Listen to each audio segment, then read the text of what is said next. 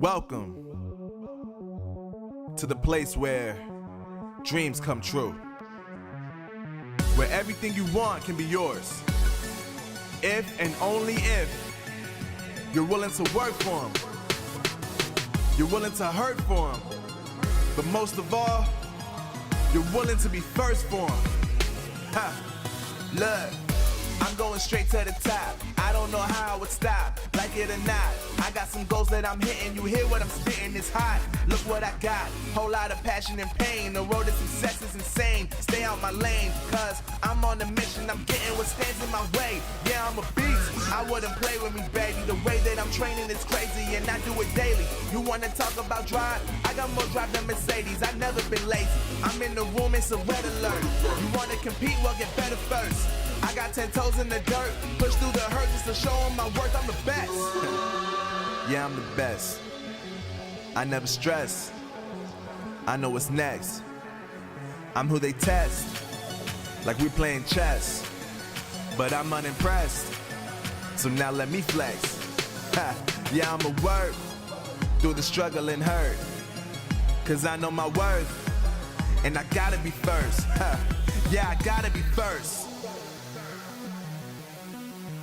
Look, I don't want anyone's sympathy. I understand what it's meant for me. I give my focus and energy. If it's meant to be, then it's meant to be. But mentally, I'm undefeated. They hear that and say I'm conceited, like there's no reason. Like I don't beat them and come back again just to teach them that when you work under pressure, you reach higher measures. They'll try and bring you down, but you cannot let them, and only get better and focus on cheddar. Eye on the prize and you'll become a legend. Like, when I'm in the room, it's a red alert. You wanna compete? Well, get better first. I got 10 toes in the dirt, push through the hurt just to show them my worth. I'm the best. Yeah, I'm the best. I never stress. I know what's next. I'm who they test, like we playing chess. But I'm unimpressed, so now let me flex. Yeah, I'ma work through the struggle and hurt, cause I know my worth, and I gotta be first. Yeah, I gotta be first. They don't know what's gotten into me, how'd I turn pain into energy. Through all the struggle and hurt, remember my worth, and that's why I gotta be first.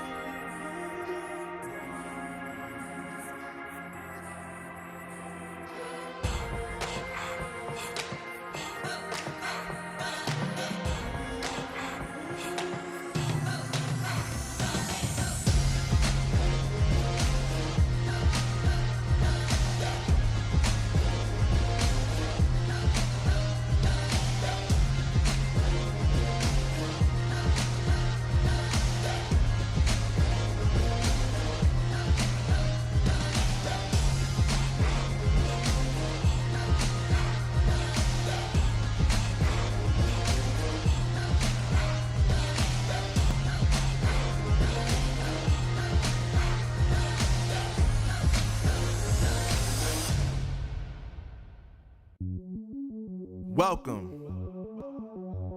to the place where dreams come true, where everything you want can be yours, if and only if you're willing to work for them, you're willing to hurt for them, but most of all, you're willing to be first for them.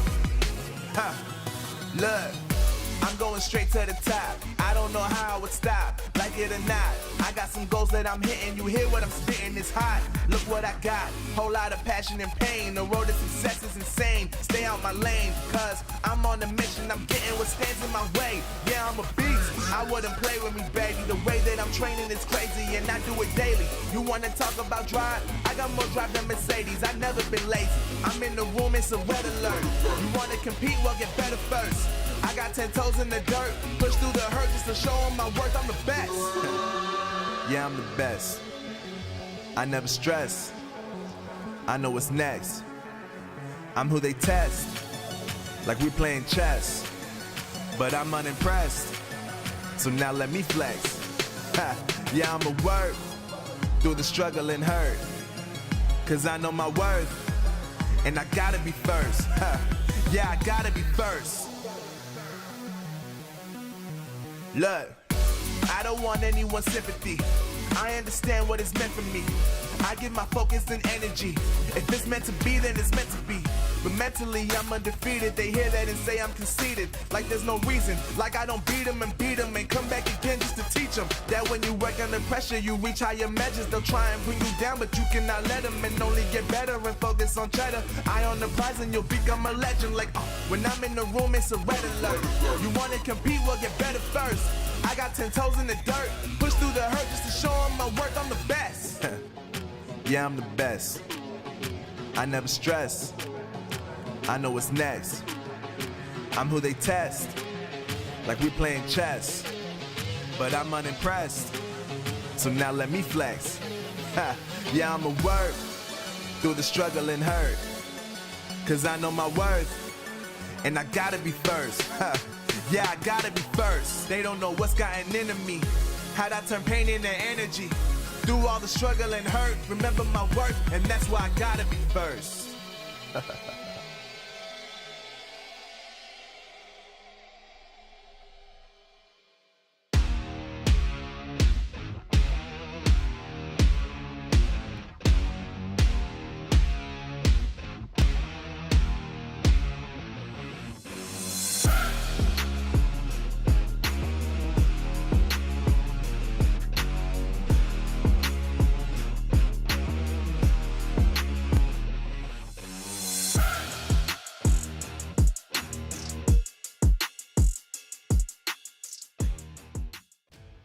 Just a few weeks ago, we kicked off Split 1 of the Snapdragon Pro Series in spectacular fashion to determine the first 4 teams to qualify themselves into the Challenge season. Those teams were Foot Esports, Navi, Team Kesso, and Zeta Division. Today, we're on the hunt for 4 more to join them. Split 2 so far has been incredibly close, and for good reason. This is the last opportunity for teams to make their mark on the EU and MENA region. After today, there are no more second chances, no more splits, as we will know for certain which of the 8 teams will be returning for that round-robin stage to determine the very best of the best. Strap yourselves in, it's about to go off. This is the Snapdragon Pro Series.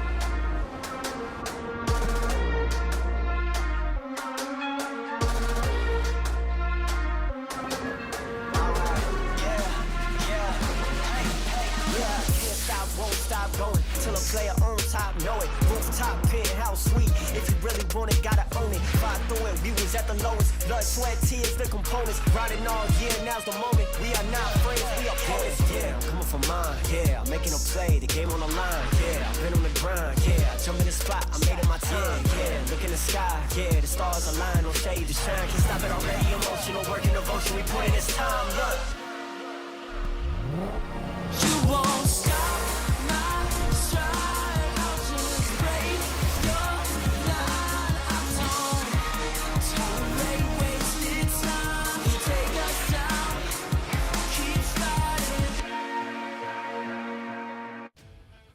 Good afternoon, good morning, and good evening, everybody, wherever you are in the world. Welcome back to the Snapdragon Pro Series, powered by Samsung Galaxy. I am Stillark, joined with Trav, and in the sidelines, there is also Sunny waiting in the wings. What a day it's going to be today, Trav. I am immensely excited for what is to come. How about yourself?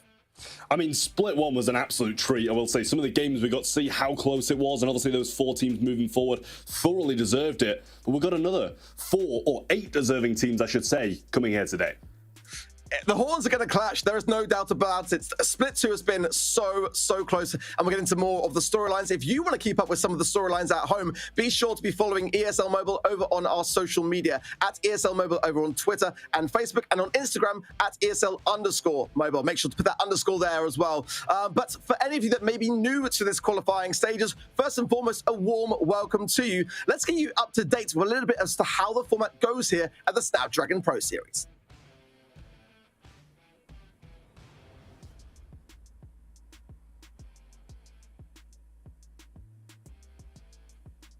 Well, today we are in to Split 2. We've already commenced through Split 1 and the Split 1 Open Finals, where we found Foot Esports, Navi, Zeta Division, and Team Kesso victorious. They are already in the middle section there, the challenge stage. But we are now in Split 2 to determine which 4 teams will join them in that challenge stage. We went through, of course, grueling 6 cups, Trav, of the Split 2 stages, and we've come down to our final 8 teams. Let's go into a bit more depth as we dive in now to a little bit of an explainer video as well. Welcome to the Snapdragon Pro Series Season 3 for Brawl Stars. Let's briefly look at the format of the tournament. First up, the open qualifiers are divided into splits. Every split will feature 6 open qualifiers, which award ranking points. The better the teams perform, the more points they earn, up to 100 points for winning the entire tournament. At the end of the open qualifier, the 8 highest scoring teams will move on to the open finals. There they will go head-to-head to determine our top 4, who will then ultimately qualify for the challenge season. Next up, let's look at the dates for the EMEA splits. In May, we began our open qualifier with the final day on the 1st of June. Their open final is on the 7th of June and will be broadcasted live. Once the open finals have been completed, we move to our second split. These open qualifiers will start on the 13th and run until the 22nd of June. The final for this split is on the 28th and will also be shown on our broadcast. Once the open finals for EMEA are complete, we will have our teams for the challenge season. This season will begin with a round-robin format, which means they will all face one another, accumulating points as they win. The teams with the most points will then brawl it out in the challenge finals. We're eager to see the best Brawl Stars teams compete, so let's get this show on the road. Well, I hope you marked those dates down in your calendar. We kick off the challenge season on the 4th of July. And Trav, that is where we get down to the nitty-gritty. That is then the round-robin stage. And we are looking for 4 teams today to join those 4 that have already qualified for that stage. And it's so influential as well, not just in this competition, but also the Brawl Stars Championship as well. And that challenge season is what gives you a chance to be top 4 in that, to get those BSC points, get such a large amount of cash in the bank as well. And all these teams are going to desperately be wanting to get there.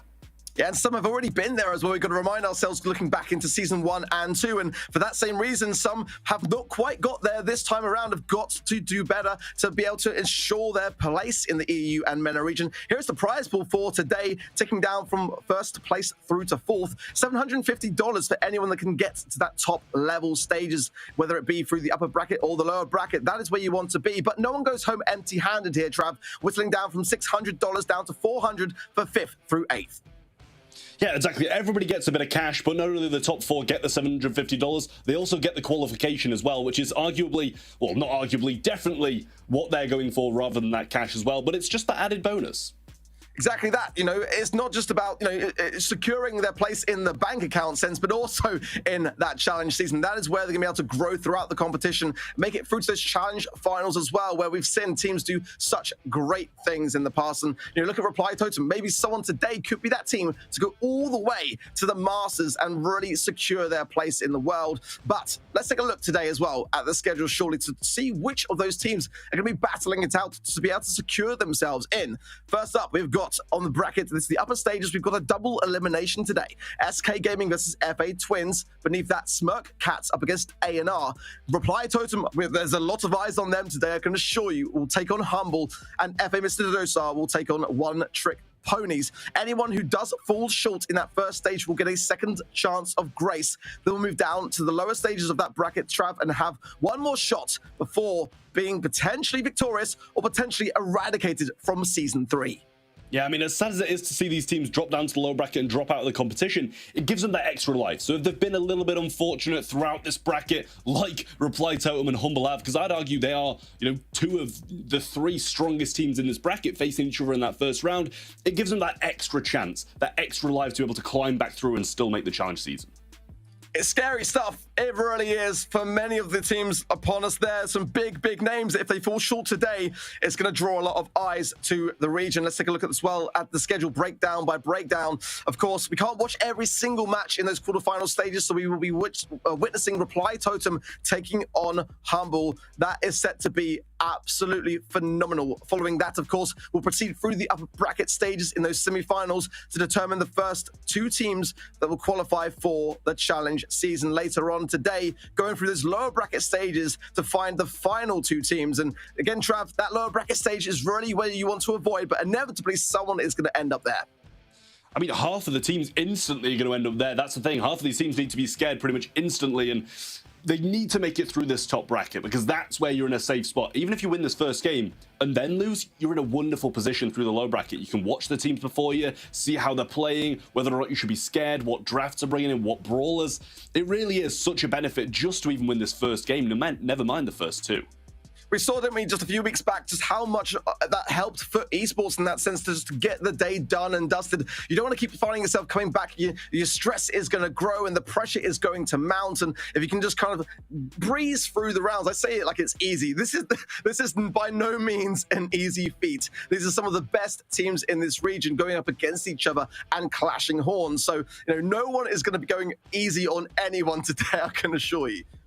Yeah, and I mean, you'd be questioning it if they were, because there's so much at stake here, not just that cash, but the points, everything getting onto the challenge season. These teams really need to bring the best they've got today, and I don't doubt they will, because they've been fighting for, you know, weeks beforehand as well. It's not just turn up today and make it through. It's weeks beforehand. It's going to be weeks after, and they're in it for the long run.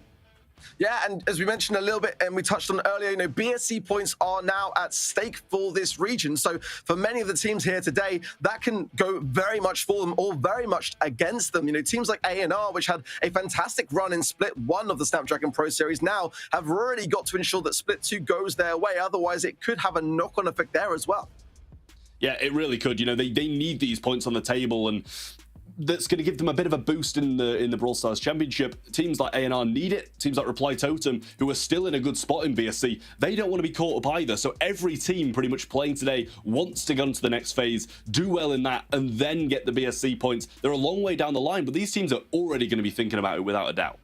Yeah, and some of the underdogs for sure, like Smirk Cats, who have just seemingly appeared from nowhere. I love to see kind of like underdog stories like those really make some waves. And if they can come out tops today, they will absolutely be sending a big message throughout the EU and MENA region. Mr. Dosar as well had a great start to this year, no doubt about it, but with some roster changes along the way now, we're kind of left a little bit uncertain as to where they're going to sit. But if they really bring the fire today and bring that heat and cause an upset, they're going to catapult themselves into a fantastic spot to be in contention for those BSC points. Yeah, it's definitely something to be scared of, but getting on into this upper bracket quarterfinal number 1, we're going to be having that Reply Totem versus Humble showdown. And this, honestly, you know, we said it before, it's probably going to be the best match of these quarterfinals, because two of these teams are so good. Reply Totem, Masters champions we've already touched on. Humble, I feel like they were a little bit shaky, a little bit back and forward throughout some of those qualifying phases. They were up in the top of a lot of them, but still did get knocked out early in a few. Reply Totem, though, you know them, you love them. Joker, Maru, and Mori as that core roster. Roll down as the coach as well. And it really is just such an incredible team at the moment.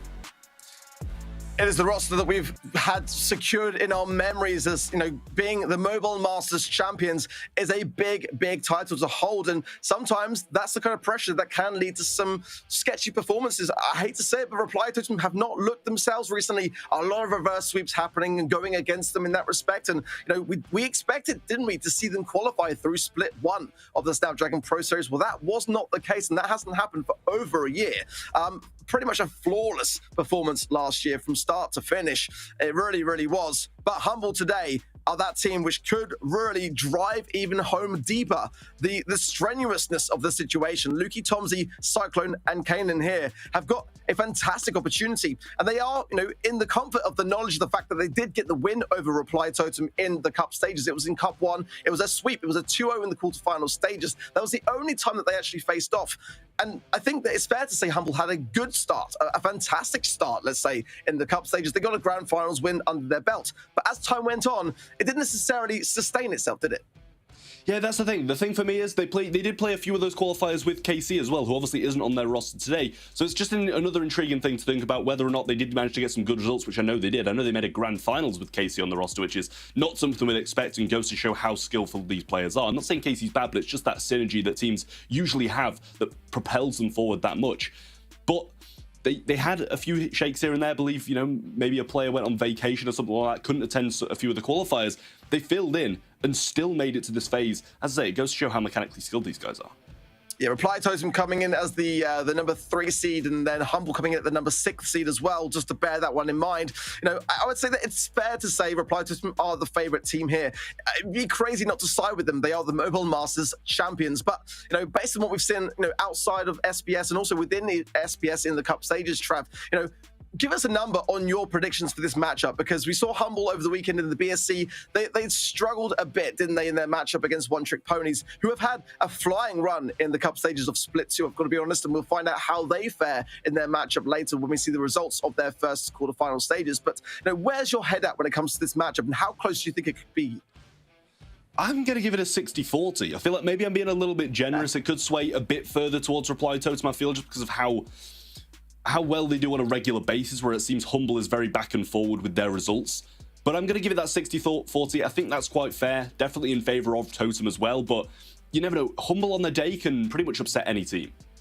This is the thing. And my concern with this is that Humble, on a good day, can pretty much win against any team in this region, but it just depends upon what kind of day they're having. And, you know, I hope for their sake, at least, that it comes in today showing some clear signs of flair, because, you know, they have just been signed by Humble, of course. They were prior to that the Dogster Lobster roster, which I never need any excuse to say. It's a fantastic line. But since then, you know, have they had the same kind of success? Is this one of those teams that kind of have that kind of, you know, when they're outside of an organization, they have almost like a buff in the scene because there's less pressure on their shoulders?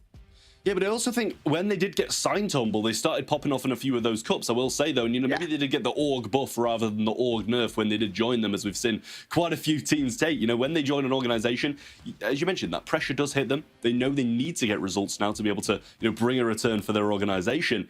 And that can have a bit of weighing pressure on them. But I think Humble might be one of those teams who are able to just keep calm and composed throughout it. But we never know, because they are just so back and forward, even when they weren't signed by a roster, never mind when they are.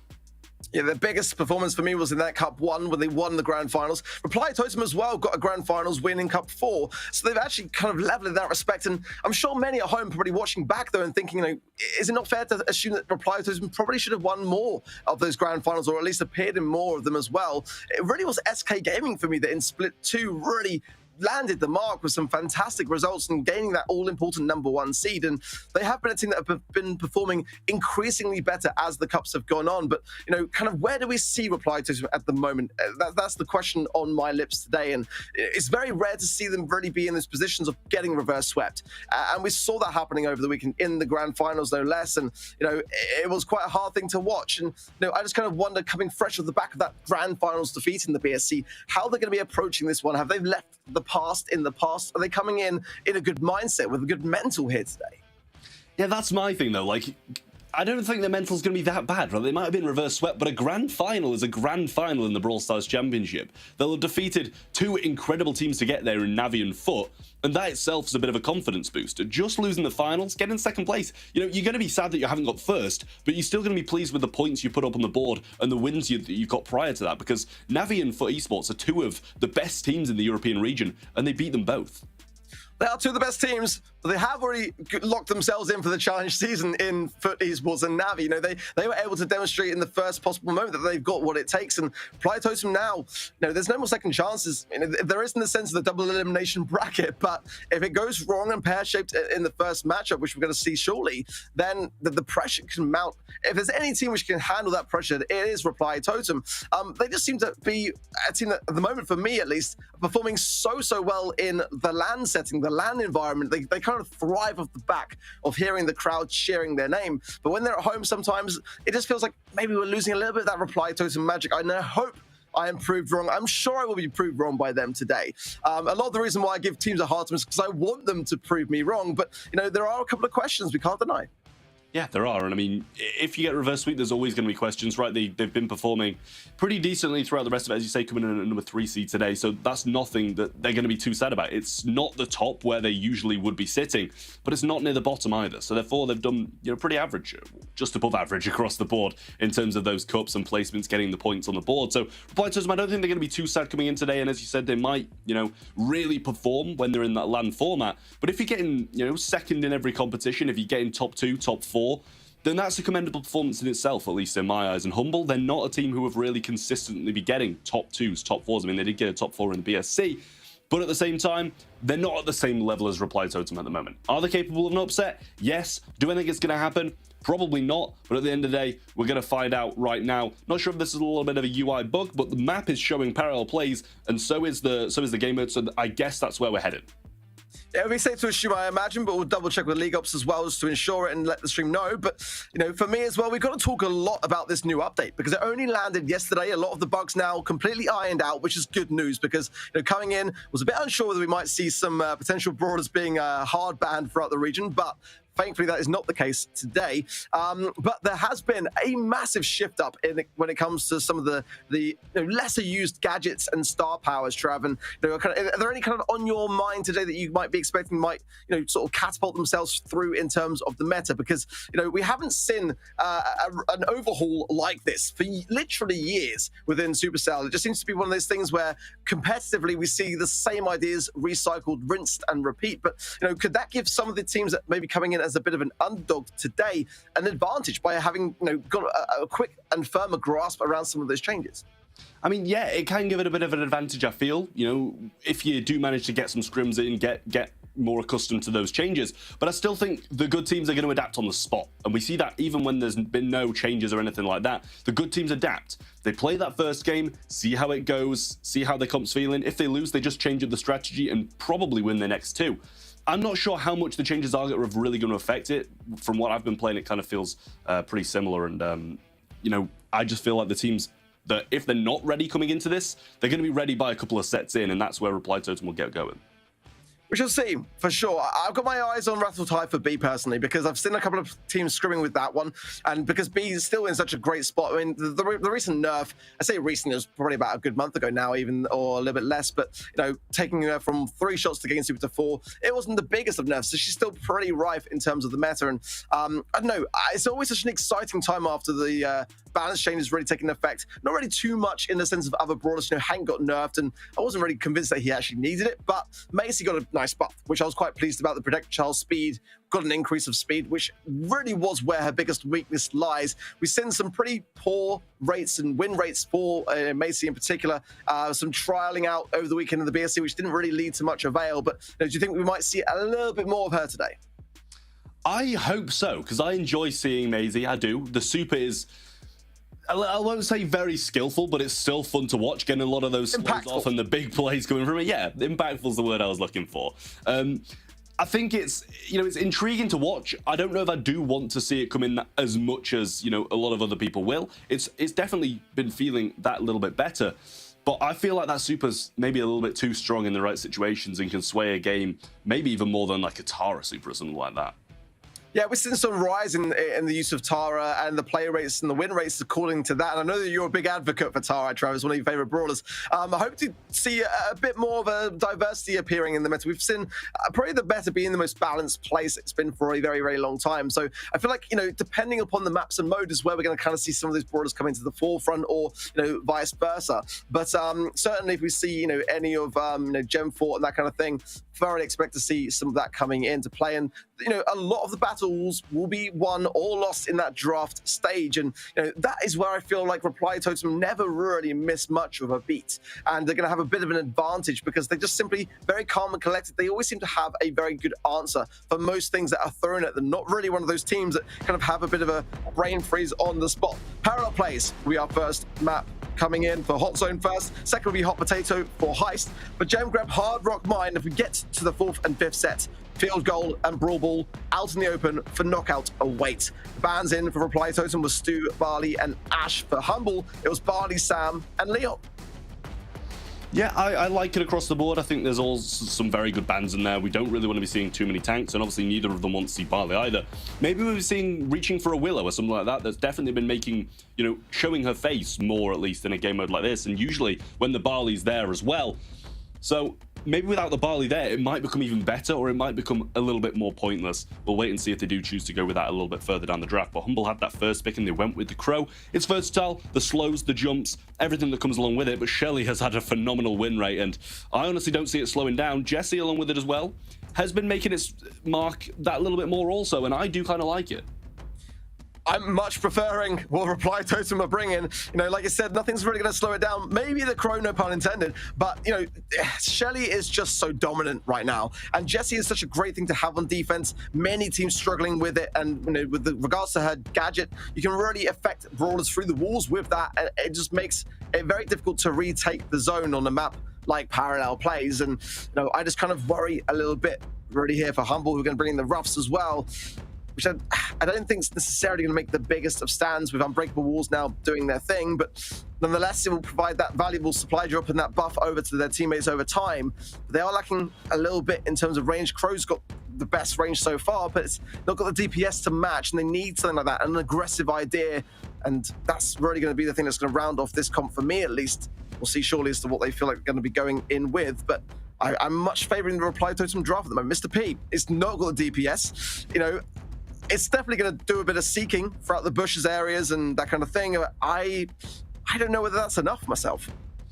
I don't know if I like it. There's still some stuff on the board, and Jessie's obviously going to bounce off everything. You know, if Ruffs brings in sandbags, bounces. Mr. P Porters bounces. Obviously the actual super as well, and Carl bringing in from a prod tome. I really like this tome comp here. They've got so much piercing value. No matter, you know, Humble might have brought in a lot of spawnables, but when you've got a Jessie that's going to bounce and a Carl's going to go straight through them, I don't think it's going to make that much of a difference. And they're going to be so susceptible to Carl just coming in with Flying Hook and Super. I wonder a bit as to what they're going to be having on the defensive side of things, whether it's going to be the Crow or the Mr. P, to be honest. And that's kind of a bit of a concern, whereas, you know, I very much know how Reply Totem are going to play this comp. Super aggressive in with the Carl, Shelly playing just a massive role in terms of support, and Jessie on defense. It just feels to me much more rounded and much more familiar to what I've come to expect for a very, very strong appearance on Parallel Plays. But as we go in, let's give Humble the opportunity and the chance to show this comp for what it's worth. It's going to be the Ruffs on defense. It feels Crow mid and Mr. P on the offense. Let's see how it fares early on, as both teams will clash horns and start to try to earn that first sign of utility. I will say this environment's feeling a little bit weird on my eyes on this map. It's throwing me off a little bit, but we've got some plays coming in. Left-hand side's being pushed back by Humble, and right-hand side's being won by them as well. Clay Pigeon being used, but the slow's there. The shots coming through from... Wow! Great start from them as they get all the control. Not claiming the home zone just yet, but Cyclone playing this aggressively is probably the smart thing to do. I'm really impressed. The opening hand was very, very strong. Cyclone is absolutely suppressing Mario with all its worth and gets consecutive taps. Great flying hook from Joker. The chance for Luki to go on the revengeful retreat here, but not really going to get too much for it. That shot well from Cyclone, though, clears things up nicely. My goodness me, Humble are wasting no time, and that's exactly what you've got to do up against a team like Reply Totem, neck and neck really here at the moment, but Humble going on the offensive is a concern. You're about 25% on the offensive zone as well on the side of Humble. very, very defensive stance from Totem here as well, and they're just getting pushed further and further back. Left-hand side's cleaned up by Cyclone as well. Joker's going to be going down, and now over this right-hand side, Maru can't do a lot thanks to these porters coming through, and Jesse not getting the bounces required off it. Shots onto it now, but the Gadget's just tanking so much, and Cyclone winning the right and left-hand lane over and over. Another power-up being provided, and that's going to be thrown into the hands of Tomsy. Cyclone will survive yet again, but Joker's surely got to be going aggressive at some point. This offensive zone's pretty much been captured all the way. I'm thoroughly impressed, but if there's any team that can respond and adapt on the fly, it is Reply Totem. At the moment, Maru, though, is just getting shut down at every available opportunity. Luki with the slow there, with the slowing Toxin, really making him in a vulnerable spot, and Cyclone not hesitating to tap and use his supply drops to break open the map as much as he possibly can to defend against it, to not allow him to push up in the way that he has been. There's a lot of time really here. There's 10% needed that Reply Totem could be able to close in, but I just worry so much considering that, you know, it's kind of done for me here unless we see something quickly. Yeah, and Humble pushing forward as well. Surely going to be finishing off this zone now. One kill comes down. Mori pretty much the only one alive, and they've got Jump, they've got the Mr. P there as well, and Maru just kind of defending the side, but even if Luki just does choose to jump in on the Jesse, he's surely going to get that lane. Left-hand side picked up as well. Joker's going to use the super, but Cyclone throws the super straight on top of him with the supply drop. Jump comes through now, 30 seconds on the clock, and honestly, I don't even know if they can do it if they get hit all the time in the world on that zone, but they're still choosing to defend. And Humble, I mean, they've won this game, end of. It's rare to see a match, you know, kind of go this long in the distance with such a big, wide divide, because at the end of the day, Humble knew that they were in such a valid spot. They didn't need to necessarily kind of lose control and go on the aggressive. They could just wait for Reply Totem to have to make the play, and they just left themselves completely out of time to do so. A very strong start. I mean, with a draft that I honestly didn't kind of really give as much credit as now I'm kind of feeling I should have done. Fantastic work from them. Can they keep it up in this set? That's the question. Yeah, I do feel the same way, but we'll see if they can get a good a start as last time. We're actually watching it from the other perspective just to keep you guys in the loop. Totem now going to be on the backside and Humble going to be up top. Maru looking like he's going to try and go aggressive here on the right side. Gets the clay pigeon off, not really finding too many connections, and with two of them there, he can't push that hard either. It's going to burn down here as well with a little tappy tap from Cyclone, but he just chooses to go back for Joker, who's just going on the aggressive here. Support his teammates in that respect, but been kind of pretty better to just finish off Maru, who in return finished him off and places himself on that zone now, and will play ring around the rosy a little bit. Nice slow there from Luke. He's got to really use it now to defend against this, just to kind of clear things up. Tomsy goes down as well, though, which will keep it to a 2 versus 2. Good break as well there from Cyclone, just to keep things as open as possible for Luki, but those shots that he is bouncing between himself are definitely going to be harmful, and Maru picks up the scraps. Yeah, Totem looking a lot better this time. They seem to be doing to Humble what Humble did to them in the previous. Just getting that aggressive pressure, and with Maru down this side, it's looking a lot better. Joker trying to pinch over to the left-hand side as well, and Luki's still being scouted out by this turret, and it's in such a wonderful position. He's just going to heal it up and add a little more health to it as well. Joker's going to come in with the super. Surely going to be throwing down this super now. Cyclone tries to get it down, and Joker falls. They've got so much offensive pressure there, and got a lot of percentage off the back of it. It's just incredible to watch, isn't it? Just how Reply Totem really do shake the cobwebs off just in the next available opportunity to reset their brains and just treat every game as an entirely new playing field. Maru, though, does get taken down. Joker is going to be burning here quite considerably so. Goes in for the super, gets the takedown, but will the burn be enough to secure the kill? It is from Luki. Tomsy now on the zone, just capturing as much time as he can. These shots from Mauri are going to start to ricochet, but it's Maru who comes in with a big, heavy hit, and Cyclone now just taking his place and holding the mantle much closer. Now with that clear from Luki, though, it is going to create some space and could spell a defense needed here for Reply Totem. I mean, regardless of a defense needed, they need the defensive zone anyway, so it's not going to matter for them so much. They just need a little dribble up top, and then this whole, well, not the whole of it, only a small amount now, but Cyclone's getting hit hard. Joker's having to back off and just allow them to push up a little bit more in the Humble. They're closing in yet again. They still need around 20% on this offensive zone, but Luki's got the power up, he's got the slows down as well, and now Totem eventually pushing up. They still need a little bit of aggressive percentage, and it's a good 9% as well.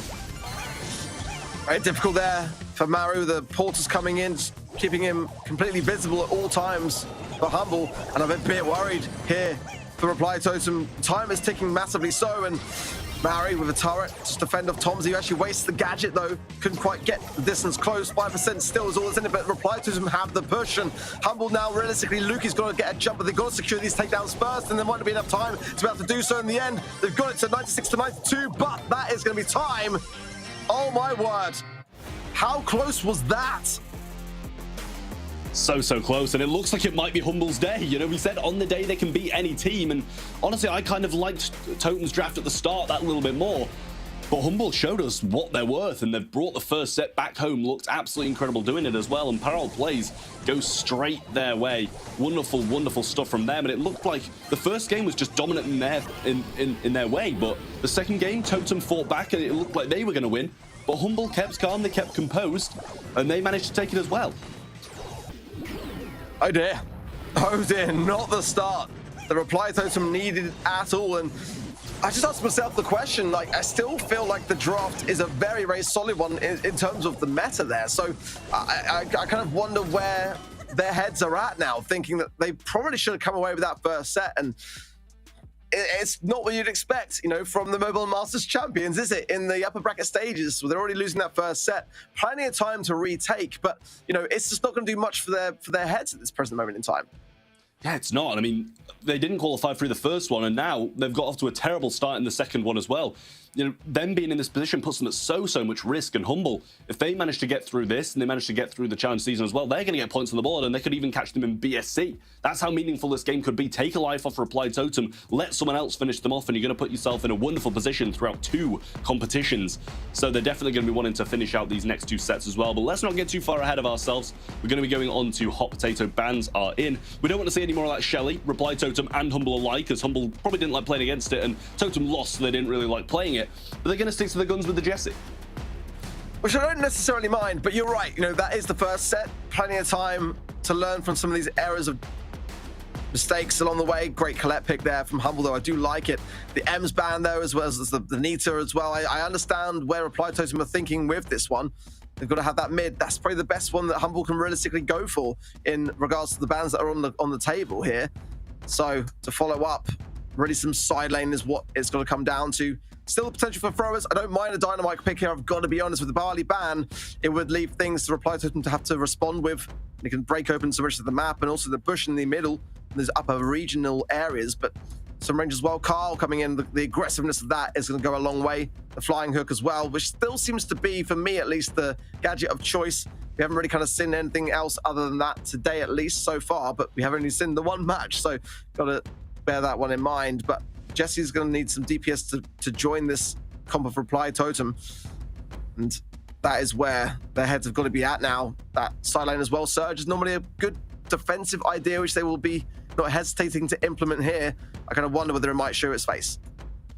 Yeah, we'll see if they do choose to go with it, but they're actually going to take the Primo instead, and running into a Colette, I feel like it's a little bit risky, but if you keep it off that lane and let Jesse kind of deal with the Colette, I think it can have some good matchups. If Carl spins on it or gets anywhere near, suplex or a jump can really go a long way for Primo, and obviously getting the damage, just running it down time and time again.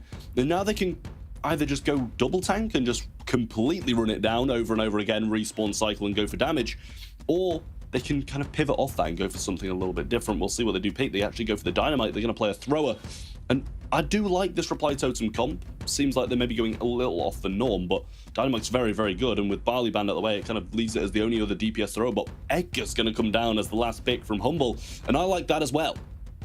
I just wish now I said it as I thought it, because I was just begging to shout it. It's just such a hard counter. I mean, Jesse's going to really struggle against it unless they've got super and can really use the spark plug to get the slow off, and the Dynamite is going to struggle massively so, but we've seen Reply Totem do some fantastic defense mechanisms with that particular brawler, so I hope they've really come prepared for it. I mean, I didn't really know necessarily how to say this because I preferred the Reply Totem draft in the first set. Now I prefer the Humble draft in the second set. But will I be proved wrong yet again? That's the question. I'm curious to see how both sides will approach this one. Who are you siding with when it comes to this draft, Trav? I mean, when it comes to draft, maybe Totem, but with what Humble showed us in the previous one, maybe we'll go with them. Edgar's got the super early on as well, and some good connections coming out for Tomsy onto Joker. Maru just waiting it out, and nice flying hook forward from Cyclone, but maybe just misaligned it a little bit and didn't get that damage. But Maru and Lukey both going aggressive, but Tomsy clears up Maru, and Lukey's going on a tear. Lukey's going to be a big problem in this game. Maru needs to really stay on this and take one for the team, so to speak.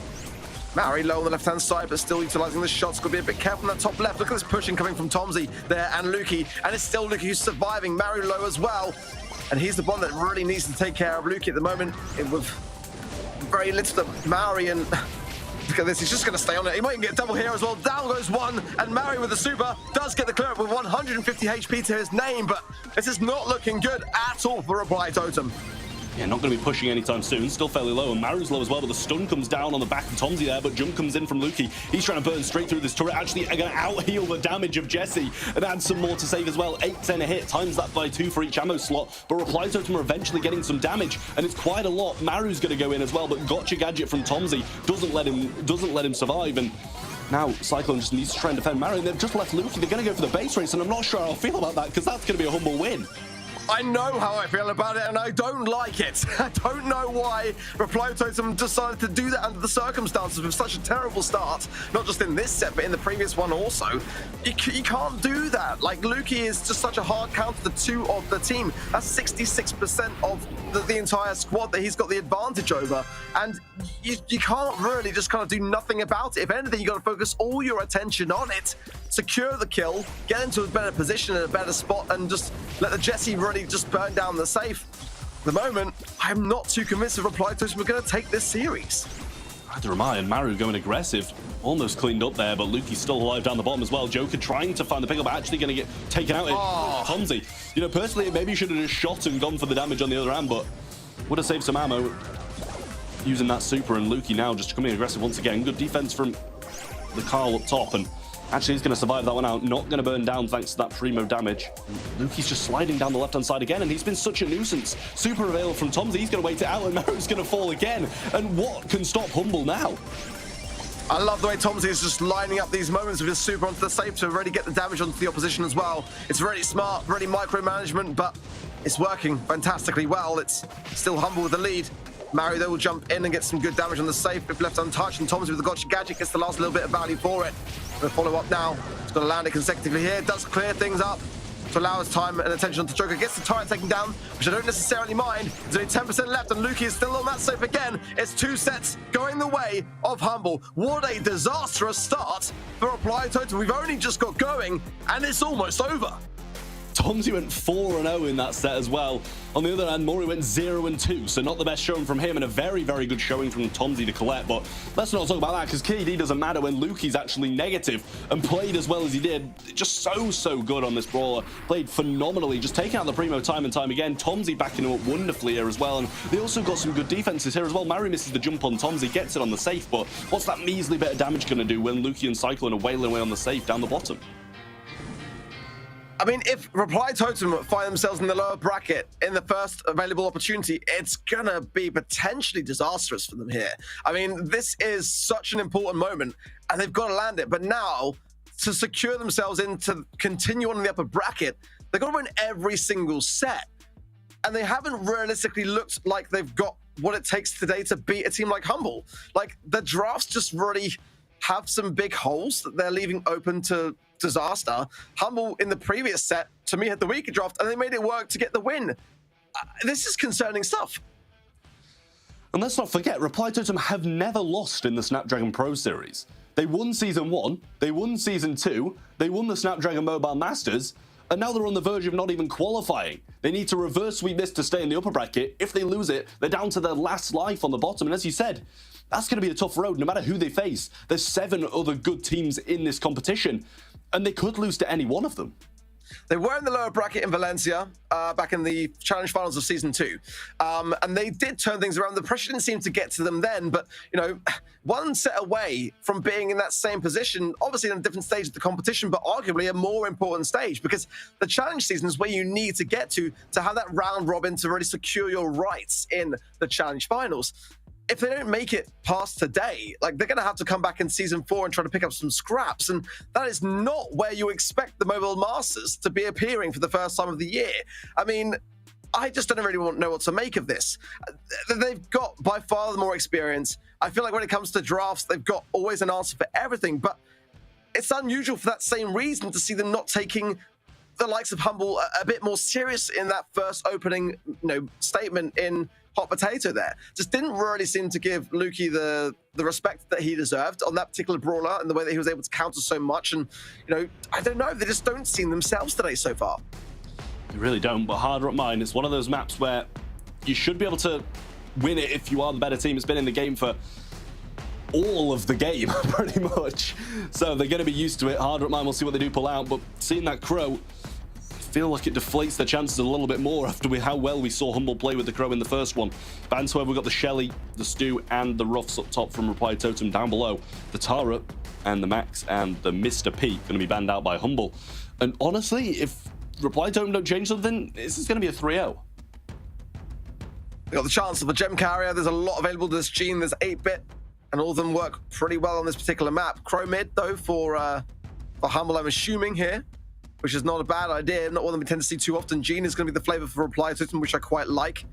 They've got to be a little bit cautious to not go overly aggressive too soon, in my opinion, but they might want to wait for that third and final pick opportunity to do so, and then let Humble effectively lead that potential trap moment. But got to have something as well to push forward. They like Sandy on Hard Rock Mine. I wonder whether they might consider it as a lane side here, as the, obviously the Sandstorm can just deflate so much of what Humble can do to really push forwards. And I think it's a bit early to show the hand of a tank. They've banned the Shelly though as well, which is the first step, but things like Spike can still do a lot of work on those side lanes to fend off the tankier options here of an Ashe or a Sam here, which are not banned. So they do have to tread a little bit cautiously when it comes to this second pick. We'll see what they do come out with in just a second. We are still on Reply Totem. Need something to pair with the Gene. Max being banned, it definitely brings the options down quite heavily. And as you said, the Sandy would usually pair very well with the Max and the Gene. We'll see if they do choose to go with that. But obviously, Crow can actually burn down quite a lot of the... we're actually down on Reply Totem. I mean, down on Humble with the 8-bit pick. Maybe I'm kind of lost concentration then, but 8-bit is an incredible mid, and it's very, very good against Gene, to say the least. So now we should be back up with Reply Totem, and we'll see what their second and third picks are.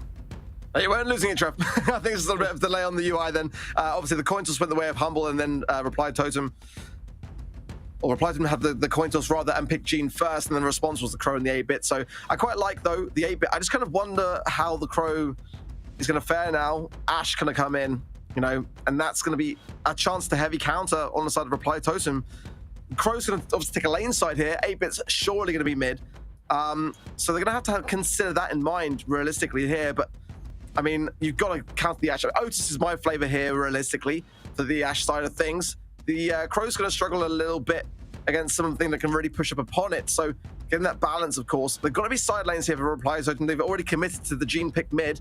So see what they're going to be considering here. Carl, for the aggressiveness onto the Crow makes a lot of sense to me. Now, whether they go Otis, Spike, or something for the Ashe, they've got to kind of have something in mind. It could be Sam even, or a Primo, potentially, but I mean, they've just got to ensure that they don't get overrun by that particular Brawler. And so far today, we've seen them struggle to really take care of those aggressive ideas that Humble are bringing to the table. They can't afford to do this again, not 2 sets down. This could be their last set in the upper bracket if they don't get this right. I mean, looking at the 3 Brawlers that Humble have got in comparison to 2 of Reply Totem, I prefer the Humble comp. I will say, 8-bit's incredible in the mid against Gene. Cheat cartridge to avoid pretty much every single pull he's going to be able to get. So he's going to have to focus down on those lanes. I believe was it an RT we saw? I'm not sure up top. Maisie coming in. But it's a Maisie down below. It was just the skin on the 8-bit that I saw. It's actually going to be the Maisie coming in at the bottom. And I do like it. Obviously it did get a bit of a buff, but I'm not sure how it's going to play out because we haven't really seen enough of it in competitive. It is early days. It's definitely a risky idea, but good clear up there from Joker. It just wasn't the pick that I was expecting, but again, so far in this series, it does tend to be the opposite way around as to what works, as to what's in my head. The projectile speed has definitely benefited a lot from that buff. There's no doubt about it. Maisie now much more viable than I would ever have given her credit for prior to the changes. Let's see though whether it's going to be coming out with the results that Reply Totem need under the circumstances. The increase of the basic projectile speed, and they changed the gadget also, so in regards to the dash direction, that has now been rectified to be a bit more natural, and they see Joker go on the aggressive with it there, but he's tapped up by Tomsy, and those gems are going to go in the pocket, and Cyclone jumps in. This is going to be surely a countdown. Reply Totem, what are you doing? And we actually saw the Maisie super being wasted as well. He got the stun off there, but no super with it is not going to do anything. 10 seconds, and this could be match point for Humble. Still a super in hand for Mori, with the cheat cartridge and another super available to tank it. In comes the flying hook. There goes the TP. Surely get away from it. He's not going to go for the TP. They get the kill instead. And Humble are going to match point. What am I witnessing? There's not really much fight or resolve from Reply Totem. They just don't look like Reply Totem, to be completely honest with you. Like, this is not the fighting team that we saw in Japan at all. And they've got to start to be just that. I mean, Humble are walking away with this, running away with it. And there's not really much. I mean, Maori's dropping the pin. Like, I'm sure the team dynamic doesn't feel too much under pressure, but should it be? I think it should be. Yeah, well, Luki going aggressive, but did actually get stunned out. And there's a son that was super wasted from Joker, I think, there as well. Mori just pushed back, and Cyclone in a great spot, getting hit now quite heavily, and Vengeful Spirit's being placed out, but Tomsy's going to eat both of those to keep Cyclone alive. Good move by him. And they are in the lead gen-wise, but not got much HP here. Totem in a better position, but they weren't in a bad one in the last one, and everything changed with one Crow jump. Yeah, they just turned their back for a split second and were punished for it. Now, some good aggression from Maru, but it will be shut down in the end. 3 gems for Tom. This is the 4 that are in Reply Totem's hands, but they are split, and Joker's got 3 of them. I mean, ideally, you want Maori on that and in mid, but he's going lane side with the 1 gem and just swapping with Joker for, you know, I don't really know how I feel about that. And a Gene against an Ashe, it's just not going to fare well. They're going to get the pool now, clear it up, and maybe they'll swap around, but ideally, Joker's going to drop these gems and hand them over at some point to make things a bit more straightforward on this comp. In comes Maru, but he didn't even get the kill there either. Luki, he wants to try something, but it's like Joker who's on the gems now, and he's going to have that knockback, but not going to use it just there. Cyclone might be able to get a slow fit, and this is dangerous. Super's there, but he's going to get shot up now. Dash away, and obviously he's not going to be getting any stuns in that position, but still worthwhile to stay alive. Luki shows his face out the bush there by accident, and Cyclone still with a jump, and we know what he did there in the last one, but he's actually going to have to jump away instead of in, but they're both low. In they come, but Maru's going up on the other side. Great damage. Robotic Rat's getting quite a lot of work done. Maru's got a 1 gem delivery there, and Joker's low. Luki in control, and this is not good for Totem, especially now as they all fall. Maru the only survivor, but can Cyclone get out? It doesn't matter because Maru falls as well. And the gadget there popped to quick avail for Humble. There's no way realistically here that team Reply Totem can really turn this around. There's a gene pool there, which they would have needed to realistically reset. It is done. It is chalked. Humble remain in the upper bracket, and Reply Totem now have got no more second chances today. 1 more loss, and they are gone. They are in the lower bracket. We just never expected this to start off the day. I mean, we said Humble on the day might be able to pull something out of the bag, but this is maybe just a different kind of Humble we haven't seen before. Like, even on the day, you'd expect it to be a 3-2, no matter how bad Totem play. But Humble, they drafted perfectly, they played even better, and Totem are just left in the dust.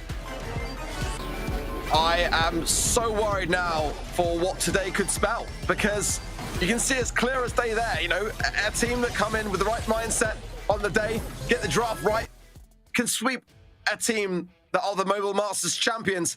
I mean, statistically, you know, a little bit more damage for Reply Totem, but it really comes down to the gems. More grabbed by Humble, less dropped by Humble, and they're going to be proceeding on in this upper bracket stage. Now, they've got 1 more round to come before they're locking themselves into the challenge season, but far better that than being in Reply Totem's position now.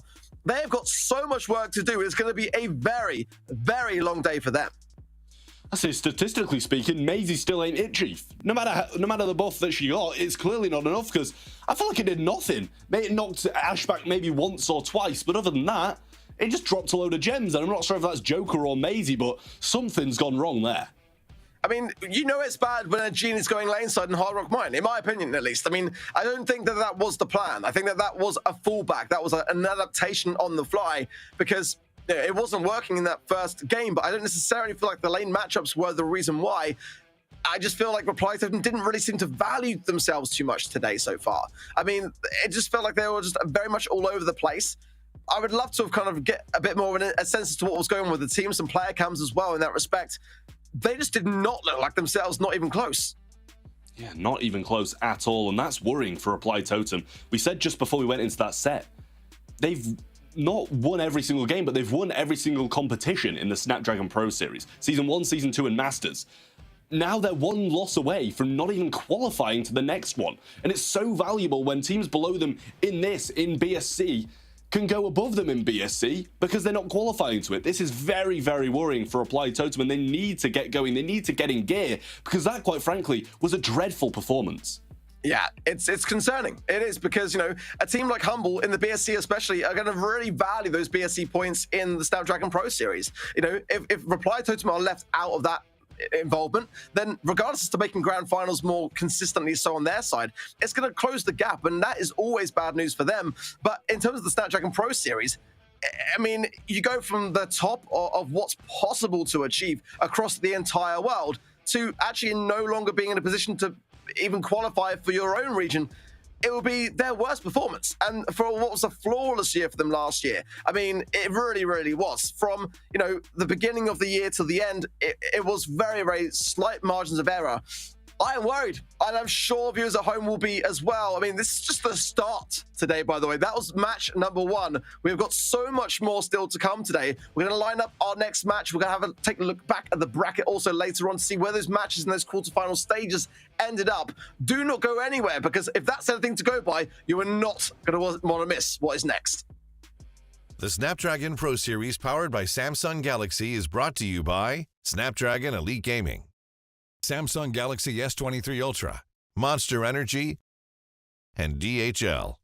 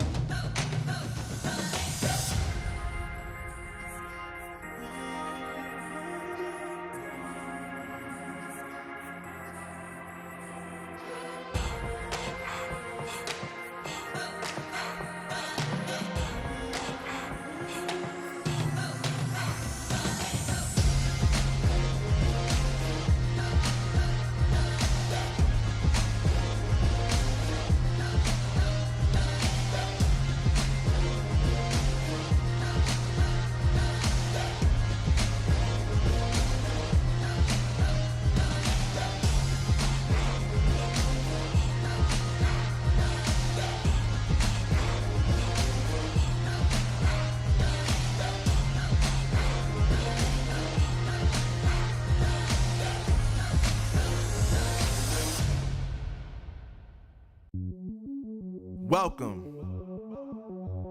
to the place where dreams come true, where everything you want can be yours, if and only if you're willing to work for them, you're willing to hurt for them, but most of all, you're willing to be first for them. Ha! Look, I'm going straight to the top. I don't know how I would stop, like it or not. I got some goals that I'm hitting. You hear what I'm spitting, it's hot. Look what I got, whole lot of passion and pain. The road to success is insane. Stay out my lane, cause I'm on a mission. I'm getting what stands in my way. Yeah, I'm a beast. I wouldn't play with me, baby. The way that I'm training is crazy, and I do it daily. You wanna talk about drive? I got more drive than Mercedes. I've never been lazy. I'm in the room, it's a red alert. You wanna compete? Well, get better first. I got 10 toes in the dirt, push through the hurt just to show them my worth. I'm the best. Yeah, I'm the best. I never stress. I know what's next. I'm who they test, like we playing chess. But I'm unimpressed, so now let me flex. Ha. Yeah, I'ma work through the struggle and hurt, cause I know my worth, and I gotta be first. Ha. Yeah, I gotta be first. Look, I don't want anyone's sympathy. I understand what it's meant for me. I give my focus and energy. If it's meant to be, then it's meant to be. But mentally, I'm undefeated. They hear that and say I'm conceited. Like there's no reason. Like I don't beat them and come back again just to teach them that when you work under pressure, you reach higher measures. They'll try and bring you down, but you cannot let them, and only get better and focus on cheddar. Eye on the prize and you'll become a legend. Like, when I'm in the room, it's a red alert. You wanna compete? Well, get better first. I got 10 toes in the dirt, push through the hurt just to show them my worth. I'm the best. Yeah, I'm the best. I never stress. I know what's next. I'm who they test, like we playing chess. But I'm unimpressed, so now let me flex. Ha. Yeah, I'ma work through the struggle and hurt, cause I know my worth, and I gotta be first. Ha. Yeah, I gotta be first. They don't know what's gotten into me, how'd I turn pain into energy. Through all the struggle and hurt, remember my worth, and that's why I gotta be first.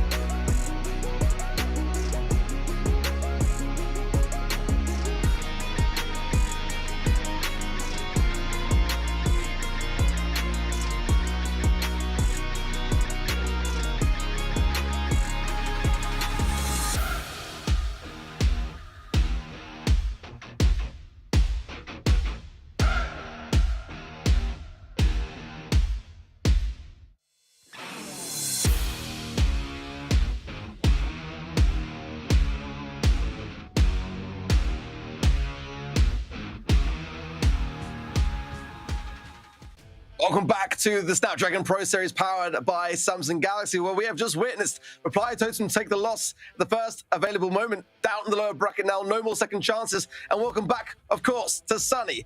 how was that from the sidelines, and how does it feel to be back for Split 2? I tried to watch all 4 quarterfinals of the upper bracket, of course, simultaneously. The one you just witnessed on stream, though, was the craziest one. We never would have thought Reply Totem would have gotten swept like that. Yeah, it was pretty hard to watch, to be completely honest. And again, if you want to keep up with all the latest and greatest in tournament news, make sure that you are following us on those social medias down the bottom left there, which is just gone. It's at ESL Mobile on Twitter and Facebook, at ESL_mobile over on Instagram also. I mean, if that is anything to go by for the rest of today, Sonny, I mean, we're expecting a lot of upsets still to come. Yeah, definitely. I do expect some very interesting games to come. We have some teams in now that haven't been playing in last season, and then we have 3 teams that have been playing in Split 1 Open Finals already, made it today again, second chance for them. And yeah, one of those was Reply Totem. They just dropped into the lower bracket already. That would be the second time that they would lose within this tournament. So it would be really a shame to lose them from the challenge season. At the same time, I would be thrilled to see some new teams making it. FA Twins, Mercats, they have never been in this competition before. Well, those 2 teams are in the lower bracket. We've got the scores in for the upper bracket. SK Gaming picked up the win over FA Twins with a 3-1 scoreline, as did A&R over Smurcats with a 3-1 scoreline also. So we'll be seeing that matchup next, as we saw already on stream. Reply Totem taking the sweep to Humble, which moves Humble through then to face FA Mr. Dosa, who got a 3-1 over 1 Trick Ponies also. Those are the first 4 teams that have proceeded then to the semi-final stages, and will be determining next as to which of those will be locking themselves in for the challenge season. 2 of those 4 will be going down to the lower bracket one way or another to join what is going to be one of the most intense finales to an open finals I think we've ever probably had. Yeah, you could say that. It's already 4 teams in the challenge season. By now, another 4 teams can make it today. One of those could be either A&R or SK Gaming. We're now in the upper bracket semifinals. One of those, whoever is the winner of this semifinals, is gonna be qualified and doesn't have to play in the lower bracket anymore. Both of those teams still have 2 lives. SK Gaming was one of the strongest looking teams this split. Last split didn't go as well. They went out against Team Kezo 1-3 in the lower bracket quarterfinals. But now with the seed 1, they're looking like they just go through this with a sweep. Yeah, whoever takes this will be able to keep those all-important dinner reservations for sure. And for SK Gaming, they are the #1 seed in Split 2. They had a bit of a night and day difference, didn't they, really, in the way that their journey went by. And in this particular matchup, a great deal amount of history during the cup stages of Split 2, because A&R could not crack this one. They took the loss 3 times over to SK Gaming and just couldn't find themselves a win. So no doubt about it, coming into this one, I'm sure feeling as though, what do they have to do so this time around? It is a best of 5 format now in this bracket stage, so a bit different to those best of 3 stages in the cups. But nonetheless, those are sort of statistics which have got to be on their minds right now.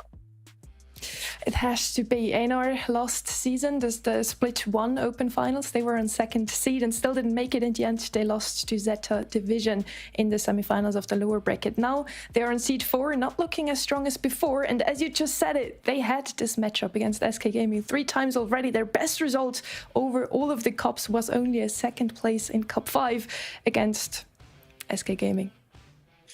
Yeah, it's not comforting, is it, really? I mean, when you look at the difference with A&R compared to SK Gaming between splits 1 and 2, A&R were in every single grand final, throughout that split 1, every single one. And that was not even close to being the case, realistically, in Split 2. They didn't even get a win in the Grand Finals at all, whereas SK Gaming picked up 2 of them in Cups 2 and 5. SK, for me, are by far the favourites here, but looking back at the weekend, they had a rough road in the BSC. They went out in the quarterfinal stages to FUT Esports in what was, in my opinion, a match that could have well been a Grand Finals match. Very, very close affair. A 2-3 loss was what they conceded to, but they've got to shake off that defeat now and focus on the prize at hand, because a win against A&R now will lock themselves in as the 5th team to be in our challenge season. That would be something. Let's see if those 2 teams already got comfortable with the new meta as well. Well, we did talk about it a bit before. You and Trev did. not that much changed. A lot of star powers, of course, and gadgets have been changed, but not to meta really. Now we have a look at the roster. We now have OP, Chaos and Yoshi playing, and compared to the first split, OP has now been scrimming with the other two for quite some time. This means they are looking a lot stronger, at least on paper they do. Well, Rama, Mabius, Nob and Alex today have got to bring out all the stops. If they can get this win in the bag, they'll be locked in for the round robin challenge season still to come. It was definitely not the cleanest of cups. However, coming at the 4th seed now, they've got to really bring out all the stops. They did get a good performance against Reply Totem in the semi-finals of Cup 5, but it was a very close affair there as well. And Reply Totem today, as we already seen, haven't been doing too great themselves either. So how much of a saving grace it'll be for them today remains to be seen. One thing we can say about their performance in Split 1, however, coming in was that I think, if I'm not mistaken, they were playing with Alex in the upper bracket stages, and then towards the later part of the lower bracket went back to their normal kind of roster. And then it was still a little bit too late for them. A very close matchup to finalize things, but just came a little bit short. Today, they cannot do that. You know, I think their matchup, if I'm not mistaken, was against Zeta Division there. Today, this is going to be a tough mountain to climb for them, but one that if they can just get through this stage, will be them done for the day. They'll be able to just relax and watch the carnage go down in the rest of the brackets to see who they'll be facing. But you know, SK Gaming are looking very, very fierce with that roster shift that we've seen now. You know, with OP coming in and some time to let that settle, it's starting to show more signs of synergy, and that's a concern, at least if you're A&R looking in. Both of those teams had quite some roster switches. A&R have been playing together for a bit longer already. SK now, well, 3 weeks, I'd say, they have on their back. And we're going to head into the match now. Pinhole Pond is going to be our first map for this matchup. And we already have the bans in. We're going to have Shelly ban from the side of A&R. You do love to see that, as Shelly was one of the best brawlers this weekend throughout all of the seasons, all of the regions. And we have Ems and Max banned as well from A&R. A lot of aggression. SK now has Crow free for the taking. One of the best brawlers on this map simply because of the vision. Of course, Pinhole Punch, you always want to have some mid control, and SK already with this brawler, good opportunity to do just that. Yeah, I feel like when teams watch back the streams, they never have it on sound, because like the amount of times that I say that you've got to pick Shelly or ban it, one of the two, in pretty much every game mode so far, and we still see teams that take the risk. Good to see, however, that that is not the case here for A&R. Coming with the first pick, Spike, which is an interesting one for me, and Lola, which I don't think is a bad thing to have in the mid at all, but definitely a little bit out there to what we'd tend to expect to see on this particular map. But that is what makes A&R quite an interesting team, because they do think outside the box a little bit more. So Bonnie available here for SK, which is one of their kind of go-to things to have here in the mid. And with the Crow on their side, that might be quite helpful to have. It could be why they're laying it out the way they have. Squeak coming in. We've seen a bit of a drop-off for Squeak, and I don't really necessarily know why. Still in a very, very good place in terms of the meta. Great at shutting down both the mids and the lanes. So here makes a great deal of sense for me as well. Had some recent changes as well, if I'm not mistaken, to, I think, on the star power side of things too, with the chain reaction now coming in. Damage increase there of 10%. So looking forward to seeing whether that might come into play now. SK, though, lacking some aggression here. Carl would be a good shout for them if they want it, but it's not really kind of their play style for me. I mean, OP for sure would like it. Otis is going to be the flavor of SK's pick there. Just, you know, planning for a potential tank to come into effect here, but I don't know whether it's really the comp for me, to be honest here. I feel like the drop of Squeak is really just because he's not dealing that well against tanks. Now with the recent changes also to Sandy's ult and Leon's ult, that they're not affected by the vision gear anymore, Squeak just kind of lacks the how to deal with tanks quality. And with Otis, they do have a good pick against tanks. A&R is going to decide regardless to go with the Carl, and this is kind of a hard matchup there. Otis usually is able to mute the Carl before he can do too much damage. If Carl is fast enough though, those two brawlers are really just countering each other. We don't have any tank across the board here. Interesting to see. That must be an EMEA draft. I was expecting that to be on the side of SK, to be honest, because OP is so dangerous with that Carl pick. They had to go with the Otis in their minds because, you know, with the last pick with A&R, if it is a tank and they're not prepared for it, then they're in trouble. It's definitely a very control-based comp for SK, and that will definitely fit their play style more or less. But with OP now, I like that aggressiveness that he brings to the squad. Great starting Toxin, though, early on from Yoshi. Does leave then. Brahma there, very susceptible to it. Can't even reach the ball, however. OP will score it. That's a 14-second goal to start this series. It doesn't take much longer, and SK already in the lead here.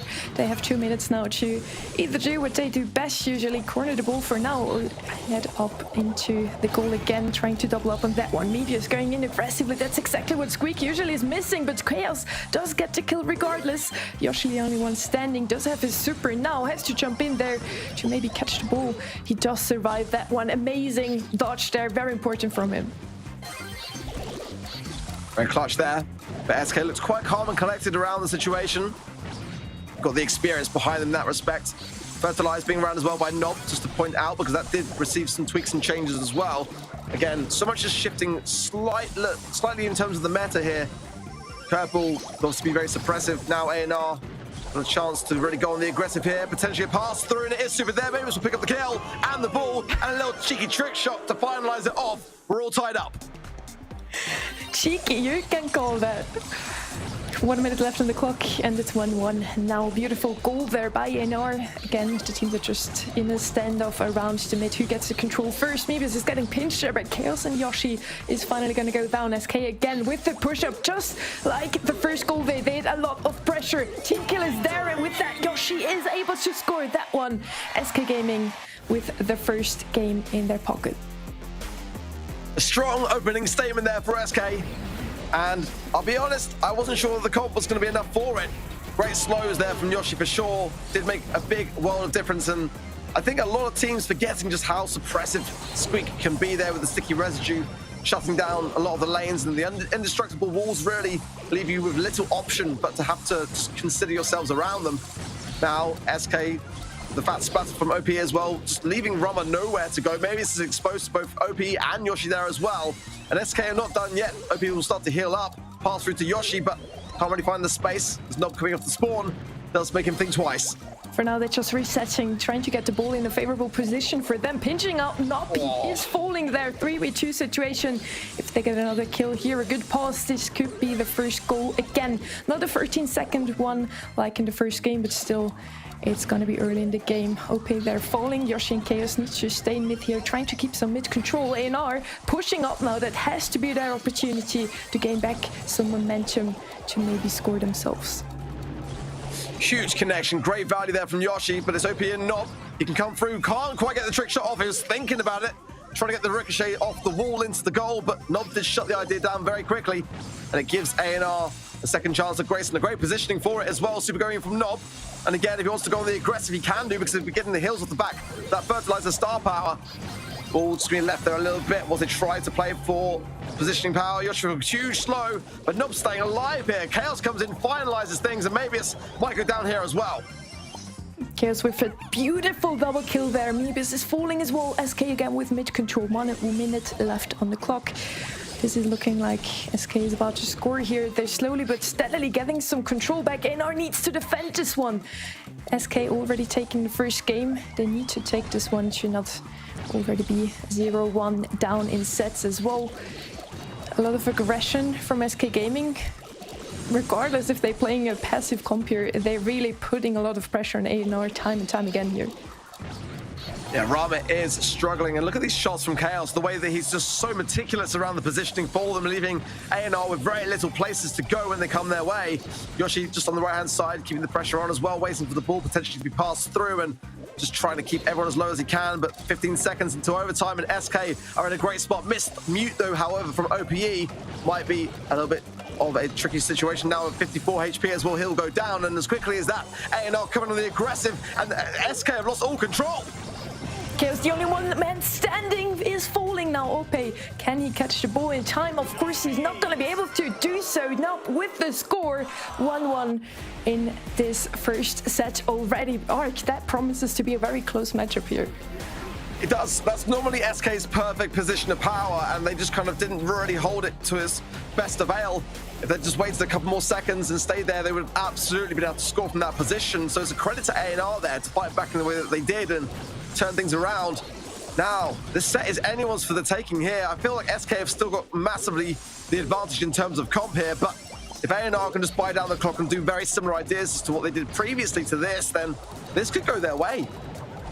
Nebius again, one shot, does get out of the way there, does stay alive for now. Yoshi trying to double up there, putting some pressure onto him on the right-hand side. Chaos is getting pushed back, and still SK Gaming able to get out of spawn, to get back into mid and gain control there. And we talked about it before, pinhole pond, it is so crucial to have some mid control there. Whenever you hide in the bushes, you just have the advantage over your opponents. Well, Nob has got super to hand on the right-hand side, and surely waiting for his moment to pounce. Running as well on the gear side, sticky spikes, so the slow is going to be ever more challenging for SK to work around, or the heals off the back of that fertilized star power again with that increase of 200 from the 800 that it was previous to the balance changes. It's now going to be working its way into the meta quite more so. Big tap from Yoshi, and the sticky follow-ups from IKS will keep Mavis very slowed and low, and he will go down now as well. But we saw this from SK before previously, just overzealous sometimes in their approach in this position. They can't do that again. They got to just keep this suppressed and go for the team wipe. Good flying hook there from Mavis for that same reason, just creating some space on the right-hand side, pushing his way forwards as the freeze frame comes in there as well from Rama. But he has been struggling a lot, and I think that OP knows that it could be time to push. Now coming back a little bit on himself. Yoshi could jump in on that as well, but shows better of it, and SK want to play us a bit slower. This is looking like another overtime game. It's going very slowly, just back and forth for the most of the time. SK does have mid control, but it didn't really help them so far in actually scoring. Ope's one shot there, has to dodge his way out of Mebius's taking here. Rama and Mebius, the only people left standing there on the side of A&R. Beautiful, cleaned up here from SK Gaming. 30 seconds left for A&R to turn things around. This is gonna be a very hard task. And they're just going to go in full on the aggression. They haven't got any time to really do anything but big flying hook from Mabius, and OP will surely go down here. This is a golden opportunity for A&R if I ever saw one. The pass is there. Mabius is in position, should get the kills here as well that follow up, and A&R as quickly as that, they actually do respond. My goodness me, what a goal that really was. 4 seconds before overtime hits, A&R does get the score, and we hit overtime once again. 1 minute left on the clock now for both of those teams to close in on this very first set of this matchup. Who's it gonna be, SK or A&R? For now, 3v3 situation here. SK with a lot of pressure. OP has to fall back now, getting hit heavily by Rama, not there. But it's looking like A&R does have the mid control, but they do not have the control over the ball for now. Yoshi with a brave jump in. Almost gets the kill. If the pass is there, maybe Ope's one shot though. He does get it. Unbelievable. SK Gaming taking this one with a 2-1 scoreline. What a play there in the end. Got to hand it to Yoshi for saving that one singular gadget, getting the value for it as well, and they just were able to really harness the control off the back of it. A&R really couldn't do much around that kind of situation, but so incredibly close. I feel like, to be honest, A&R kind of deserved the win there, simply because of the way that they were able to respond under pressure. And I'm sure that if they were able to have just defended that moment, it would have gone the distance there, but looking very calm. I mean, this was leaving 25 seconds left on the clock, realistically, for a response, and somehow A&R found it. I'm sure many watching would have assumed that they were already, going to be submitting to that set. They fought back hard, but SK, by reserving some of the valuable utility, were able to make a comeback. Yeah, I have to agree with you on that one. After that comeback from A&R in the last round, I would have seen that they take this Brawl was set off of SK Gaming's hands, but in the end, SK wins the first one. We'll play to them. Let's see how both of those teams are going to do in the next map. In the end, we did have a very interesting draft simply because of that squeak you were talking about as well. None other team plays him as much as SK Gaming, and the simple reason is Chaos, really. He seems to pop off on this Brawler time and time again. Mebius with that Carl didn't have that much value, I felt like, against this favorable matchup into Squeak.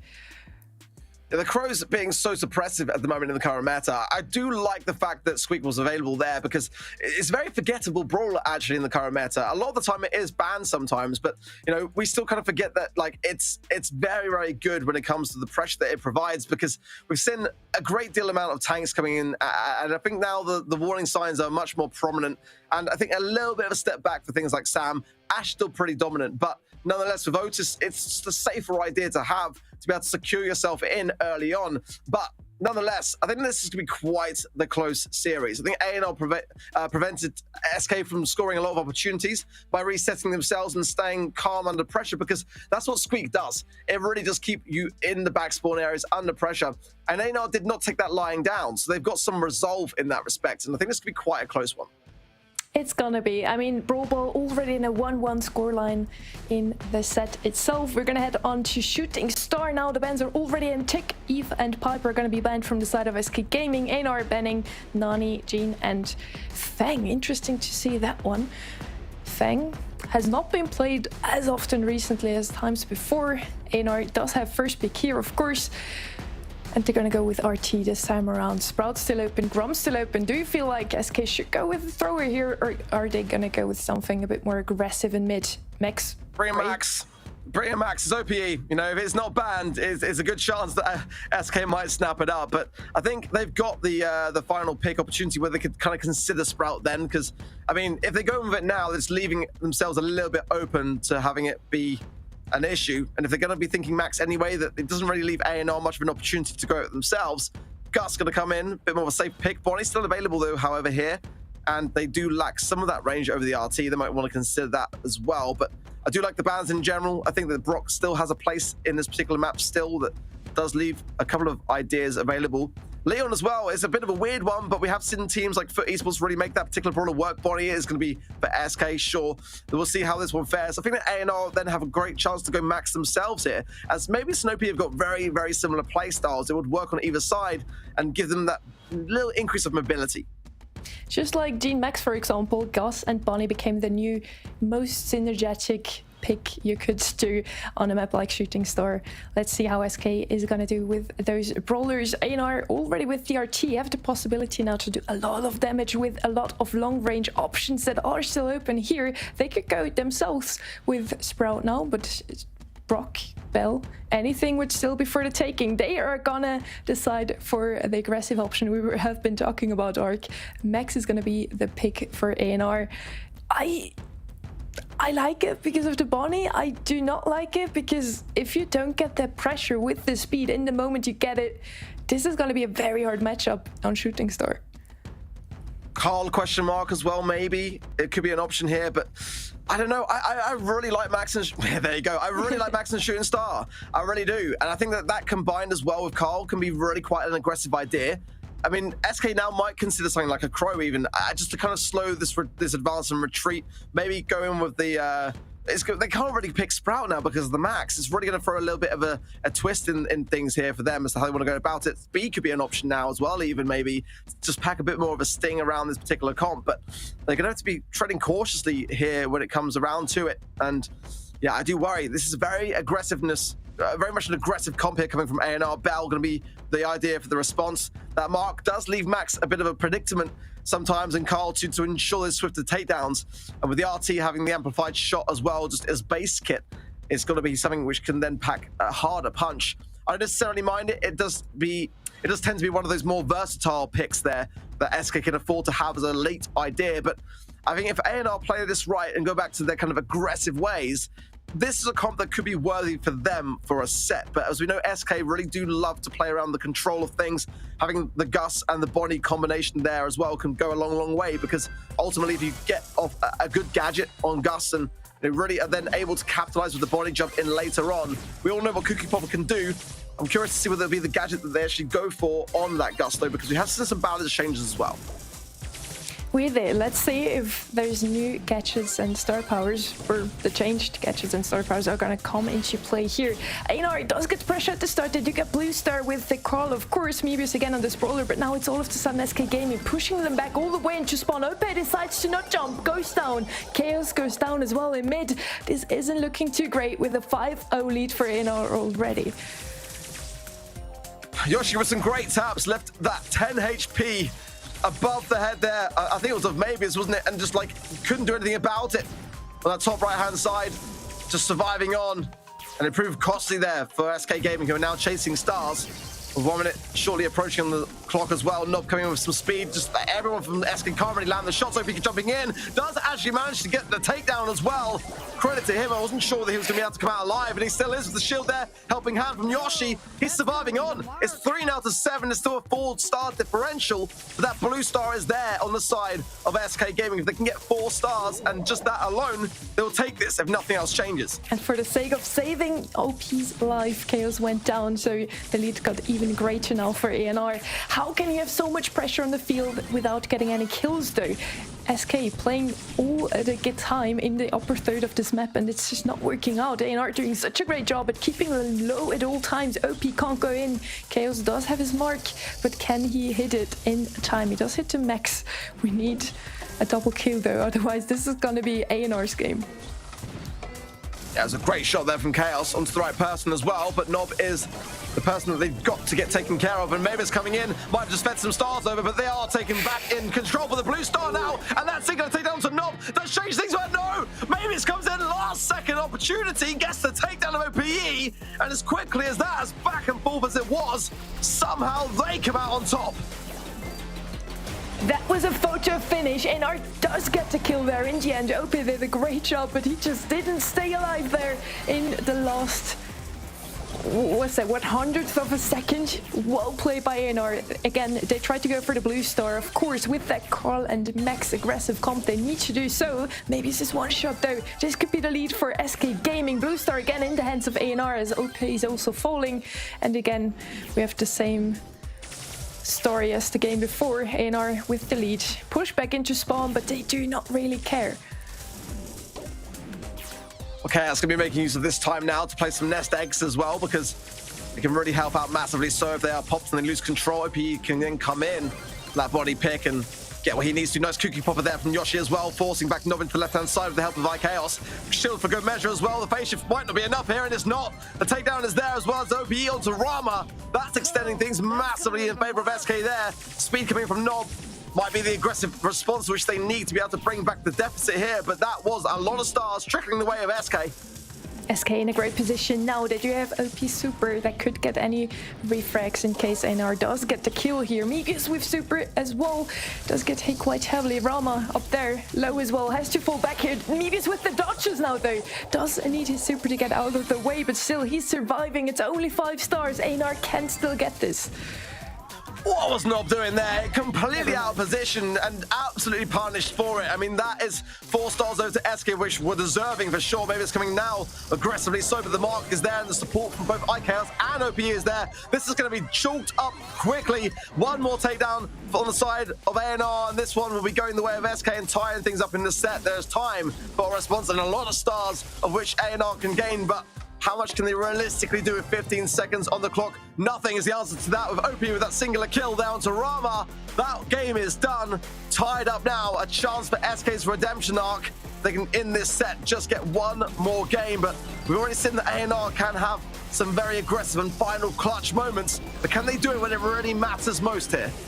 We do not see it that often that in Bounty we actually hit the top of 20 stars. Usually the times just runs out. This time around, SK Gaming turning around things completely. ENR winning the first game. It was a close one. The second one, dominant is the right word there. SK Gaming taking it with a sweep off the hands of ENR. We again have ENR taking the blue star there, but this time around they do feel a bit more careful now that SK did manage to win the second game.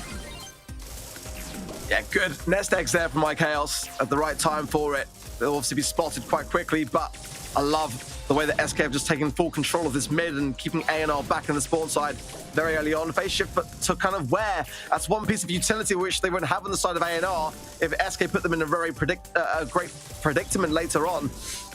There is super to hand for Rama, but realistically, what good is that? I mean, only if OP wants to jump in, and he's not going to do so onto Rama, he'll do it onto someone else.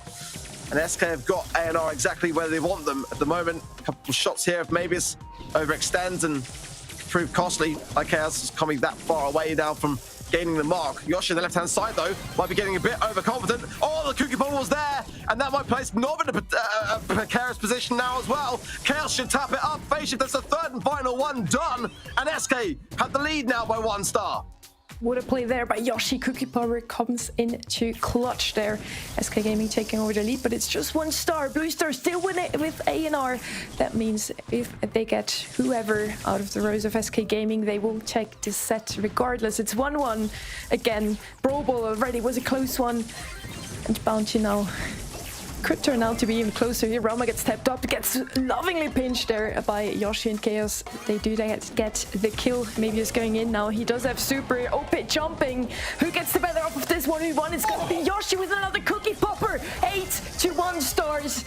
This is gonna be SK Gaming taking this second set already. 2-0 up now, but this definitely doesn't reflect what we just witnessed. Both of those sets were so close.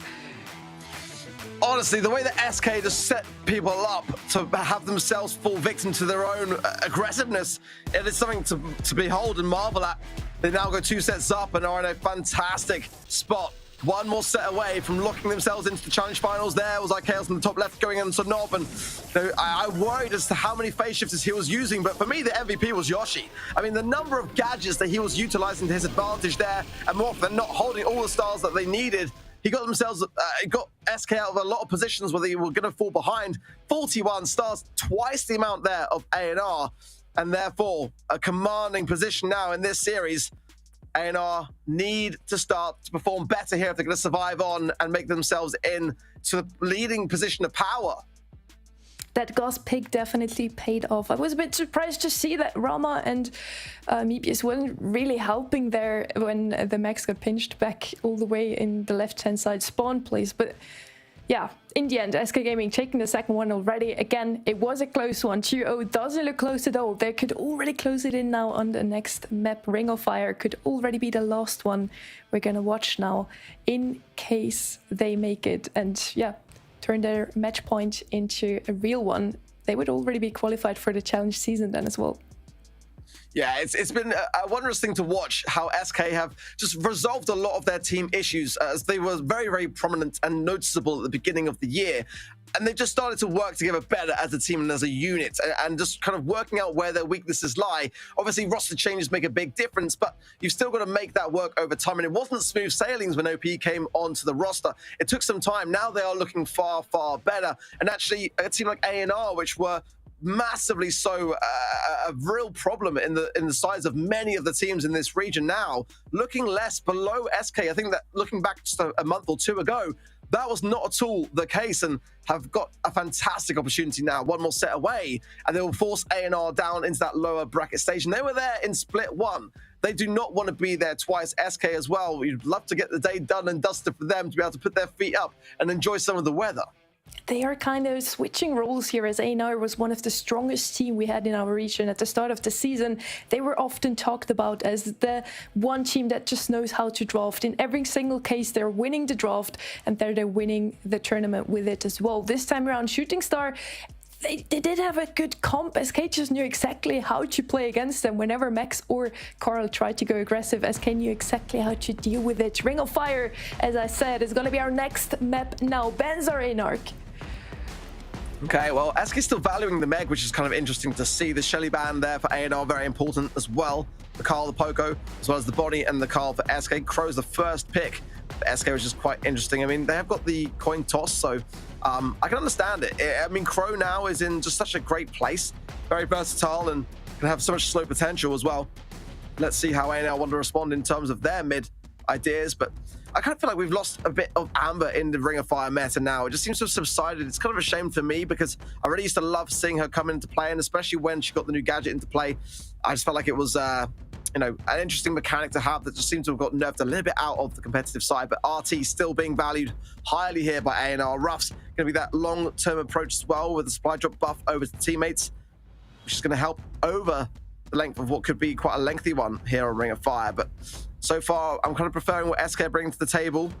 They do need some side lane aggressive ideas though here as well, and they're definitely going to be open to things like Stu. I think that's a great idea. Tara even used to have a good place in Ring of Fire. Now could be coming in a little bit more in terms of the meta. We haven't really seen too much of it, but I'm still open to those kinds of ideas. Bonnie, though, banned. I think it was quite smart from SK. They would like that themselves. I just see a lot of options to play against the comp from EUR now. Bell, one of those. Ruff's can't really use his sandbags, as well as Penny, that is looking so strong in the meta still. And isn't banned out yet. They could also go with the max themselves. Now Bell, of course, is already going to take this mid-roll now. A lane would be much better here for the side of SK Gaming. And then let's see with what EUR will finish off their comp in the end. They do value DRT quite a lot in Shooting Star. It didn't work out just now. Maybe it will now in SK Gaming. I underestimated their love for Squeak. Of course, they're going to go with their favorite brawler again. Squeak with a lot of options here on this map to close in the opponents right at the start with his gadget, slowing them. They can't really close in on the mid. And we have the same option with Elu if he cycles his supers wall. Could be that EUR tries to go for that one now. They need something with the range to go against the Bell. It's going to be Mr. P. I'll be honest, I was not expecting that. Me neither. I mean, like, I was literally in my head thinking through the options, thinking like they need some DPS, some tankiness to overrun the Squeak or something. Yes. They need DPS or aggressiveness or speed with the max. Mr. P was not the one that I had in mind. Not that it can't work here, but just in the comp, it's a little bit strange. I'm not really too sure. You know, it just felt like that wasn't the thing that they were missing. You know, it's going to be able to show up a great deal in amongst the bush. Might cause a problem with the Squeak. I can kind of see that potentially here, but I'm curious as to how EUR are going to make this one work. I think in terms of the draft, I'm definitely siding with SK. But I've been wrong today before, and I'm okay with that. I like to be proven wrong here. So if they can make this work on the side of EUR, I'm all for it. I mean, I would love to see it as well. EUR needs to win this one to prolong until the 4th set at least. They need a reverse sweep, otherwise it's going to be SK Gaming moving on into the challenge finals. EUR would fall down into the lower bracket. Squeak doesn't even have to use his first gadget yet. Now he just uses it even quite aggressively, not even in mid, and they just get a complete control right from the start. EUR is playing it so passively, and it just seems like they're scared now. Yeah, they're a little bit all over the place, and that will be a great connection from IKLs to then seek and destroy Nob, and he will go down. Everyone's slowed there. Rama can't really get back into the thick of things. Maybe it's going to come in now to try to utilize this wall bounce against OPE. And if you can land some of these shots, it will open up so much space on the left-hand side. Rama's marked up in the mid, and that's going to be proving costly. All the more damage going his way. Big, so there, big connections from IKLs as well to helping hand the situation be taken care of by Nob, but in the meanwhile, it's all objective on the eyes of SK as they approach 50% now, and there is a lot of time for EUR to make up for. That's a start. Yoshi goes down. OP is marked up as well, but maybe it's the left goes down himself, and that might then be something of a concern for the mid. Rama can't really do much in a 2 versus 1. He just can't. He's falling low as well. SK already with 60% now. EUR needs to push up now. They have nothing aggressive in their roster. How do you push up into the taps from Yoshi into OP, still with another slowing toxin in his hand as well? Chaos used all of his gadgets by now. Maybe that's an opening for EUR if they don't get tapped up like they do just now. Yoshi with a great bell mark onto Rama. He can't really push in now, as any shot coming in from the opponents will do a lot more damage. But slowly but steadily, SK does fall back into spawn. Yoshi is absolutely clapping. I mean, there's a reason why EUR can't really contest the zone nearly as much as they would like, because the range that Yoshi has and the accuracy, most importantly, that he's able to establish is just so good. And EUR now really have got to be wondering how they're going to be able to turn this one around with 50 seconds on the clock. 30% needed. It can be done for sure, no doubt about it, but they've got to take care of Yoshi. He is such a danger in this scenario, and with the mark onto Rama, he can't really contest as aggressively as he'd like. Let's see, Nob still trying to get another super there. Maybe with the super they can push up finally. Maybe it's with the last gadget there. Never mind. Peter is even standing there. EUR just can't push in. SK currently just standing in mid, not letting EUR having any space there. And yeah, Ark, we were talking about it. Maybe EUR needs something aggressive, needs something with a lot of DPS. It wasn't the Mr. P that they needed, definitely. But they can still turn around things. It has to be in the second game. Otherwise, SK will move on as they proceed to match point. You know, I know that a lot of teams are getting carried away with the idea that we're in a Mr. P meta. I don't think we're there yet, you know? I think Mr. P is now viable, depending upon the comp, depending upon the map and mode. I just don't think it's just a surefire option to go with, and it just wasn't the response that I was expecting. I love the Bell pick from SK. It's such a simple one that we don't necessarily have in a place of too much value realistically now when you look at other bigger contenders on this battle mode.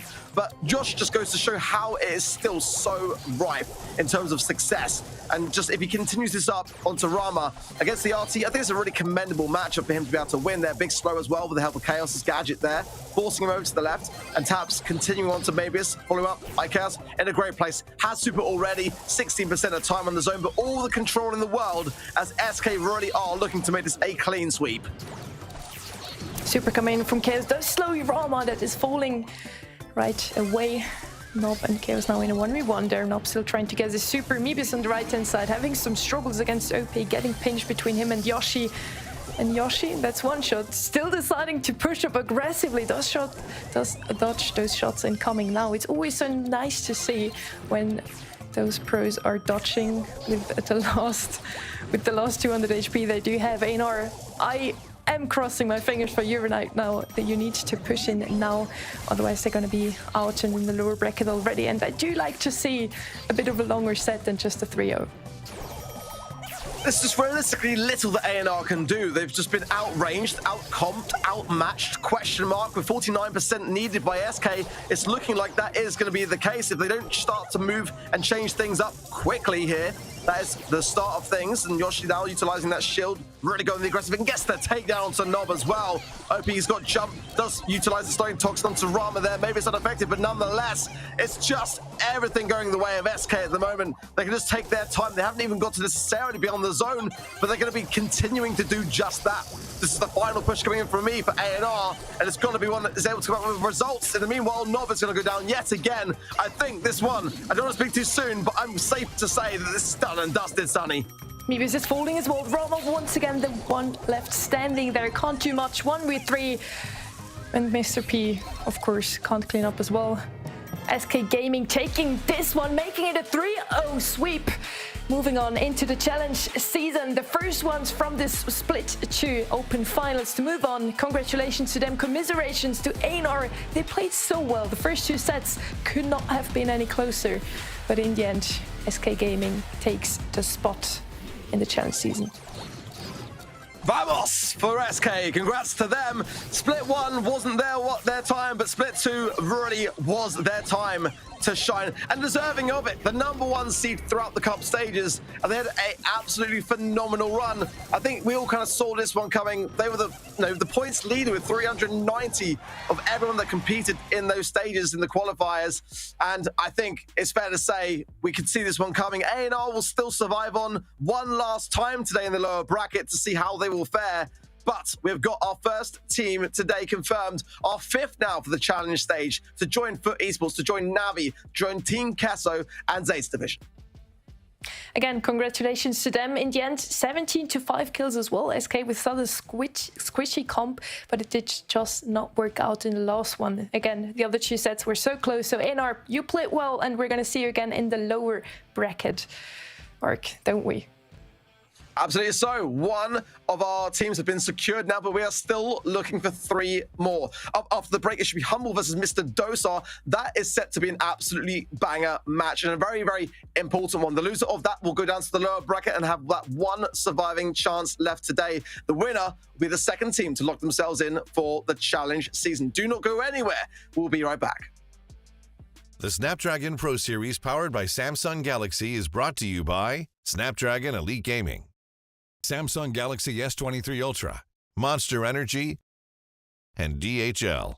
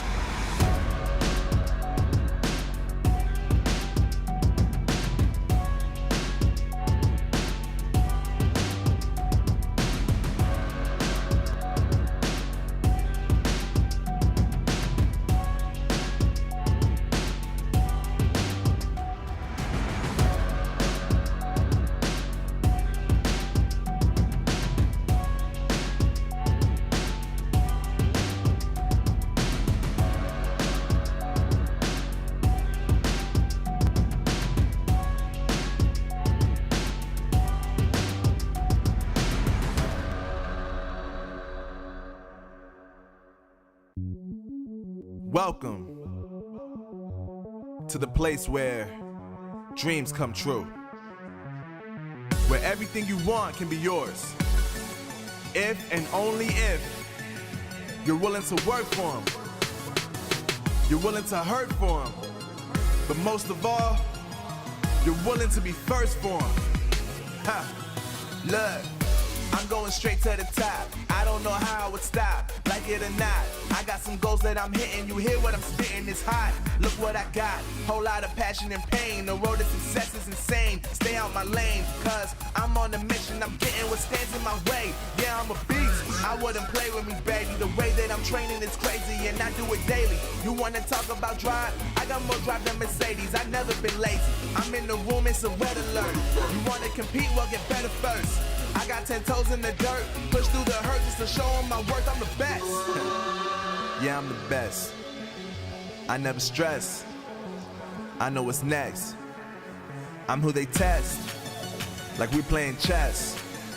But I'm unimpressed, so now let me flex. Ha. Yeah, I'ma work through the struggle and hurt, cause I know my worth, and I gotta be first. Ha. Yeah, I gotta be first. Look, I don't want anyone's sympathy. I understand what it's meant for me. I give my focus and energy. If it's meant to be, then it's meant to be. But mentally, I'm undefeated. They hear that and say I'm conceited. Like there's no reason. Like I don't beat them and come back again just to teach them that when you work under pressure, you reach higher measures. They'll try and bring you down, but you cannot let them, and only get better and focus on cheddar. Eye on the prize and you'll become a legend. Like, when I'm in the room, it's a red alert. You wanna compete? Well, get better first. I got 10 toes in the dirt, push through the hurt just to show them my worth. I'm the best.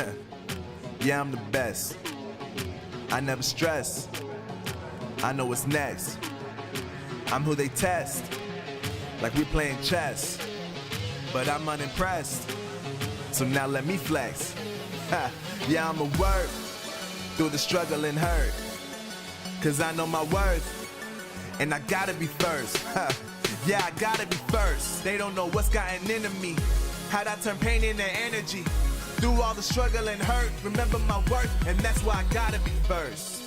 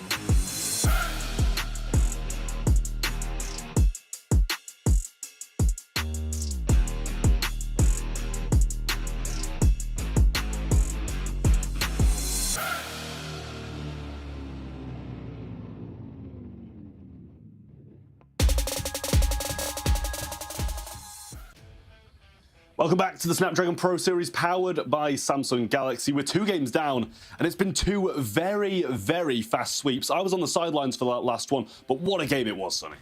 It definitely was. I did not expect that, especially after 2 sets that were just really, really close. In the end, it was a 3-0, just like the first one.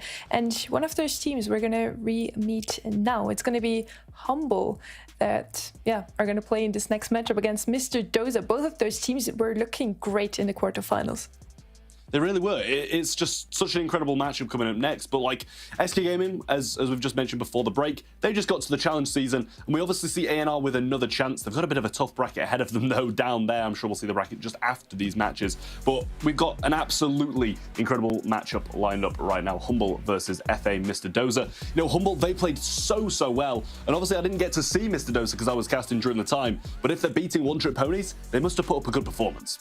And it was a 3-1 as well, so it wasn't a sweep, but almost. So both of those teams looking so strong in the quarterfinals in the season. They did as well, I'd say. Humble in the end on the 6th spot, Mr. Doza and 7th. And there we have the roster from Mr. Doza. It's going to be a bit of a different one than what you see on the screen right now. It's gonna be Emric, Dorian, and Salty playing in FA Mr. Dozer. They've been playing the whole season. They've been looking decent, I'd say. In the end, their best result was second place versus One Trick Ponies in Cup 3, and now they're actually beating One Trick Ponies. That must mean that they're now looking even stronger than during the Cups, right? Yeah, clearly on a bit of a revenge tour as well. And Humble up next. Will they be able to take them down or will they not? We will find out very, very soon because we're already into the draft. How fast is that? We'll be starting things off Pinhole Punt, Shooting Star, Ring of Fire, Kaboom Canyon, and Gem 4 if those last two are necessary, but we'll at least be seeing the first three. Humble, they're going to ban out Poco, they're going to ban the Bonnie, and also the Squeak. Down the bottom side, Poco double banned out, and Shelly and Crow to add to the Mr. Dozer band's first pick of the stew. Very important match coming up. Whoever wins this one qualifies for the challenge season as the second team today, following up after SK Gaming. Humble with this stew, of course, we have seen them playing this brawler quite some time already. They're looking very strong with it.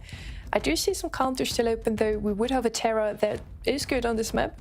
We would have a... I can't say his name, Ruffs. I listened to too many streams calling him something different. Ruffs would be an option here, and they're going to go with Ems themselves. I do like this brawler, quite a good pick on Pinhole Punt. Again, it's all about mid control, and with Ems, you have it almost guaranteed. Yeah, I was like, you know, you're about to blurt out and call it the dog, because it seems every player in... I tried to not say it, but calls it the dog, and I'm so firmly against it. I'm glad you didn't and came back with the Ruffs, but Ems was the first. And now you said it anyways. Ems was the first pick from Mr. Dozer, and they're going to follow it at the max as well. Give a bit of speed to the Ems. It's a really, really good synergy between those two brawlers when you have both of the supers simultaneously. And you know, they still have that last pick left, but we are back to Humble for another 2 picks. Now, any ideas of what they're going to go for, Sonny? Really interesting that Mr. Dozer isn't trying at all to counter to this stew. They could themselves now pick a counter, so it's not free for Mr. Dozer anymore. Ruffs would be such an option. Spike we did see quite some times on this map before, and of course a great matchup into the max and Ems as well. A lot of damage output. Squeak is banned. They do still have a Penny that technically is open. They do still have the likes of Sandy, for example, but I don't know. I kind of see another mid coming in from them. Maybe a Gus, maybe a B. What will it be? Oh, never mind. The Carl here, and I mean, there's a possibility of it coming down as you know, the mid, but we usually do see that firmly down the lane on the majority of other maps. I feel like sometimes you do need to kind of pretty much just play a very mid-centric, at least on 2 of the brawls on a map like this, though. We'll see if we do get a bit of a counter out of them. Now, they're going to go with the Buster. Honestly, it's not played too much, but occasionally it gets played well. Obviously, it's going to have that gadget which can bring Carl out of the super. I do like that, but at the same time, it's really difficult to get the value out of that shield and bouncing attacks back. Yeah, but we do see him more often than in than before, and I feel like Buster, great counter to Carl, is going to have a hard time into the spike, but also against the stew can do so much if they are able to sneak up through the bushes with this brawler. Mr. Dozer could hit 2 very quick goals already at the start.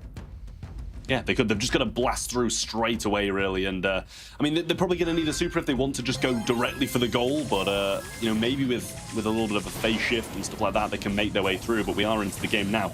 Cyclone going to throw some shots down this left-hand side. Dorian doing a good job of avoiding the start with an Emric, just going to rotate over to the left as well, trying to pull in Lukey, but did miss that, and now he's put himself in a bit of a perilous position.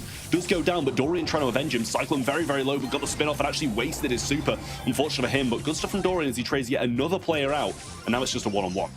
Humble for now able to defend that one. That could have been the quick goal we were talking about, Trev. Mr. Dozer already with the first push here. Humble needs to get out of spawn now. They do have supers in their hand. Tomsy is going to look into using it on Emric, favorable, as he wants to stop the power of Buster. Still 2 gadgets in the hand of Emric. Let's see what he's going to do with it. Shield coming in now. The whole team of Mr. Dozer pushing in on the right-hand side, though. Again, Humble is able to defend that one. Dorian is going straight with his M super, does get 1 kill, 3v2 situation, and Mr. Dozer again not able to score this one.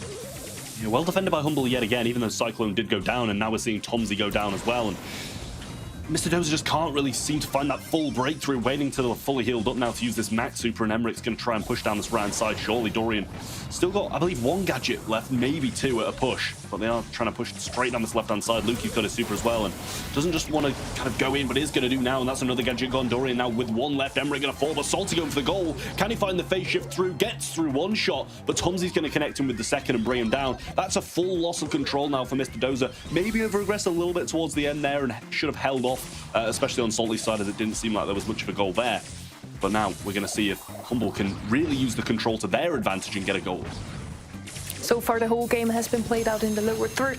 They're just in the zone in front of Humble's goal, really. For now, Mr. Dozer takes back mid-control here. Push from Mr. Dozer coming in, though. Now Cyclone is falling. Luki and Tomzi, the only ones left to defend. Emmerich already preparing his gadget. Of course, he will be able to score. That was a bit of a shaky one, but Salty gets it in the end. Now Humble only has 20 seconds to return the favor, scoring one of their own. Yeah, 15 seconds now. Cyclone's going to go for the spin, and Dorian actually misses his super. That's really, really bad for him. Tomzi and Luke trying to push around the left-hand side now, but he actually gives him the ball. Gets the heal off. Nice stuff from Tomzi from that lifeline, but can Luki fall to the ball? He's going to try and tank it, but it's an Ems. That's not tanking anything. Bursts straight through, brings them both down, and Mr. Dozer going to take the first game of Brawl. Nice try there in the end by Humble, but it was really the only goal chance they had throughout the whole game. Mr. Dozer looking so strong, having mid control there throughout the whole game and getting the important goal that makes them the winner of this first game. Let's see if they are actually able to pick the setup or if Humble has a different game plan now. Yeah, Humble are actually yet to lose a set today, so this would be the first one they'd actually lose. And see, this is quite an influential game. You don't want to be dropping down to that lower bracket when you were only one game in between you and actually qualifying through the whole thing. Not the best idea, but obviously that is only the first game.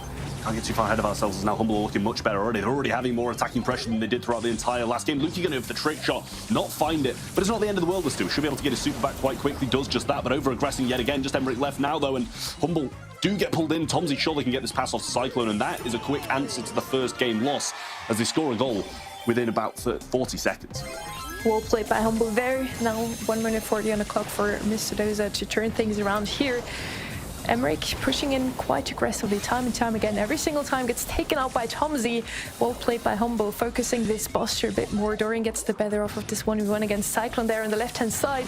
Gets shut down himself now by a super coming in from Tozy. 2v2 around the ball in mid that has not been touched even, at least after the first goal. Yeah, forced out a phase shifter there as well. Salty did have to use it to get away, and now he's going to fall anyway, and so is the Buster as well. Going for an aggression down this left-hand side, but Cyclone coming on the right needs to try and get this friend zone out the way. Luki going for another really optimistic trick shot. Should be a goal anyway. Gadget gets placed, but not in time. Humble going to even things out, and that was a much better showing, and it's what we expect. After you take a loss quite heavily and only pretty much see the back third of your of the map, you're going to have to make some changes, and changes they did make, and they were for the better. They definitely worked out. I always love to see when a team learns kind of how to play against the opponent's comp. It looks like Mr. Dozer just definitely has the better draft here in the first game. Now all of a sudden, Humble turning things around here. We enter the next 2 minute 30. It's 1-1 in this set as well. Very close sets we had so far, but really, yeah, sweeps only in sets after all. Let's see if this is going to be another one. For now, Humble again with the mid control as Emmerich and Salty are both falling. 2v1. Can they score this one already? 30-second goal incoming. Maybe Dorian falling, and it's going to be Humble taking this first goal. Yeah, that was a brilliant move by Cyclone there. He knew if Dorian didn't use the friend zone on it, he's going to get taken down. And if he uses the friend zone, they can just walk it clean in. Great decision for him to go aggressive there, but they really are just dealing with the Buster so much better since that first game, and now Tomzi finding the connecting shot, brings Dorian down, but Emmerich going through. Cyclone having to fly and hook back, and actually gets the kill as well. Beautiful stuff from him. Cyclone's on a tear. Salty trying to make up for it, but still, only the one player available from them, and Humble are already back to 3 in the mid. Beautiful play there by Cyclone, baiting out the gadget from Emmerich just in time. Getting the kill onto Dorian now, making this another 3v2 situation. Humble push back into spawn, but not for long. They're pushing out now. Luki with some dashes. They might get the kill into Emmerich. Salty's one shot as well. This is not looking too great for Mr. Dozer once again. It's really not. Dorian's got this defensive super yet again, though, and with him, Emmerich coming back off spawn, they've still got a minute to make something happen, but they need to break this position, and Humble just don't want to over-aggress at this point. They're just playing it so slow. Shots coming through now from the left-hand side. In comes Cyclone, and they're not waiting around any longer. Emerit's going to go down as well. Dorian's going to use the super. Another friend zoner used. Luki's open for the shot. Finds it. Finds the first set, and Humble going to move 1-0 up. Mr. Dozer started strong, but couldn't keep the same energy going forwards. And Tomsy there getting the star player, and I feel like it's well deserved. He hit so many shots, got his supers off in time, and especially kept control over the Buster. The pick did pay off for Mr. Doza in the first game, at least. Afterwards, he could just target it so heavily that Mr. Doza was never able to push up in front of the goal of Humble. Again, nice turnaround point there in the second match coming in from Humble. Yeah, that was really, really nice from Humble, and they obviously made some changes to their game plan, and it worked absolutely flawlessly. They did deal around 27,000 more damage, which is really, really nice from Humble, and healed almost identical amounts. So great, great stuff from Humble as well. They really made those changes, and they definitely paid off. But Mr. Dozer, they started strong. They showed some great promise. They just need to also change the game plan after taking a loss, or even after taking a win, because you expect your opponents to do just that. And Humble, they just focused down on that Buster so much more and didn't let him get that aggressive value that he was getting in that first game. The shield was gaining a lot of ground in the first, but I feel like the spike supers, we used a lot more on him in the second and third from Tomsy, and it really worked an absolute treat. It definitely did. We now have Humble 1-0 up in this matchup. Let's see if Shooting Star is going to be a map for them again, or maybe Mr. Doza turning things around now. Would be the first time we see it on stream here, that a team makes it turning around things. So far, we only had 3 O's. Let's hope this one is going to last us a bit longer. Whoever wins this one moves up into the challenge season, joining 5 teams already that have been qualified. For the teams that lost so far, it's not over yet, as we are going to re-meet them in the lower bracket. Well, Shooting Star is the map up next. Bans are there, and it's going to be the Tick, the Piper, and the RT from Humble. Here at the Grom, the Max, and the Grey from the side of Mr. Dozer. Fast draft coming in. We'll see the Nanny as the first. I like that first pick. Doesn't really feel as influential, when you're not laning a Piper or anything like that. We're going to see Jean come down, Sprout also from Humble. And, if you pop in that return sender and just a little sprinkle of Jean's hot shot does hit you, it's pretty much going to be wasted and not really a lot sent back to that Jean. Sprout is another good pick, especially with Grom and Tick banned. The only thrower left, so it's kind of logical. We see that quite often. Nani first pick and then Jean as the perfect counter to it, at least to her getcha. Let's see if Mr. Doza is now going to pick anything good against the Sprout. They do not have really a lot of options left. Usually we see another thrower in mid, maybe a Grey, maybe a Jean, maybe a Max. All of those brawlers are either banned or picked already. They're going to go with the Goss mid, but he's going to have a hard time dodging those shots incoming from Sprout and has no possibility to shoot over the wall, go around it quickly, or pull the Sprout through it. Let's see how well Mr. Dozer is going to do against the Sprout. He definitely will have a lot of control on the side of Humble there. Great play there in the draft already coming in from Humble. They do need something with a bit more aggression now, definitely. With Max Band, we have the synergy back here with Goss and Bonnie. Did work out for SK. Let's see if it's going to work out for Mr. Dozer just as much. Yeah, well, Humble have this last pick. You kind of got to expect something with a bit of range, surely. Bell or something like that they're looking towards. But also, it's going to be tough even at the ranged game because of the Gus, because the Nanny and the Bonnie. It's going to be very tough, but they actually do choose to go with the Bell. I think it's a smart pick. It's one of the only really ranged options they had left that's going to be decent. And obviously, if they're kind of bunched up, you're going to get quite a lot of value. But I feel on this map, you don't really get the most value out of those bounces, especially when you're not seeing any spawnables or anything like that come in either from the side of Mr. Dozer. So not going to get as much value, but it can still win some of those one-on-one matchups. I do like the Bonnie Goss, but at the same time, I would definitely go with Humble's comp here simply because of the Sprout. They have so much control if they manage to protect it against Bonnie, of course. But with Jean, this shouldn't really be a problem. Yeah, definitely. I mean, I kind of feel like, when someone takes a Sprout, you kind of lean towards that Carl to go aggressive, but I guess Bonnie can kind of do the same thing and pairs very, very well regardless. So we'll see how it does play out. Cyclone going to get some shots off Luki, throwing some shots forward as well, but instantly push back and don't manage to see that many shots connecting early on from the Sprout. Now we're going to find some connections, 3 in a row, and there's the 4th followed up from Cyclone. Great shots from Humble. Now they need to push up and get some control of the greater map because they are still technically in their spawn against 2 players. They are kind of pushed back at the same time. Mr. Dozer can't really do anything against Sprout as long as he's hiding behind this wall. He has so much control. Dorian now with head. Let's see if he can connect his peep with someone from the likes of Humble. Does connect with Cyclone. It's not going to be enough damage to take him out. Sprout Wolf from Luki coming in to protect his teammate there. And he can just heal up back to start, back to where we have just left. Emmerich getting tapped out there, still desperately trying to get a super. It's only one shot that he still needs. Decides to jump in there. That was a bit risky, I'd say. I couldn't have landed in a worse spot, to be honest with you. Right in between the two of them, dealing no damage and getting no shots off. But Tomsy now slotting in this mid with his pull, trying to find a connection, but nobody's really far enough up the map for him to even try. 6-1, and we do see Luki getting that hit. Wall going to be coming down. Does still hit Luki. Bit of a waste, but that one remains, and he manages to get the gadget off to bring it back. They're just having an answer to everything that Mr. Doza showing them. Great pull coming in there. Dorian falling as well with the help of Luki. Tomsy does get the kill there. 11-6 already. 20 seconds left on the clock. Mr. Doza needs a team wipe here. Otherwise, it's not going to be enough for them to turn things around. Oh, maybe if they get Tomsy and Luki, actually. 15 seconds left on the clock. Salty pushing in again. Tries to get the super cookie popper coming in. It's not going to be enough damage though. Nani Peep would have been the solution there. Does hit something, but it's only a wall. 3 seconds left on the clock, and this is going to be Humble taking this first game.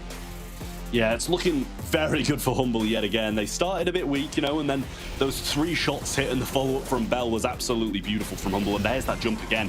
Pretty much just feeding stars. You know, when you can get so much value off it if you just heal up and land directly on someone, it seemed like the worst possible scenario that he could have gone for.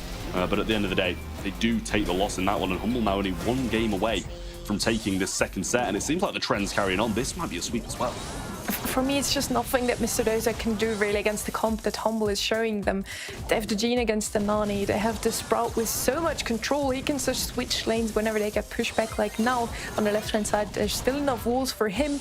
Luki always low, but so far it doesn't go down. Emmerich pushing in aggressively. Again, can't be far from his super. Nani Peep coming in as well. Luki and Tomsy both low there with the heals from Gene. Luke is going to be healed up quite quickly, but in the end it's going to be Cyclone falling there. Mr. Doza for the first time in this set have the lead. Yeah, well, Peep's going through once more. Let's hope it doesn't hit 2 of them this time. This time it does actually just hit Tomsy, and Dorian looked for those finishing blows, but can't quite find it. Luki's got another super available without even using that gadget, which is going to preserve one later for the game. That's going to be great for them, and only being 1 star down, this isn't a bad position whatsoever. Out come the Vengeful Spirits. 3 of them connect, and that's big. Wall comes down yet again down the left-hand side. Emmerich's very, very low. Bounces between them now. The pull hits max range, but Tomsy needs tanking for, and tanking Cyclone does, but in the end, both of them fall, and Mr. Doze come out on top. Cyclone sacrifices himself for his teammate. Both of them are falling. Luki the only one left standing. And all of a sudden it looks like this is a winnable game for Mr. Doza. Salty is marked up by Cyclone.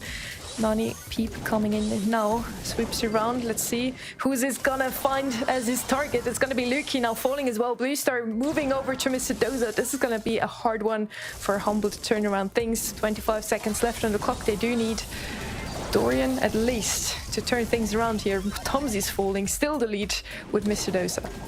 Yeah, Dorian's the man to take down, though. He's got 5 stars, and 5 stars is all he needs. Bounce around the side here from Luki, trying to aggress, but through comes the jump. Brilliant wall from Luki, and that's going to last the rest of the game, but are they going to be able to get enemy down? No, they're just running away from them. Brings that gadget back, and they're trying to aggress, but just nothing's going to come from it at this point, and actually it's Mr. Doza will extend their lead that little bit further. 17-9 is the end result, and now it's make or break. It's 2 sets to Humble, or it'll be 1-1 if Mr. Doza can win it. I hope I didn't jinx it. I still think Humble has the better comp here, but Mr. Doza playing it so clean now that they are managing to take this one on. As soon as they had the lead with a single star, they just played it so defensively and so well. Whenever Humble pushed in a bit too aggressively, they immediately punished them for that mistake. Emmerich pushing up again, trying to get a super. Salty with the blue star now. Luki not able to take him out. Mr. Doza has the lead. This time around it's only blue star, but it could be enough already in Bounty. We did see such games before. I mean, the blue star's pretty influential. I will say, you know, mates one team aggressing to another, and you can pick them off whilst they're coming towards you, especially with this kind of long-range sharpshooter composition they've got going on. Luki's not finding the connections he once was in the first game, and does have to wait for another wall as he didn't gadget that one back in time. And they do have great positioning. They've got them pinned back, but they're just not finding any connections. Let's say Nani Peep coming in now, tries to get the hit onto Luki. Luki is one shot, but nobody of Mr. Doza is in sight to take him out in the end. Lead would only get Brawler as it's still with Mr. Doza. They are pushed back all the way into spawn. Humble needs the takedown though. 1 minute left on the clock. And it's only the blue star still that makes the difference here.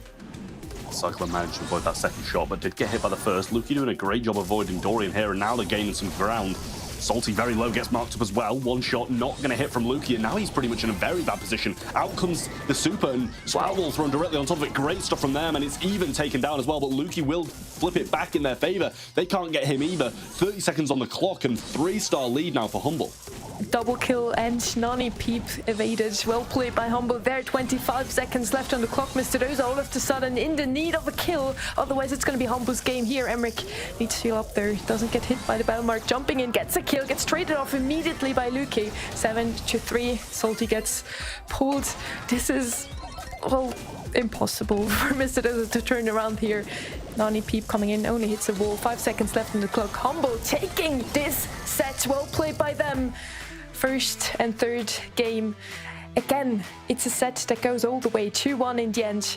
It's a lot closer than what it looks like. 2-0 for Humble. Yeah, I mean, they're keeping with the trend. We've had 2 sweeps so far. This is a 2-0. Looking like it's going to go the same way, but it definitely feels a little bit closer than the others. Both of these sets could have gone either way. If played a little bit differently by Mr. Doza. They seem to get a game in each set, but not enough to finish the actual set off in their favor. Look at the stars. I mean, it's always going to favor the team that's won in Bounty, and it's very, very close. 31-26, 28 and 30 dropped by Mr. Doza, but that's 62,000 damage all on the side of Humble. So definitely hitting more shots, but it just seemed to take them quite a while to actually get the lead back in their favor. And in the end, SK and NR played some very close sets. SK did take it 3-0. Maybe Humble does just the same. Mr. Doza playing it so strongly. They still have another life as well. If they only drop into the lower bracket, they could still make it in the end if they win against the next team they're going to face off. But maybe Ring of Fire is just a better map for Mr. Doza. Maybe they have to draft there. Maybe they just know how to play against this specific team. Humble looking strong today. Not only almost already winning against Mr. Doza, they already won against Totem as well today, which is a very big opponent, I'd say. Yeah, it really is. I mean, there's still loads of time for Mr. Doza to come back from this, but it's going to have to be 3 sets in a row, which is a difficult feat anyway. I can see them getting a set, maybe even 2, but getting 3 in a row against a team like Humble, who seems to be on such a roll. They've won 5 sets in a row now today, 3 against Totem as well, as you did just mention. So clearly in the absolute form of their life, I think they might be able to finish it out here, but it's all going to depend on that draft and if they can get that draft perfect, because so far it seems they've been drafting pretty well. I kind of prefer their comp across both of those sets, and they've managed to win both of them, so we'll see if they're able to do the same again. And again, it's a 6th and 7th seed within the Split 2 Open Finals. Both of those teams haven't been looking that great within the season, but then again, Humble have been playing with a player that was on holidays. I don't know how great his internet was there. Tomsy is back in the UK now. So yeah, they're looking very strong, but that's to expect. Humble is a very strong team ever since the start of the season, looking stronger and stronger now that they also have put down all of the little things that happened throughout the season. I mean, it doesn't. That's the thing. It doesn't matter how they perform throughout the year, throughout the qualifiers, right? Like today is the day that matters, and it's the day that they're doing well, and that's what really matters for Humble. They could finish 8th and they could qualify straight through, and they'd be pretty happy with the performance. And the main focus at the moment is just getting this game won. 1 set now stands between them and the challenge season, and then from there, that's where it gets valuable. The challenge season, great for practice, great for the finals if they do manage to make that top 4, and with the finals, BSC points, which is huge for Humble, considering I believe they're actually sitting in 4th in BSC, I think, in the European region, so they're in an absolute wonderful position, especially if they can get more on the board. But Ring of Fire will be, well, the possible decider between these 2 teams if Mr. Doza don't manage to bring it back. Bans are in. We've got the Humble bans of the Squeak, the Lola, and the Crow. Down on Mr. Doza's side, we've got the Bonnie, the Poco, and the Penny, and then the first pick of the Max for Humble. banning 2 max counters, going max makes a lot of sense for me. Humble again leading or starting this draft with a great pick here. On the other side, we still have some great options left as well. There, Lou is open. B would be a great option here. We did see a Bell before on here as well. A lot of options still left from Mr. Doza. Let's see with what they feel most comfortable with. Yesterday, I would have said Bo would probably be the best options as, yeah, Bo was played everywhere. Now today they fixed everything, so probably not going to see any Bows here. Stu is going to be the pick for Mr. Doza. Let's see if they can play him just as well as Luki did in the first set from Humble. Stu already with the speed turret, great option here to also give his mid a bit more movement speed, dodging those incoming shots from Max. Let's see. Personally, I just really love Lou on this map. It's just so broken to cycle his supers. I like playing Lou on this map, but I don't particularly like watching Lou on this map because it sounds very boring when the opposing team just can't get out of spawn or can't get on the point. There it is. It's going to be the Lou for Mr. Doza here as well. But, you know, with the Max, if you're able to get speeds often enough and avoid enough of the shots and not let Lou cycle that super, it can do somewhat decent against her, especially if you compare him with some very aggressive lanes who manage to win their lanes and keep Mr. Doza in spawn without that same kind of vibe of just throwing out the Lou super and having that win the game for you. Let's hope Trev is not going to be too bored now watching this next match upcoming. Again, Lou will have a great deal of movement speeds thanks to the Stu turret. And Humble now trying to go in with a bit more damage. Whenever Ruffs gets his streets, he will immediately give it to Max. And Max did get a great nerf. Not only her damage, attack damage got nerfed, also her supercharge. But still a very good brawler in this current matchup. Penny bench this time around. So Mr. P is really the last option they have with yeah, a bit of help from so-called fourth player on the field with the turret of Mr. P, but at the same time it did not work at all for the last team that tried here. EUR really didn't thrive with this brawler. Let's see if maybe the matchup here is a bit better. Do you feel like Mr. P is gonna have a good time against Stu and Lou? I mean, if they can get the spawnables fast enough, I think it'll do pretty decent. Against Carl, probably not so much. You know, with the flying hook and the super onto the Mr. P, it can pretty much be taken out within, you know, a couple of seconds if you time it right. But, you know, I'm not sure how I feel about the Humble comp. Like, the Max, I don't mind it if you pair it with something that can just run aggressive and get the kills. It kind of seems to me like those are the control brawls, and you don't really want to be just running up and risking your life with a Ruffs or a Mr. P. And, you know, it's the same when you start to provide those power-ups. You don't really want to be wasting your life. You want to be keeping it and staying in a position of control. And, you know, with a max speed, you usually want to just go aggressive. I do like the card pick there as well. Great matchup into the Ruffs and the Mr. P. He can just go aggressive. So I do like that comp a tiny bit better. Let's see if it's going to play out as expected. Maybe this is the time where FA Mr. Doza breaks the streak of the 3-0 sweeps today and turns things around here in the set. Well, Mr. Doza seems to be starting off well. They get one kill, and Cyclone's on the brink of going down. Dorian manages to find that one connection. Still has a super in hand as well. They're kind of doing a decent job enough of not feeding the Lou so far, but here's the speed, now trying to get some ground back, and Luki's pretty much alone pushing through this mid, but Salty quite low now, gets the super, should go down, but actually going to get Cyclone to go along with him. But some good shots from Luki. He's finding some great DPS here, but Dorian just swooping out the way. Talking about the draft, now it does look like Mr. Doza might have the better comp here. He started already with a 40% lead. Humble slowly coming back now. Luki is standing strong in mid, and they just don't give Mr. Doza any spots to stand in really. For now, Dorian trying to go in aggressively. He gets stepped up quite heavily. Just survives this interaction though. Emmerich finally with another loose super, and that's where the comp looks so strong for Mr. Doza. If Emmerich is able to cycle this one, they're gonna have a great time in mid here. He's not. Humble coming back in mid now. Can they turn around the whole game though? Yeah, Sandbags are down there, but here comes the Lou super, and that's going to be an issue for them. Gadget straight onto Cyclone as well, so he did take some hits, but now comes the super from Carl, and the super from Ruffs is also going to land directly on top of him. Luke is going to pick that up, and now needs to get Emmerich out this mid because it's a dangerous position if they don't. They've already got quite a substantial lead, but Tomsy in the position of his dreams as well, but not against a Carl. He's going to get swooped in on and actually does get the kill, but took some serious damage along the way, and Humble have a chance now. They do slowly but steadily turn things around. Luke is still standing in mid there, dodging the incoming shots from Emmerich and Salty from the side. And they almost made it. 77 to 74% now. Emmerich with another loose super, though, immediately pushes out Luke from mid. Gets a takedown as well. Tomzy and Salty and Cyclone now standing as the last two members of Humble here. Is it going to be enough to keep Emmerich and Dorian from the loose super there from the zone in mid? It's not going to be. Mr. Dozer finally taking this first game and on their way to potentially turn things around here. Yeah, well, this is definitely a good position for Mr. Well, not a good position, obviously, looking in the grand scheme, but in this set, it's a good position for Mr. Dozer so far. They have this game on the board, and now it only takes one to bring it back and make it 2-1. There'll still be a long road ahead of them, even if they do take this set. But Humble, they need 2 in a row now to finish this one off. And with how Mr. Dozer played that last one, seeming a little bit hard for them to do so. This time around, Humble with a much better start here, already in mid for now. Cyclone gets taken out immediately, though. Salty pushing from the side. They're coming in with a nice flying hook.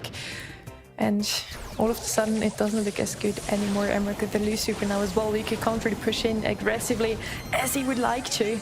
He's quite low there. Tomzy on the side as well. It falls to the fire in the end, to Dorian's super.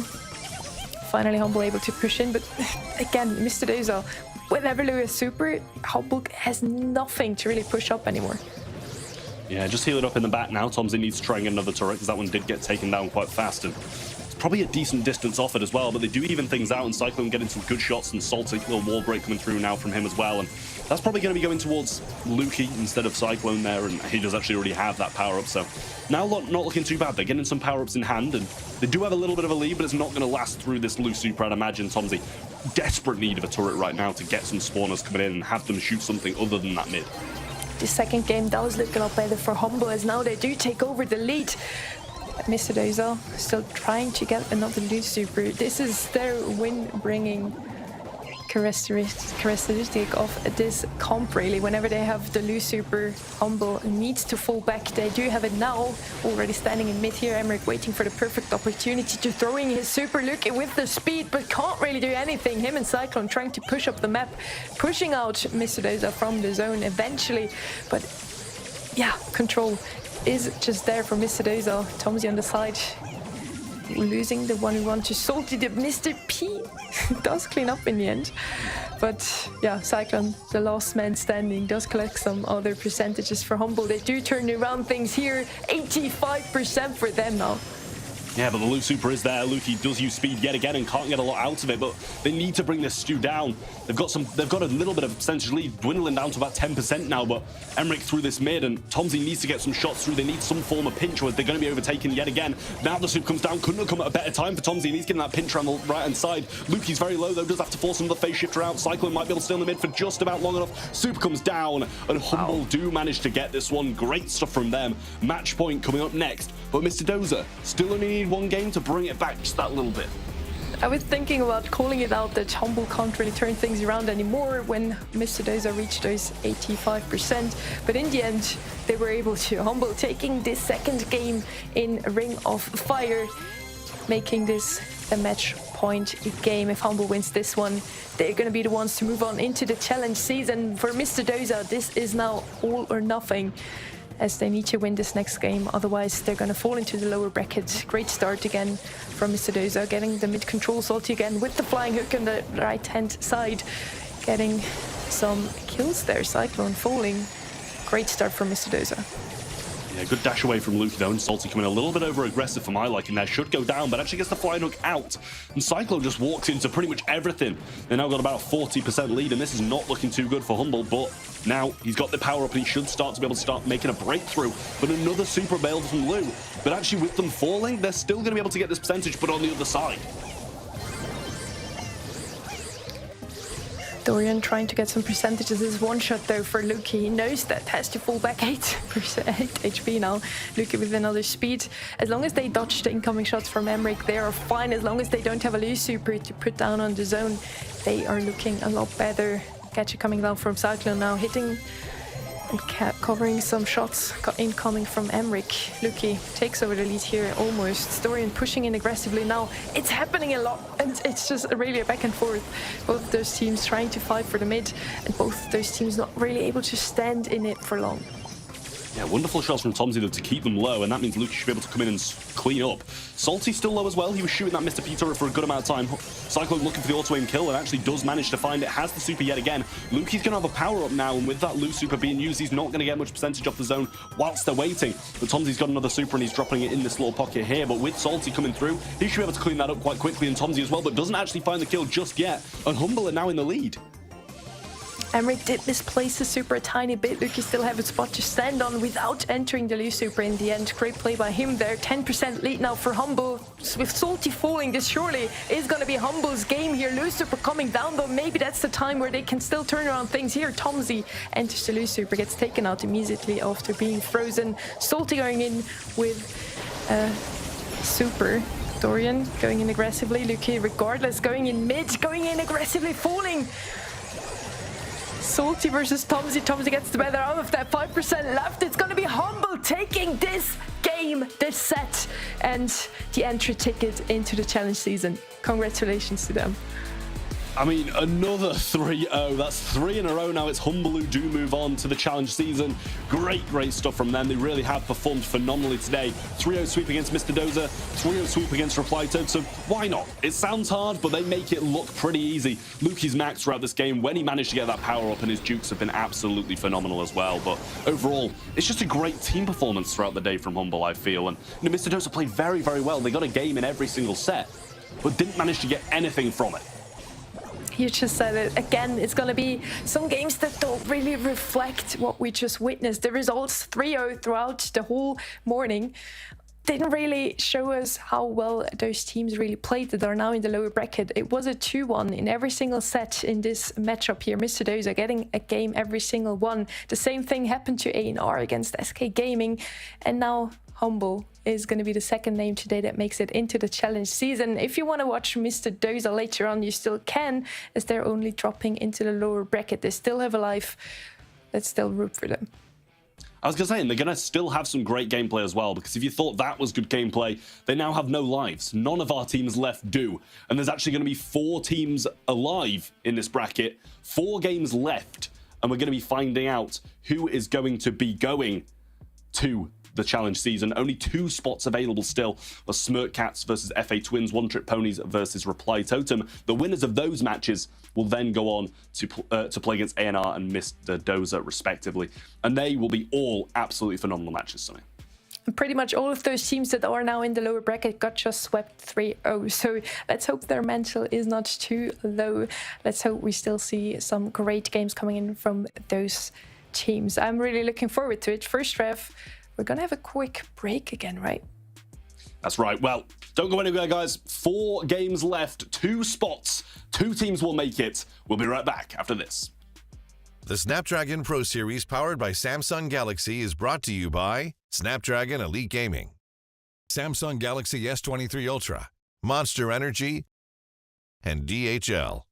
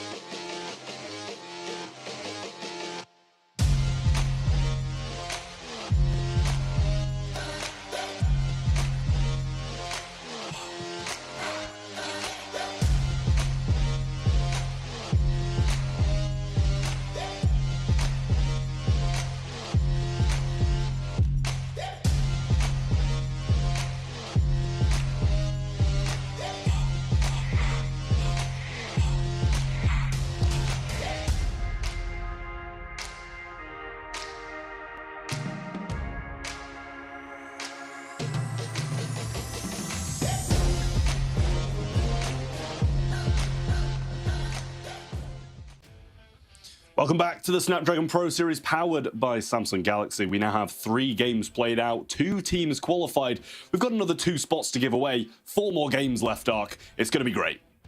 Oh, I cannot wait. Today has already surprised me, and I'm sure everyone watching at home. Some very unexpected results, and I just feel like we are not done yet.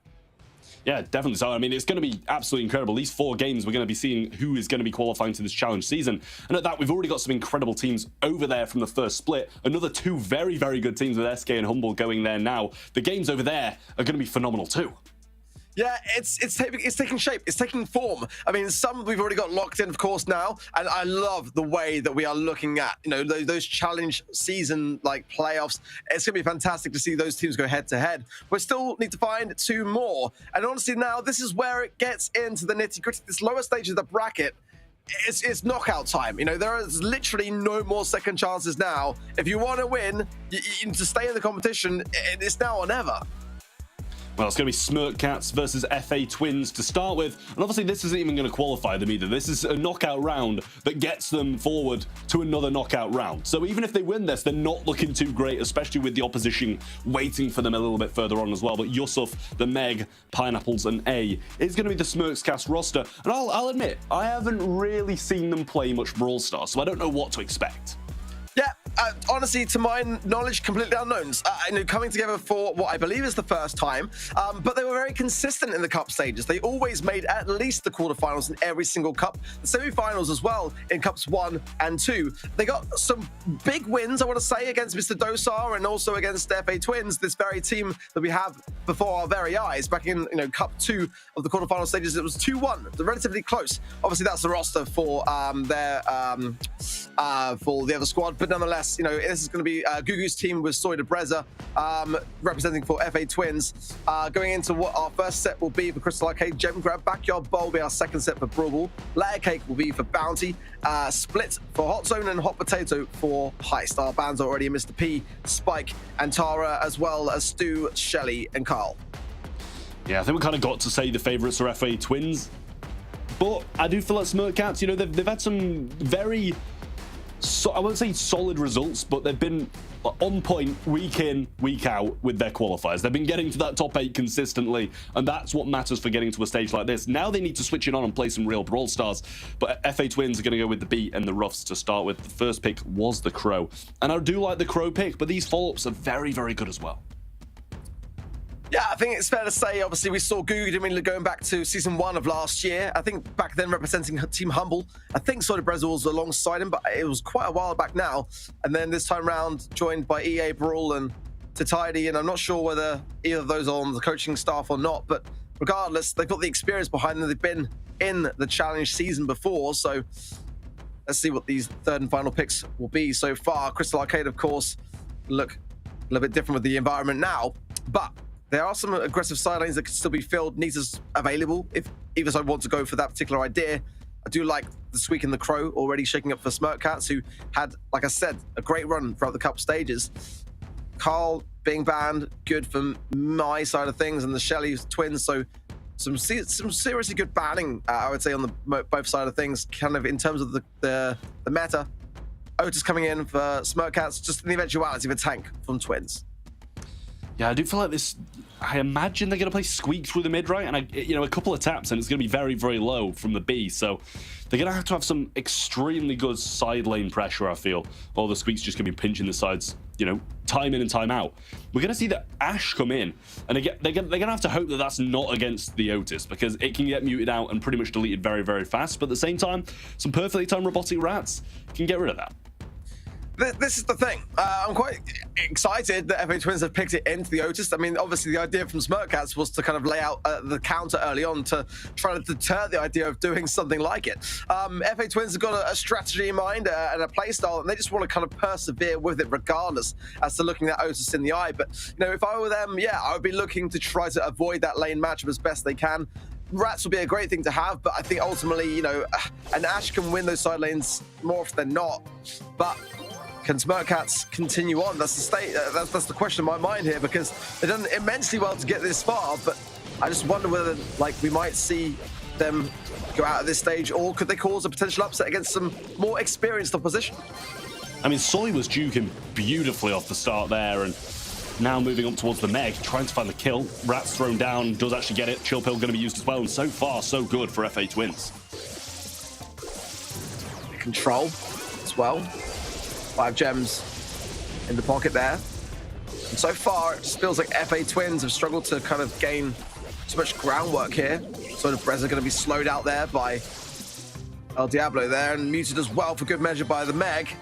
Will go down. That will allow a little bit of a chance to breathe now for Smirkcats, pushing forwards and keeping that right-hand side clustered there. And a chance to regain and catch up on time lost. They've got 2 gems in the pocket. They need 5 more to tie this one up. Yeah, well, there's Soy getting another one as well. El Diablo getting hit pretty hard. The Negro 3. Some finishing blows. Has that slow as well, and El Diablo with his jump and some slowdowns from that gadget can still do a lot of work here. Game can be flipped on its head in an instant. Power-up's been picked up, and the Meg's actually going to pick up that left-hand lane, but receive a big shot to the face. And hello? He knew it was there, and he still walked onto it. The flip. El Diablo's going to take all of those gems, jump out, not going to survive, but Pineapples is there for the pickup. There's some big throws happening here, and FA Twins have not got any time to realistically reset this. Omega's got to heal up now, and it's down to 100 HP. Gugu's far behind the push. Now it's a 2 versus 1, and it's not going to happen. FA Twins had the control. They had the gems, but they still blew it regardless. And Smirkcats didn't hesitate to take advantage of that fact. I mean, in my eyes, that was a pretty clear residue on the floor, and he walked straight over it with many pathways out. But it's a good turnaround from Smirkcats nonetheless. And, you know, we came into this one not knowing what they had to bring to the table. And now at least we know that they can take advantage of some mess-ups from FA Twins. I feel like they do need to show a bit more throughout the rest of the game and rather just relying on that turnaround. Love that from as well, Diablo there, just to patiently ensure that he had all the gems before the jump, because we see that time and time again. Players just kind of assume that they've been able to correlate as many as they've got in their heads, and then they jump out premature, but very observant from him. Nice connection there from Pineapples. Will get the slow there onto Soda Breza, forcing him then to the left, and the follow-up taps were there on point. Mega's trying to find him now, and is struggling to do so now. It's the amplified shot to hand. He's got to land it. He missed it onto Diablo there as well, and he's only got 1 as a result of the star power that he's running. So far, much better start for Smirkcats. Probably some confidence then off the back of that last game showing itself. 5 gems to the 3, and we've yet to see too much from FA Twins in terms of that aggressive nature which they started. Yeah, Gugu's still holding this lane well, but so far, the Ashe really hasn't done much whatsoever, where it was him kind of being the driving force throughout the last one. Omega trying to look for a bit of a pinch in, and the Meg now very low, but only holds 1 gem, even if he does fall anyway. It probably won't swing into the hands of FA Twins, even if he does, considering he's so far back. But I think Gugu holds his lane perfectly. Great super coming out of Pineapples there, but no slow off the back of it. So clearly using a bit of a different star power, but they're holding control well, and Omega not really having the same look he had in the last one, and he's gone very aggressive to get that hit there. The Meg's surely going to fall as well now, but can Gugu get these gems out? Super thrown forward. Pineapple's just backing them off that little bit, but that's probably a good gem drop for FA Twins in the long run. Okay, now reset has got to happen from FA Twins, and down goes Gugu. Not going to help out there much at all. If Meg wants to go for it, then it will allow for one, either himself or Diablo, to go down and still maintain this counter, but he's going to come back from it. They've got all the time in the world inside the Smirkcats, and FA Twins need the reset. They're not going to get it. That first set will go the way of Smirkcats. Well, I mean, it's a surprise, but it's a welcome one at that as well. Pineapples went 4-0. Great performance from him. I mean, it was a residue that won them the first one, and it was him dominating that right-hand lane that won them the second. So that is a performance and a half coming out of Squeak right there. Beautiful plays all round, and now they just need to continue it for another 2. Well, I came in with some question marks on Smirkcats, but they sort of paced themselves, didn't they, accordingly to this matchup, which is against, again, some teams with more experience in the competitive Brawl scene, but nonetheless, that's exactly why the underdogs can still thrive on a day like today, as the gems were more in their favor. They dropped less as well, actually equal to that of FA Twins, but there were more meaningful drops on the side of FA Twins, in my opinion, especially in that first game. You just can't realistically do that against the comp which they were running off against. Almost double the damage as well on the side of Smirkcats. Some really great stats on the board from them. You've got to keep this consistency rolling, but so far that is the best start they can hope for. Yeah, it really is. And as you say, they need to keep this consistency up. They've only won 1 set. They can't, you know, get ahead of themselves. They need another 2 in the pocket, and FA Twins are more than capable of bringing this one back. As you say, you know, they have the experience on the side. They have the probably, I'm just going to go out and say that probably the better singular players on their side. They've got some very seasoned veteran players on their team, but teamwork is what makes the dream work. And clearly Smirkcats have got something. Well, in terms of the track record as well, they've already been able to secure this win once in the cup stages, but it was still quite a close affair. I'm sure we haven't seen the last of what FA Twins can bring to the table yet today as they bring in the Meg, which is ironic considering that the Meg is actually a player on the side of Smirkcats. But the bans with Shelley Bell, Mr. P, as well as on both sides, and then the Squeak and the Bonnie for Smirkcats to add to things. And, you know, I wonder whether we might see a Macy try its luck now in Backyard Bowl. I'm kind of still curious as to where she now sits within. I prefer to maybe not see it myself, but if you're going to play it anywhere, I feel like this is a map where it could cater towards her. Penny going to come in for FA Twins as well, but the longer ranged affair is definitely where it's going to come down to for me, and I think RT still available here is quite key realistically to get the advantage over that distance deficit. Carl's available as well. That's always going to be a good time for those more aggressive side lane pushes. Max as well. All of that could come into play here. Obviously, wall breaks are a consideration. We don't tend to necessarily see too many players and teams really cater towards their comp because of that very thing. But in Backyard Bowl, I do feel like it has got to be there, Trav. Yeah, I mean, I do as well. I already fear for the Meg, I will say, with the slow and Amber's slow and Amber's damage that can rain down on Meg. I like the Penny pick. You know, you can drop that mortar and have that 4th player on the map, and especially on Backyard Bowl with the unbreakable wall now, makes it even better considering you can't eradicate the walls in front of it. We'll see what they do choose to come down with next. Should be here shortly, and we will see if it does manage to counter out what we see on the other side. And I really do like the Gus. It's so versatile at the moment. We see it slotting into a lot of comps. You compare it nicely with the Crow going aggressive, and that means he doesn't have to run that shield gadget. He can run the slow, which is always going to be very good on a map like Backyard Bowl. Yeah, I do like it. I actually prefer it over the Amber here myself, although Amber is still a very solid pick. I mean, one that we just trickle out a little bit of the meta, but I don't necessarily know why. B going to come in for FA Twins. Really like that as well. Actually, that probably should have been looking at the Meg. What we saw on the side of Smirkcats, they didn't go for it. So living by the sword, potentially dying by the sword if they don't make this work. But I do feel like they've got a really solid chance of doing so. They can use the slowing toxin on the Crow to really kind of deflate a lot of what the Meg can do in terms of a meteor push. And the HP obviously is going to be a consideration for FA Twins to keep on the healthier side of things. Obviously, the more tanky the Meg can be, the better the potential push coming their way. But you know, in terms of the comps, I think relatively even. I think Crow at the moment is getting such a successful play rate and win rate that it's hard not to side on that side of things. But, you know, in Backyard Bowl, ultimately, you know, as we know time and time again, overtime is where it can eventually come down to. And, you know, I wouldn't want to be going up against the B when that happens and the walls go down. Yeah, I do think the B is going to be very influential. It's going to be tough for anybody on the side of Smirkcats to push up successfully. But so far, just a stalemate. Nobody's really made any moves, and Pineapple needs to start connecting some shots, or they're going to slowly edge up. We have to remember as well that now the indestructible walls will go down in overtime as well, so it's going to bring even more potential power to those that have got the longest of ranges. So far, the Meg has super on the left-hand side, thinking about it, but not just yet. And running, of course, that mythic gear, the sticky oil as well, that will slow 10% down anyone that goes within Slowrex proximity. The Meg as well has got the amplified shot, does connect it, nicely done there onto the Meg, and now Gugu pops in as well, gets the takedown, Pineapple low as well. The super shot is connecting with Gugu, but off the line by El Diablo, and a chance to save this moment. Back to the Meg and into the corner there. Ooh, Smirkcats survival, but only just. Yeah, it's not going to be confusing at all having the Meg and the Meg on the map, is it? It's definitely already confusing me when you're saying it, but they've got some great pressure here now, and it's El Diablo alone defending, and they just can't push for it. They're going to get slowed regardless through this Amber Oil. So, nice placement there from the Meg, and we'll see if he does manage to get some good connections, but the super is available once again, and back into the mech form now for Gugu. Mega just considering here his options. That's got honeycoat as well, so that additional shielding going to go a long way here. There is as well the honey molasses going to get that stolen to the Meg. Super didn't quite connect though, meaning the Pineapple was still there. Let's get tapped up now, though, and this could be devastating, as now the close-in for FA Twins. Almost a fumble, but nonetheless should be able to secure it now. Omega brings it down, gets the goal, 30 seconds on the clock now, and Smirkcats need to respond with little time to do so.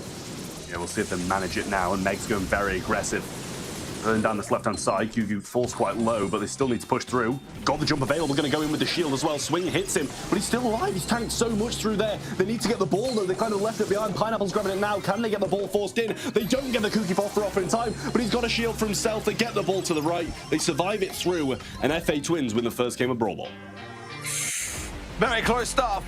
I need to see it back to determine whether that could have been a shot instead of the super. That might have been able to deflate a little bit of the time it took to get the ball clear. It's hard to really tell, but nonetheless, very, very back and forth. FA Twins now getting some momentum behind themselves. Definitely seemed a lot more comfortable there than they did in Gem Grab prior to it. So could have an opportunity to level things out, making less mistakes for themselves and creating more opportunities at the same time. Let's see going into this next game whether Smirkcats can start to get something of a more aggressive nature. Earlier on, they did take a while before they really had their hand forced by FA Twins to have to create something for themselves. This time round, they've got to do so more on the back of less. Well, they've swapped lanes now, and that's definitely helping them out a little bit. Pineapple's just trying to shoot some shots through that mid, but nothing's really connecting with the Mega. He's just got such a good peek onto Amir. And El Diablo just holding Gugu back, and it's the same down the right-hand side, but the Meg's actually doing a good job against Soy over that right-hand side. Now shots going through, and has the super available as well. Shouldn't be too far off the Cookie Popper spawning in for Pineapples either. And down goes the oil.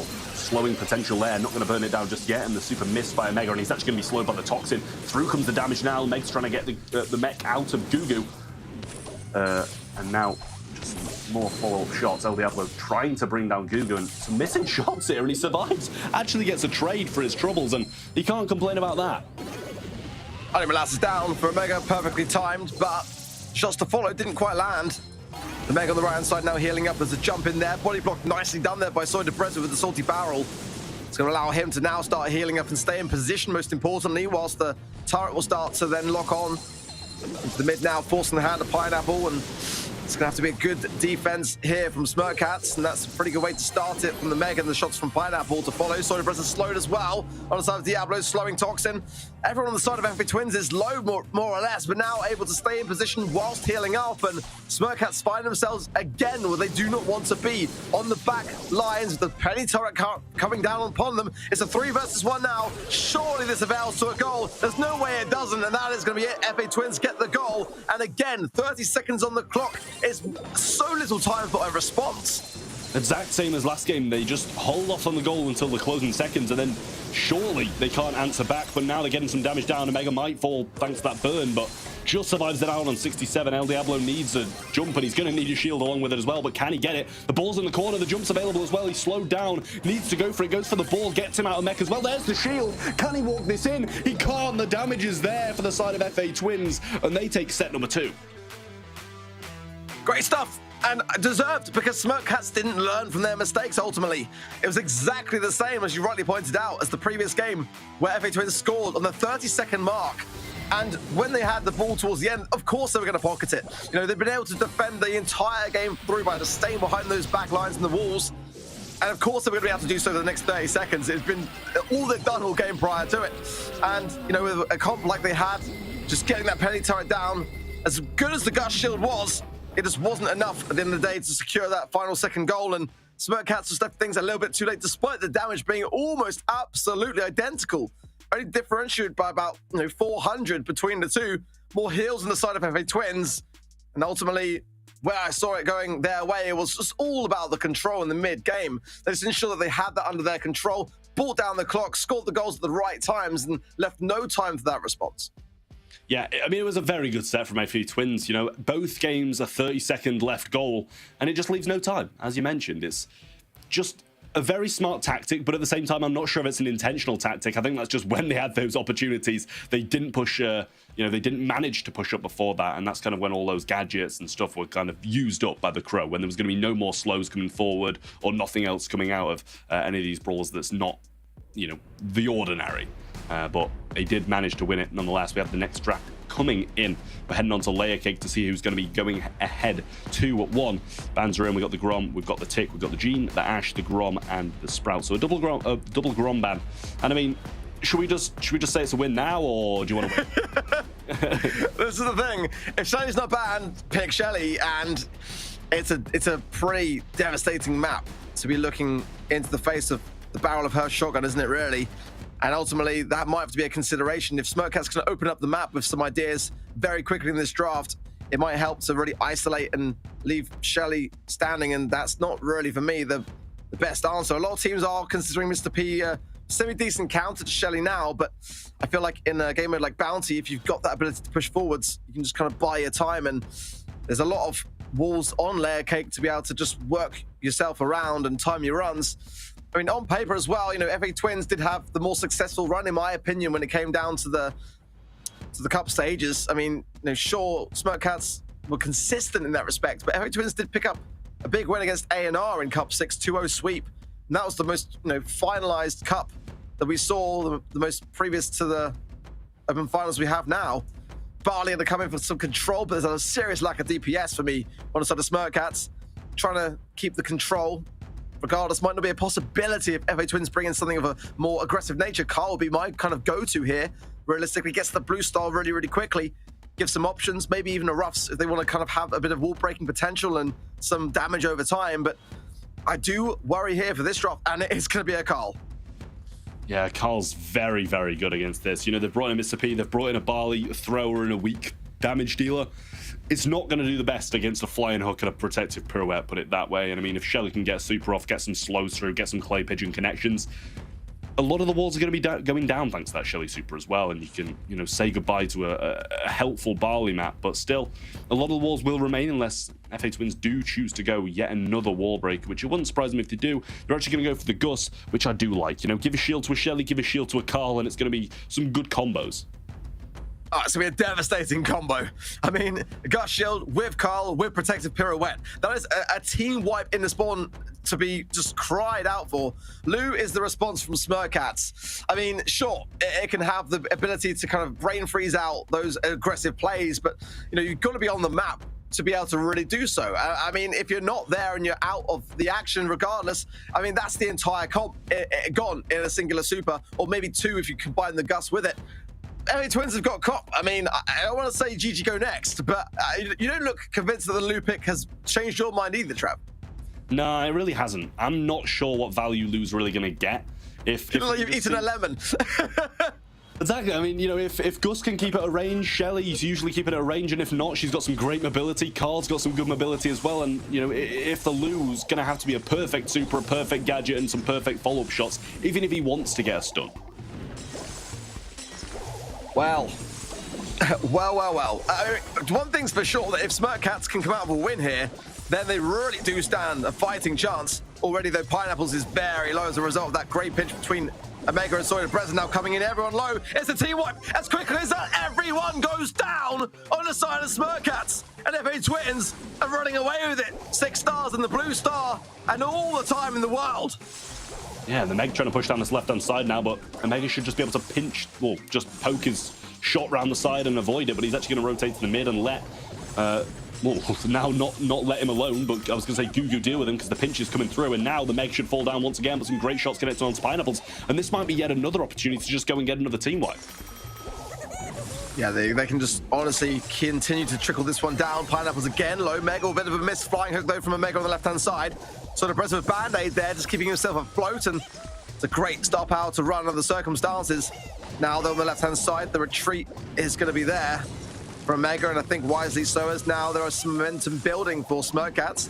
They've still only got that 1 star though. Now 3. Now Omega comes in, gets the takedown. 8 to that 3, and a chance for reset.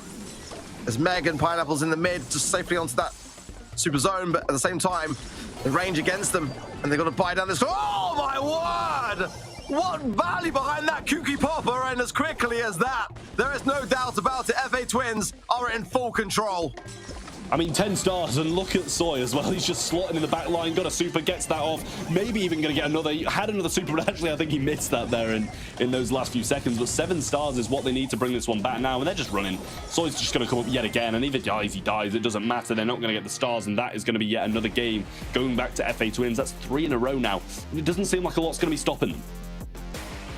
Well, Trav, as soon as that Shelly pick showed its face, you were saying, should we just chalk it up now? And that was before the rest of the comp followed. And before we watched the gameplay that we just witnessed. I mean, if that's not convincing enough to say GG's go next, I don't really know what is. There is a mountain to climb in this set for Smirkats. And they're going to have to go in a lot more patiently so, because Soy Preza means business, as does Omega, as does Gugu. And this comp has got so much synergy between all the momentum they can muster up. I am worried big time here for Smirkats. Yeah, well, we'll see if they're able to just fend it off a little bit more. They do have the blue star this time, so it is actually FA Twins who need to go aggressive. And I'm not sure how they got the blue star, considering they had a Carl to be able to just go and get it instantly. But Gugu trying to find some shots down the left, and we're seeing double left now. Mega not able to avoid those shots, and followed up with one more as well from that bouncing Mr. P shot. Mega going to the left now, leaving the mid. I kind of prefer to see him a little bit more into Soy Preza. I mean, Pineapple's is going to take the reins on that idea, but you do need that freeze realistically a little bit there. But then the Carl as well, there's just so much that realistically the Mega's going to have to do to support his teammates in this comp matchup. And again, that draft I just wasn't a big fan of, but they have done one thing really well, and that is to slow the pace. They gave way too much over to FA Twins early on, but the flying hook now comes in. It's a little bit of value. The Gust Shield as well will help out, but a great pop of the gadget there from Diablo will deflate a little bit of what was there potentially for FA Twins. Back into the mid. That was nicely done. 35 seconds on the clock, though, is plenty of time for a push. Yeah, it was a very late Gust Shield. You know, he needed it before he went in to soak up all the damage on the entry, not on kind of the way out when he turned around and decided it wasn't the best of ideas anymore. But needs to try and get another one. They still have a possibility. Clay Pigeon coming through and gets one shot, but nothing really more than that. We've still got Flying Hook in hand, though.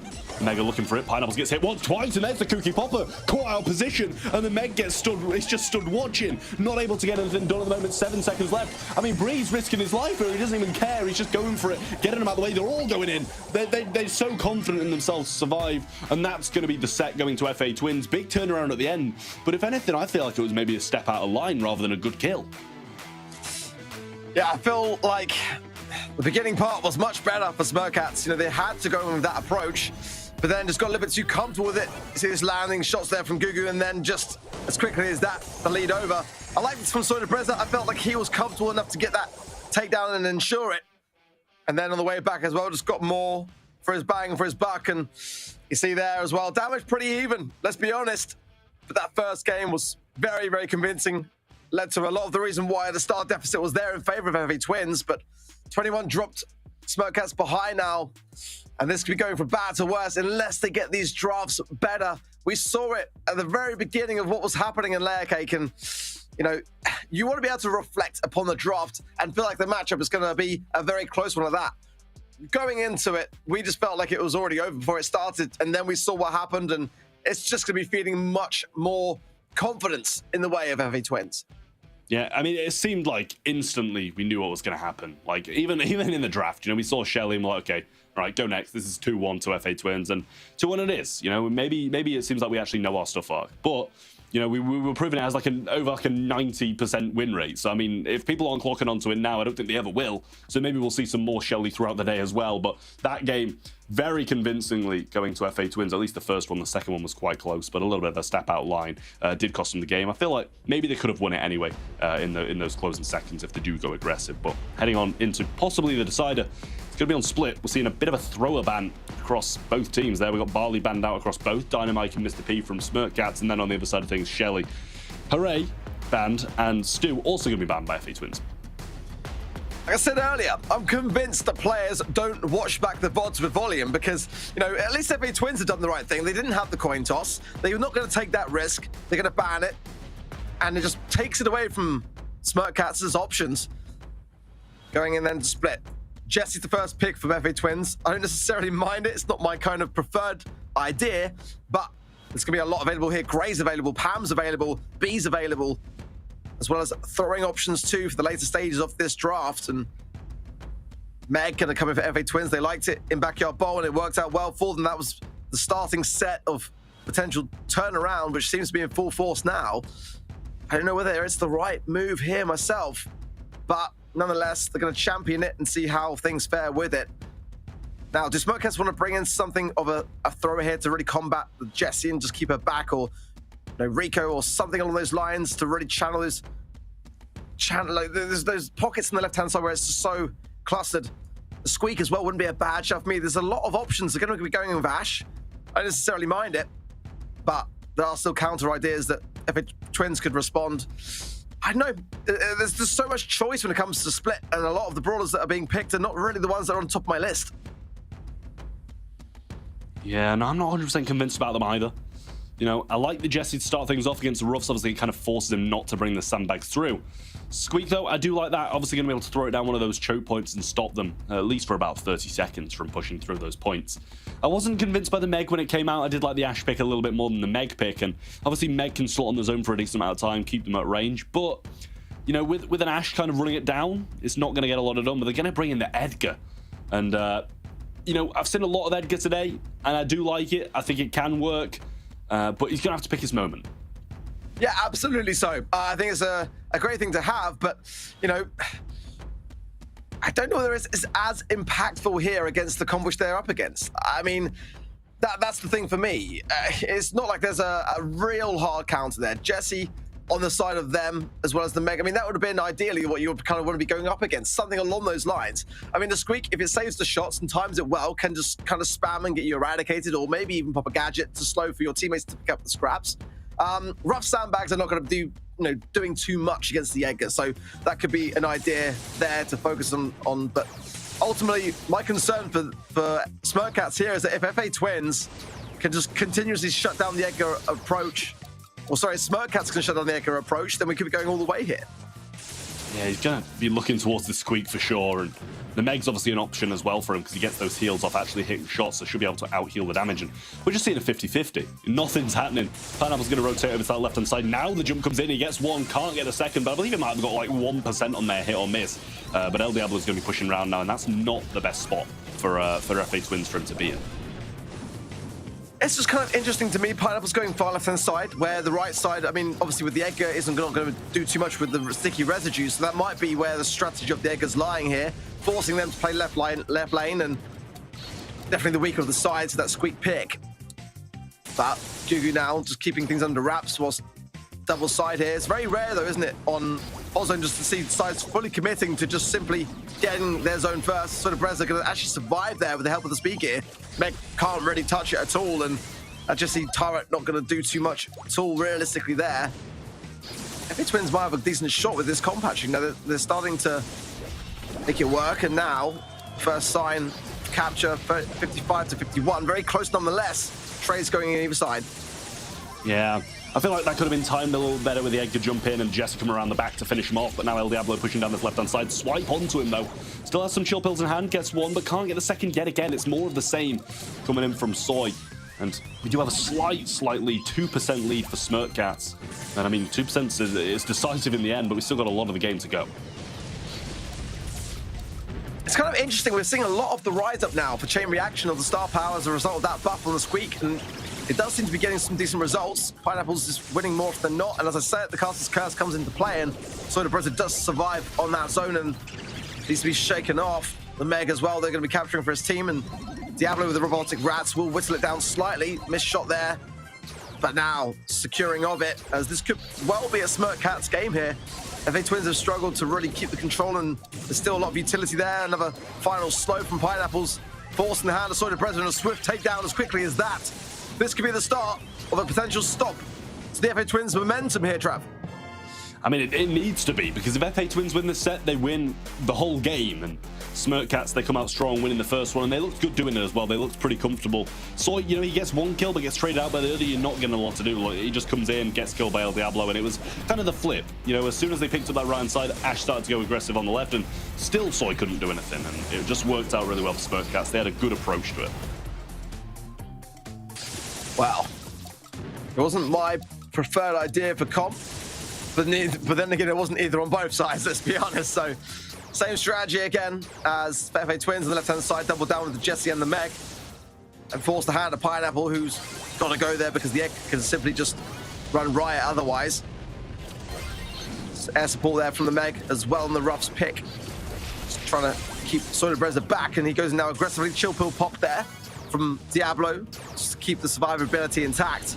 Now he can probably go in and does get some good shots into the Jesse. Forced back now as the Edgar jumps in. Soydabreza gets a takedown as well on one, and follow up from Omega on two. And that is a successful team up. If only Gugu had stayed alive there on the left-hand side, it would have put FA Twins even further in the lead. Yeah, I don't think it makes that much of a difference if he dies on the left, though. Should be able to get that in the long run anyway, maybe even now. And they got some good percentage there on the right-hand side. Soy coming in yet again and actually dies this time. I feel like yet again, they just need to time it better. That's a great slow from Soy there. Might be able to follow up on El Diablo and get the quick little 1-2 auto-aim, but actually gets the chill pill off. Swipe comes through from Gugu, though, over the left-hand side. Big move from him. But actually, they're getting the percentage there. Pineapple's making some good moves. Gugu's going to go down, and Soy now needs to clean him up and going to go towards the Meg instead and try and get that right-hand side before anything happens. But the supply drop lands straight on him, taking him out, and now the lead is in the hands of Smirkcats yet again.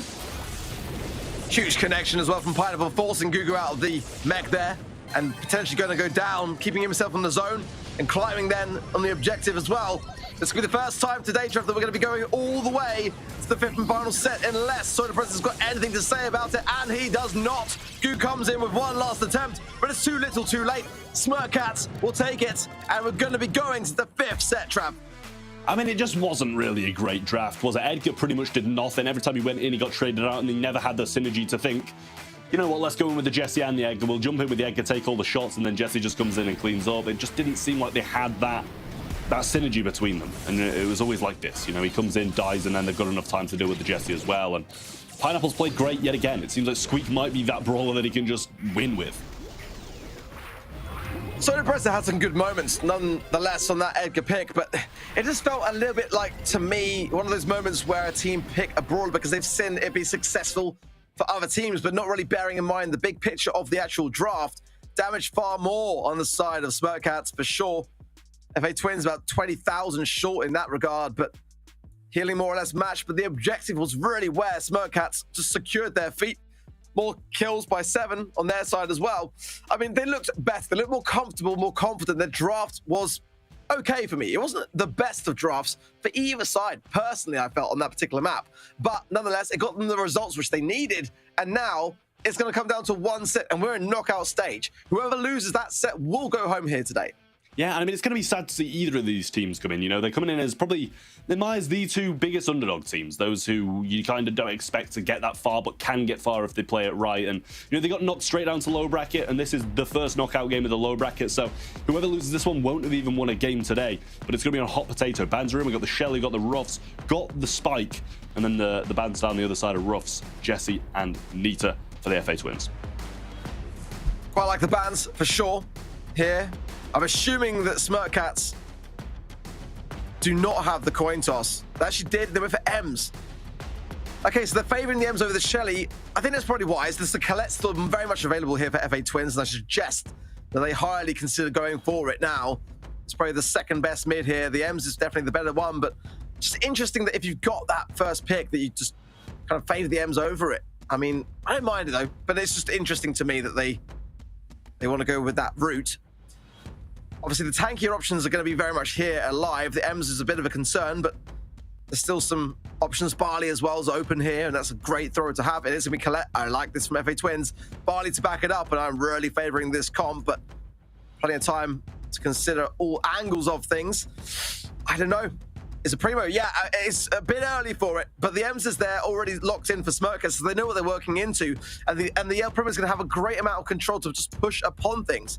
Now, what do the Smirkcats want to do for defense? I mean, Surge could be an option here, but like nonetheless, I mean, I don't think the M's is going to be enough to handle this primo.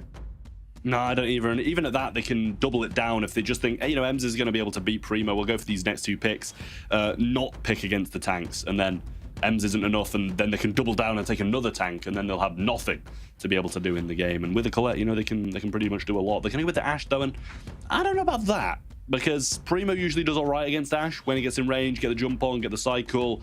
It does well against it, and I don't see Ashe really doing that much here. I agree. I mean, Primo is going to be able to actually kind of get a bit more from that Ashe matchup because you can cycle, like you say, and especially with the flames that can burn down your opposition, you kind of actually sometimes find yourself being more of a hindrance to your team. Dynamite going to come in, surely going to be matched by the Barley on the other side of things for FA Twins. I think I prefer the Barley even here than the Dynamite. Of course, you got the ability to break with the Dynamite, but going up against the Primo, I mean, it's a really daunting thing that you're going to struggle with realistically there. So I don't know, Barley with a slowing toxin, I find it's just a little bit more effective in the eventuality that you are targeted. But it is gonna come down to the way it's played. Carl is the final pick for FA Twins. They just want to go full-on aggressive here. They're not even bothered to try to match that kind of controlled idea. They're just going to go in fast, furious, and frantic. And I kind of like that. It's going to be really difficult here for Smirkcats when they're under those pressurized situations to hold themselves in this defensive mode. Dynamites can do really well on offense. You can get some great moments with it if you're just on the point with your shots, but under pressure, it's very hard to pull your weight. Yeah, I mean, Carl's a great pick, I think. You know, if you can get super on the Ashe, you can get super on the Dynamite, even on the M's once those friend zoners are kind of gone, you're going to be looking very good because, you know, he doesn't really have that much of a bad matchup. I think Ems is probably his worst with that knockback, obviously, but he can keep his range against the Ems, and that's another good thing about Carl. You know, you got to pick those right matchups. Meteor coming down straight away, and obviously he doesn't want to give any walls to Dynamite, so if he can dodge a few shots down here, he should be able to make his way to the to the save. Yeah, speed gear as well. Big stun though from Pineapples, and he will get value for it. Won't necessarily follow up with the kill, but that could prove costly as well. That was on the safe, yeah, and the support from the air will come down with the asteroid. Pineapples can be left realistically here. Yeah, Gugu's going to do just that. I like it. Can't leave it for too long though. There's a respawn in for FA Twins, and I suggest that they really do start to focus on it. They're going to keep continuing to leave it, and as quickly as that, we're now even. It just doesn't seem to be something that, you know, FA Twins want to let interfere with their strategy here, but eventually going to have to deal with that. Soy picking him out there as well. Jump comes in, should be able to take him down, but actually gets the trade. Must have been the perfectly timed shot there from Ashe, and obviously that's quite hard considering it's a very delayed shot. Meg gonna get the knockback and the shot coming through as well. Gets the takedown, all thanks to Pineapples here. Just being left that once. He hasn't been killed since, and now 33% is all that remains. They need to make something happen on the side of FA Twins. Good defense, but Soy's not getting anywhere. I don't mind that super there. It eradicates the bushes and the speed gear then to no effect for Soy Brezza, but I mean, I just question how long FA Twins left Pineapples on that safe. And look at the amount of work it's done. It's going to lead them on to surely a match point situation here, unless they deal with him. There it is. Smirkcats look like they might take this set, and it's for no fault of their own. FA Twins just did nothing about it. They just walked it. It wasn't even as if Pineapples had to do really too much in that game, and that's not realistically how you want to play it against the Dynamite. Yeah, it was rough. He's up there even then, and he just stayed there for the rest of the game. I'm intrigued to see what his KD's going to be like, because probably like one death, and that was just off the start against the Primo. So we'll see if he can play as well as he did yet again and take this game. But it is match point to Smirkcats. Through comes the flying hook, and that's great from Omega there. Soup comes instantly down from Gugu also, and a bit of damage on safe from Omega there. Going to go a long way. A much better start. I mean, already 20% damage. The pressure is there. The Super's Pineapple's being eradicated better this time around. I mean, this is the winning comp as far as I'm concerned, and this is why. I don't know why FA Twins were so comfortable in that previous game, because they just kind of gave it away. And it should look more like this. This is business as usual now for this comp. Yeah, and the Meg's very low as well. Down he goes. Omega's got this super as well. Not going to even use it on safe there. Wants to stay out the way of El Diablo, maybe heal up a bit before he goes into that engagement, or let the Gugu held him out from the mid, and there it is. Super goes straight onto safe yet again, and Gadget forward, and a super from Omega is going to pretty much bring it down to one shot, and him and Primo should be able to finish that off together. I mean, look at that. What a night and day difference, and why was it not like that the first time round? As FA Twins for a much more convincing game, look like they are the ones that will take this series. Whatever way you look at it, it comes down to one game of hot potato now to determine who will still have a chance of qualifying for the challenge season, and who is going to be sent home and completely out of all question when it comes to season 3 of the Snapdragon Pro series. Again, as you mentioned, Trevor, earlier, we don't want to see anyone go home from this. These are the two biggest underdogs of the tournament, but nonetheless, that is the situation upon us, and it's down to one last dance. Good connecting hits from FA Twins so far, and there he goes. Kovic going in. Still got a super as well, not going to use it, but actually get some good damage on pretty much everybody. Gugu's going to use the super there. El Diablo should be able to pick him up on the way back. Gotcha Gadget actually keep him alive, and didn't even need it really either, but just getting some nice heals off. And now Soy going towards that safe, and nice going from Mega there, but he actually gets taken down. Good trade though. Lucky he actually got that. And Gugu's going to pick up the Megs from the mid as well with that super. Only a 6% lead, but it's something. Love that from Soy to Breza. Great asteroid, just eradicating the robotic rats. Diablo's struggling now. The Meg going to really helping hand that left-hand side lane and keep some pressure on the mid. But in the meanwhile, the damage is greatly coming in on the side of FA Twins. Pineapple's there, top right again. Do not make that same mistake. But Soy to Breza is going to leave him. No, he's changing his mind. He's got to take care of it. Gugu's getting good damage, but nonetheless, they can't afford to leave that Dynamite on the safe again. Yeah, Primo was stunned there, but couldn't even be killed and got his jump now. And I'm not sure about those robotic rats either. They're not going to do a lot when a Mega can just slash through them. Gugu trying to get the kill, but the Meg does survive that one out. But 30% deficit. So he's surely just got to go. You just go for this, right? He goes for El Diablo instead, though. Not sure if he's even going to be able to get that pickup. Shot should be coming through, and he does manage to back off and keep him there. But now he's alive. And Mega's going to be just coming through and just get taken out. But that's going to be some long distance shots going on to safe at least. Pineapple's going to go aggressive, and the Cargo's aggressive, and I'm not sure about that, but the jump's still available. Super pretty much going to be missed, but that triple jump would have been perfect, but actually missed that as well. And it's just blunder after blunder in this game. It really is. These are mistakes that FA Twins cannot afford to make at this moment in time, because now the Meg connecting with the safe is going to bring down so much of that damage. Mega's got to go in here. He's got to time and run, but he's got no Flying Hog to do so, but he's got to use his protected pirouette, surely. Gugu just gets a little connection, but not the greatest, let's be honest. Diablo's healing up now as well, and they've got to keep this control. They cannot afford to be pushed back upon this. 15 seconds. So little in this. Jump comes through, so he's going to go aggressive. El Diablo should fall, but has he got a chill pill? He does not. Maybe the burn down damage will get him, but he actually doesn't finish it off. Dynamite's gone up top. Can he equal this one out? He can't just yet. The shots coming through from both Gugu and Omega, and FA Twins do manage to do it. Smirkcat sadly knocked out of the competition from the lower bracket here in a match point scenario. FA Twins come out on top. A tough loss, no doubt about it for Smirkcats. A really commendable run it was through Split 1's cups, but today was just a little bit too much. And as soon as FA Twins realized the gravity of that first mistake in the first game, they did start to turn things around. Some big mistakes, however, in that final match for them as well, let's be honest. It wasn't the smoothest, but they will survive on to the next round of this competition. That chance to still qualify for the challenge season. But I think Smirkcats, for a team that have been not really on my radar, did really well considering. I mean, I think that this is a team which can go far in the future. It really was a very, very good performance from both of these teams. Smirkcats, they may have come into this one as those little bit unknowns, but they've proved themselves against some veteran players. And, Soy, he attended Worlds in 2021, top 4, I might add at that as well. Very good performance from him. And the same with Omega. He's a seasoned player, and Gugu as well. All of these players from FA Twins are very, very good players. And Smirkcats being the small, kind of unknown team that they are, that's a commendable performance in itself. Yeah, and these are all learnings which they can take away. Like you say, when you've got LAN experience, that is so much of an ability to handle pressurized situations. The environment is completely different. You're on a stage, you've got lights, you've got a lot of people and a crowd cheering for or against you. Smirkcats haven't had that same experience. So to come in, to get the results that they've had, to get this far in the competition, I have no doubt that we'll see more of them in the future to come. But FA Twins continue on today.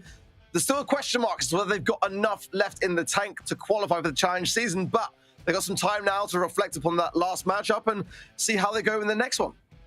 Yeah, I was going to say, no matter who they face next, it's going to be a very, very hard match no matter what. Because even though they've won this one and avoided that one loss now, they still have another game to go before they get to that challenge season. And it's going to be a very, very tough one. But we do still have a few matches left to go. 2 spots still to give out. Don't go anywhere. We'll be back right after this break.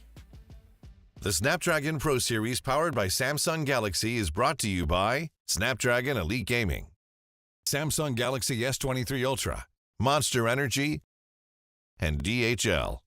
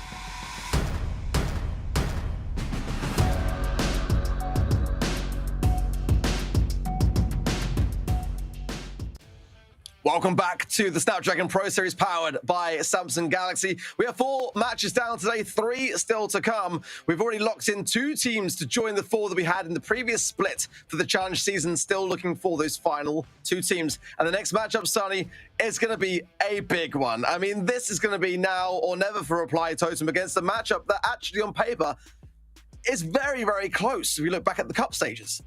I've definitely been looking forward to this one. It's going to be One Trick Ponies versus Totem, and both of those teams have just been losing in the upper bracket, both with a 0-3 and 1-3 result. That hurts quite a bit, and I hope they still have some momentum and some mental game in them to now move on into the semifinals of the lower bracket. Whoever would win that one would still move on into the challenge season. 2 teams already in, 2 teams are yet to go in, and both of those teams I would have seen there, honestly. You got to remember as well that, you know, over the weekend of the BSC, Reply Totem, you know, they lost to Humble. Well, One Trick Ponies beat Humble over the weekend. So if that's anything to go by as well, then it's actually not saying great things about how this could go. And I think that it's all going to come down to how Reply Totem have been able to reset themselves, or if they have been able to reset themselves during the down time that we've had. But One Trick Ponies, a bit of a rough start to the day. They've been looking really good though. I mean, if you go back to the cup stages, I would say that they probably had the same, if not slightly better results than Reply Totem had themselves. And it's just such a close one. They both had matches against each other twice throughout the cup stages, and each side went to the 2-1 scoreline and won on either of those 2 occasions. So they're actually at exactly the same level on the scoreboard on paper here. And I just worry, because I would say that it's fair to say a loss here for Reply Totem means a lot more than for One Trick Ponies, because they had a flawless run last year. They are the Mobile Masters champions. For them to go from that to then not even qualifying for the challenge stage of season 3, I mean, that is something which the whole of the EU and MENA region is going to look upon and ask a lot of questions. It's going to make the competition completely blown open this year. We mentioned it before, Totem won both of the challenge seasons last year, now the Masters, and now they're on the edge of not even qualifying. Let's see if the next matches, the next maps are going to be the ones for Totem. If they win this one, they have to face off against EUR, who they lost against in split 1. 3-1 it was in the lower bracket quarterfinals. Totem went out, now they're back at it and they want revenge, but for that they need to beat One Trick Ponies first. Shelly is going to be double banned this time around. They listened to us. Finally, Shelly is out of the game for both sides. Stu and Max banned from One Trick Ponies. They do not want to have Totem any aggressive brawlers. They're going to go with Penny and Spike instead, looking very decent. For a map like Crystal Arcade, you want a lot of control, and that is what Penny offers with her turret. It does feel like Spike has now been kind of catapulted a little bit more into the meta now as a result of those recent balance changes. Fertilize now getting that buff of 200 additional to the 800 that it was previously, totaling 1,000 now on the heals side of things. And Squeak too, definitely seen some shifting up on that side of things from the star powers of Chain Reaction now coming more into the forefront. Ash going to come in though to combine with it, and the B as well. Bo going to come in for Reply Totem. Don't fear, stream. Bo did receive a patch today as a result of the bug that we had after the update. No Infinite Minds will be appearing on this map, I can assure you. But I mean, Bo was a pick that Reply Totem brought out in the BSC over the weekend on this very map. I don't necessarily mind it myself. It's not the biggest of mids in terms of presence, I don't feel. They did get quite fortunate as a result of a lot of those mine connections in the BSC, which kind of handed them over the set. I believe it was against Navi in the 5th and final. But it's not a bad brawler. I just feel like it's not the greatest, not the best. But hey, it works for Reply Totem, or at least they feel like it does, so I'm all for it. But let's see in the early outset how this one goes. An early Squeak gadget on the left-hand side from Zyaku there, just to be able to ensure that the presence is made on the left-hand side. But look at this. Everyone's absolutely falling like flies on the side of Reply Totem. Mari is the only one left there standing. Look at that. Full control, 4 gems, and no One Trick Ponies clearly feeling very good about that situation. maybe as soon as Totem have the bow mines and the penny turret, which is already down, it's taken out immediately by Gaz, indeed. Maybe they can get back some control then, but it's going to be hard when here Reply Totem has no gems in their hands so far. Joker now picking up 2. Still, One Trick Pony's there in the lead with the kill on the right-hand side. Now the push on the left-hand side as well. Mari's one-shot, Joker is as well. One Trick Pony's looking so strong at the moment. How did Maori and Joker survive that? And Lars should probably go down here under the circumstances if they get the support in, but it's bought so much time for Reply Totem, hasn't it, really? Maori on the left-hand side as well, just trying to earn turret yet again, just to have ready. 3 gems are in the mid. Joker has got to be very cautious here to go for them. They should go into Gas's pocket, and they do, but the mine is going to stun it. Joker comes in, gets it secured, focuses attention immediately onto Lars, and that was great from Reply Totem, but the gems are still sitting there. They could not reach them. Siaka and Lars doing a great job at protecting those gems for now. Lars needs to heal up desperately as Mauri's pushing up the left-hand side lane now. Lars finally going down. Gas still with 80 gems, though they still have a lead, but it's slowly shrinking. Joker is now picking up one of the gems on the opponent's side. 7 gems now. The next one is going to spawn on his side. With that, Reply Totem managed to actually equalize the scoreline for now. Gas this time around knows where the mines have been placed. If he gets stunned again, this could be over for them. For now, they only need 1 more gem. Totem gets pushed back quite a bit. Only need 1 more gem now as well. Lars might go down here, but no! Forces out Maru, and that is going to help out considerably on this right-hand side now. Robotic Breath is going to trigger all the mines, leaving everything open for Gas. There's no mistake that can possibly be made as a result of that super. Great from Lars.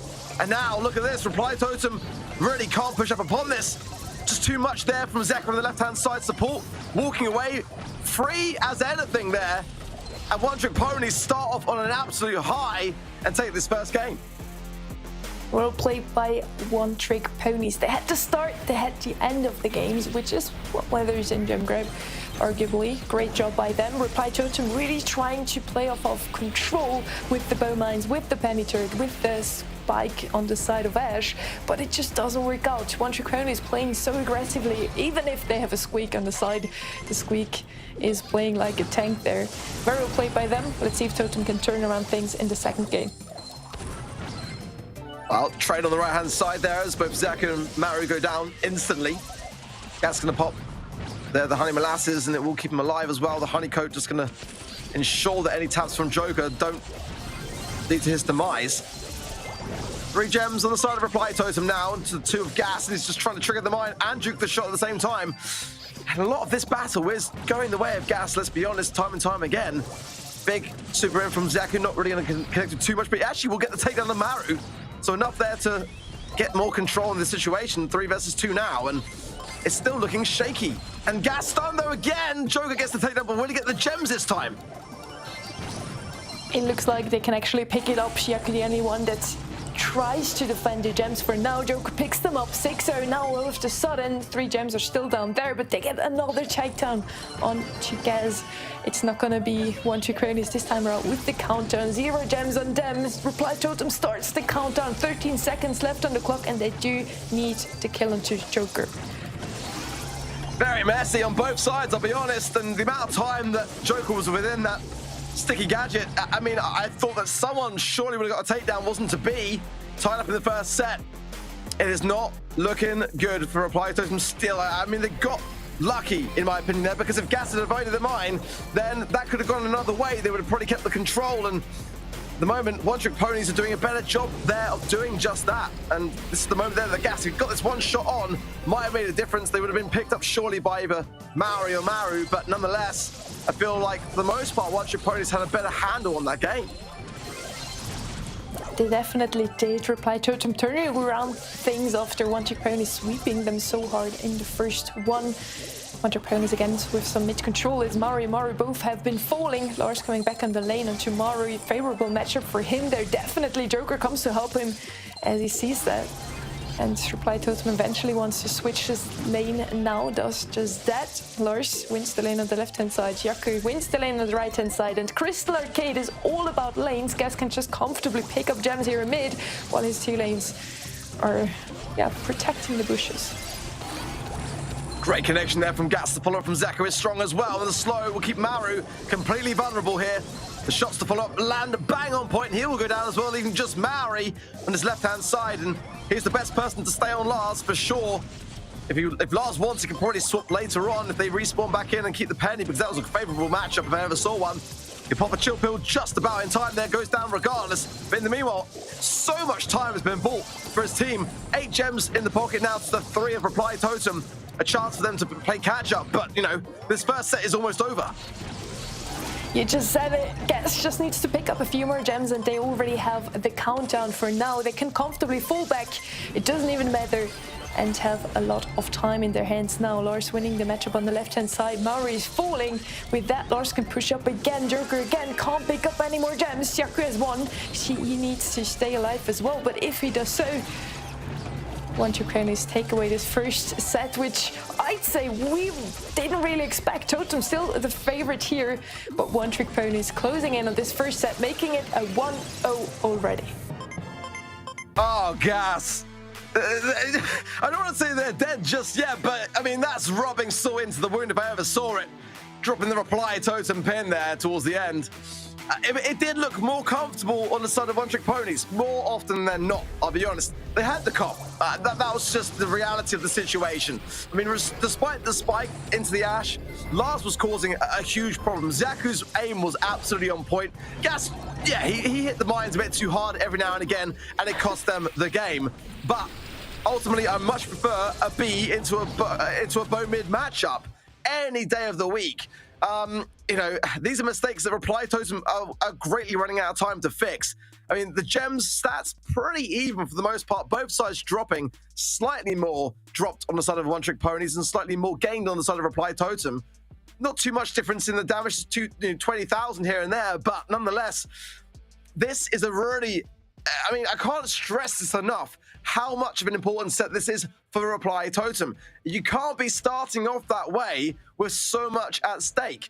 If they drop 2 more sets, they are gone. They are out of the question, out of the conversation of Season 3. And they just won Mobile Masters in this very tournament against the entire world. Every single region was there, and they shut them all out of the conversation. Now they're about to be shut out of their own conversation in their own region by One Trick Ponies unless they switch this up.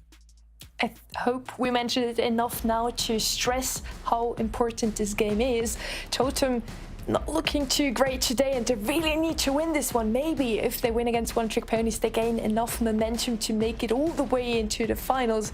But let's see, Becker Bowl is going to be the next map. The bans are already in. Again, we have a Shelly double ban. They definitely learned to also double ban from both sides. Max is going to be banned out by One Trick Ponies once again. They definitely do not want Totem on this brawler today. Totem is going to go with Guess. Makes a lot of sense for me. I already call him Guess now, as we have a player. Goss is going to be the brawler they pick. Bonnie could be an option here. Maybe Penny again. Both of those brawlers work well with the Goss here. Let's see with what they're going to follow up with. Bonnie actually banned.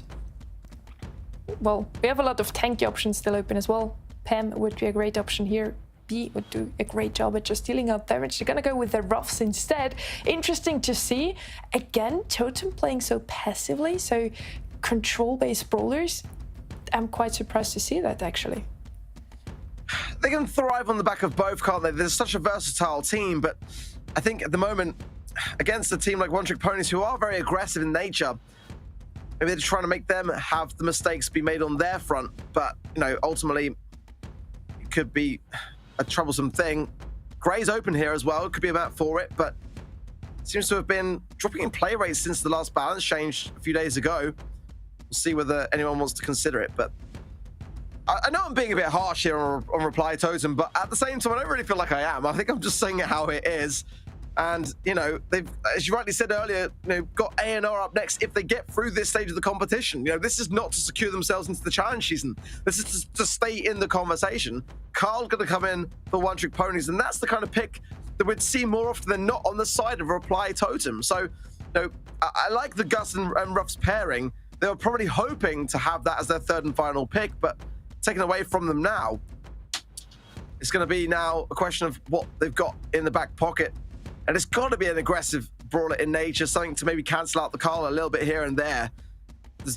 a wall break on the side of Ruffs, that's a safety net for me on Backyard Bowl, which can be sometimes a stale map unless you've got something of a wall break. Sam, is that edgy, aggressive idea that we were lacking from Reply Totem? But is it the aggressive Brawl that you were hoping to see, Sonny? Well, not really, I'd say. I feel like One Trick Ponies has an impeccable draft here. It's going to be very hard for Totem to keep control there and keep some value for that Sam. He can push in whenever Gus has super, of course. Maybe also with the Rough Street, enough damage output, enough HP to push up, but it can be so easily shot down by a single RT super, maybe even just a mark from him, then some shots coming in from his two teammates. It's going to be very hard for Reply Totem, but they do need this game, I feel like. If they don't get this set, they don't have the momentum, and that's where usually Totem thrives. Whenever they finally start to get the wins incoming, they can mount on that. It's kind of interesting, there wasn't a Crow ban, but no Crow pick from either side, which would have been a great map for it. Good taps from Lars, straight off the bat onto Joker there, who's playing the Gus. Mario coming in. It's not really a map that you see Mario actually on a primo pick, but they're going with the Sam for that additional speed with the max ban. It kind of makes some sense. On an absolute tear at the moment, gets the takedown as well, but Lars will be the last man standing on the side of One Trick Ponies. Pinched out now. Actually going to waste a bit of a super there. Could have been better to reserve it, especially if we see a push from Reply Totem in. That's the sort of thing that you'd love to have on defense. Maro pushing in aggressively now. You can't get that many heals here on this open map. You don't have as many walls to place your glove set. Lars and Gas now both on the right-hand side. Maro pushing in there. Gus is one shot, but he doesn't get the takedown there. Gets a takedown onto Lars instead. They trade each other. 2v2 situation now. Maro pushing up aggressively. Shocker can't really stop him there. Gas gets the ball. Clears it for now, but that was a great push from Reply Totem. One as well that One Trick Ponies did really well to defend, and they are standing the heat at the moment, and you can't set up for many teams in the EU and MENA region against a team like Reply Totem. Now they are able so far to withstand the heat. Good gadget there from Joker. The Cookie Popple's on point. Lars healing up now though. Still 3 versus 2 flying hooking from Gas. Protected pirouette value as the lineup was there between Joker there and Maru, but could only get the one of them. But it bought enough time for Zaka to get back into the mix, and now back to where the mid is won and lost. Let's Reply Totem that are struggling a little bit here, especially now with that takedown. And this could well be a disastrous place to find themselves as we approach the 30-second mark, and if they do not get out of this spawn and get this ball clear, this could well be a goal for One Trick Ponies. Maro getting shielded. He has to push up in now, otherwise the walls are going to break. This is going to be a goal for One Trick Ponies for sure. Maro is going to fall through with 2 situation. Ball is cornered for now, but Gas still with a flying hook. Gets the ball out of the corner. Maro Love that! catching Lars off guard. And what is going on? Gas! Absolutely rocking this card. So many great plays incoming. Now the last one as well. This is going to be one up for One Trick Ponies. Gas definitely the MVP of this match for me. Best moment of the day. Unbelievable. I mean, you saw the lead up to it. He had the gadget, didn't use it to get the ball, which we've seen quite a great deal of times. Players will flying hook in, get the pass off to their teammates who are in the goal mouth. But he just walked towards it, took his time, knowing full well that if his teammate went down, that he was able to pick up the scraps. And what a goal that was really there. And it's just opened up so much potential here for another set to go the way of One Trick Ponies. Reply Totem are bleeding. They are bleeding, and they've got to start to tie a bandage around it, or they're going to be in even more trouble here and could well be going home. Great gadget from Joker. It's going to be able to alleviate the situation here a little bit more. But, oh my word, it's going from bad to worse. Every single one of Gas's super had so much value in the previous game already. That super shot in the end made the dream happen. 1-0 for One Trick Ponies. Now it's Totem pushing up, breaking up the map, and this is surely going to be a goal. It's not going to be. Lars getting the kill there just in the nick of time. The walls are a bit broken up now, though. It could help Reply Totem in the long run. Lars again going down after using his super. Not getting as much value as he would hope for sure. But again, One Trick Ponies playing in the top third here. Reply Totem finds themselves in their spawn time and time again. The sticky residue will still leave a bit of an opening there for Mario to be able to escape through it with invincibility, but that takedown onto Joker. Gonna get that ball clear, and they're forcing it out to the left. Gas is there again. Damage gear now rolling in as well. Has another flying hook. Great takedown there between Zaku and Lars. Onto Maru. There's going to be a slow connection. There is. And everyone on the side of Reply Totem goes down. No super pass available to get it to Zaku in time, but a chance here for One Trick Ponies to score it. Taking the time. I don't mind that at all under the circumstances, but that was a very risky scenario there. Reply Totem just about survive it. The balls are broken up now. One Trick Pony still in control here as Maru is falling. Lars this time around surviving this interaction 3v2 situation. Totem can't do anything else other than cornering the ball, but it's going to be even harder in overtime to get any value out of that Sam. And you asked me if I do believe Sam is going to be the pick that helps Reply Totem here. So far, Maru with not that much value. Gas and Chiaki get the better out of him again, surviving on barely any HP left. 16 seconds left on the clock. This is going to enter overtime again. Surely Reply Totem finally with some sort of mid-control, and the ball is on their side as well. One Trick Ponies are just playing so well. Look at the amount of damage they are laying into Maru. How is he even surviving? The help of that Gust Shield went such a long way from Joker, but now a chance, a real chance. Maru, though, uses Super to be able to throw back a supply drop, which I like, but I prefer the opportunity to try and score the goal and get through this set. It's allowed a bit of time for One Trick Ponies to respawn in. Maru coming in now. Pops the gadget, doesn't connect with Lars at all, though. The super will connect over the shield. Opening up some space. Gas goes in again. Aggressive takedown. Maru low. Maru might have a chance, though, and does score it. Oh, my word. What a moment. A chance for Reply Totem to get some redemption to level things out will go the longest of ways here. That is such a key moment, and that could be enough for Reply Totem to start to pull up their socks. Let's see if they actually take this momentum into the next one. Guess pushing up there aggressively was a bit of a risky play, leaving Shaku in one shot alone there. Mari taking the opportunity and balancing out the score in Brawl at least. Mara pushing up aggressively on the right-hand side. Every single time I start watching this interaction, Gas is gonna have the better one out of that. He wins, and Reply Totem again, all three back into spawn. Well, Zaku could cause a real problem here with that gadget, and he's going to pop it, yeah. I mean, that is going to slow down everything. Maru, though, still going to be going through. This is a great goal-scoring opportunity here for One Trick Ponies, and they do not hesitate. Reply Totem have got to respond now. If nothing changes, it's 2 sets up. They'll be looking in. It's the barrel of the gun. Gas goes in. Protective pirouette again. What value is getting through it? Lars with the fumble, though. That's super needed to connect. Gas with a clear-up, and as quickly as that, it's 2 sets up. Reply Totem are choking this and choking it hard. How do you win against a team like Reply Totem? 2-0 already for One Trick Ponies. It's looking good for them. I don't know what is happening with the Reply Totem today. I do not recognize them. Usually they play as aggressive as no one else in our region. Today it seems like they can't handle the aggression that One Trick Ponies is showing them themselves. I think it's just the combination of just a lot of misfortune, some uncertainty around results that have been unfortunately occurring more frequently within them, and it does take its toll over time, but this could be salvaged, but unfortunately it places them in a position where they have to reverse sweep the situation. And One Trick Ponies look very much at home. I mean, they had a great run throughout Split 2. They had a great result over the weekend in the BSC, taking down Humble in the quarterfinals. That's definitely going to be a boosting of their confidence, because many did not expect them to get that result. I predicted that they would, but that's just me. Reply Totem, like you say, do not look like themselves at all. They look very unsure of themselves. Their drafts, they're good, they're okay, but they're not Reply Totem like magic that we're so used to. And Layer Cake is where they might be finding their end in Season 3 if they don't turn things around. This has got to be a winning draft. Nothing short, nothing less than. It's going to be a ban of Tick, Shelly, and Jean for One Trick Ponies. For Reply Totem, it's going to be Mr. P, Squeak, and Barley.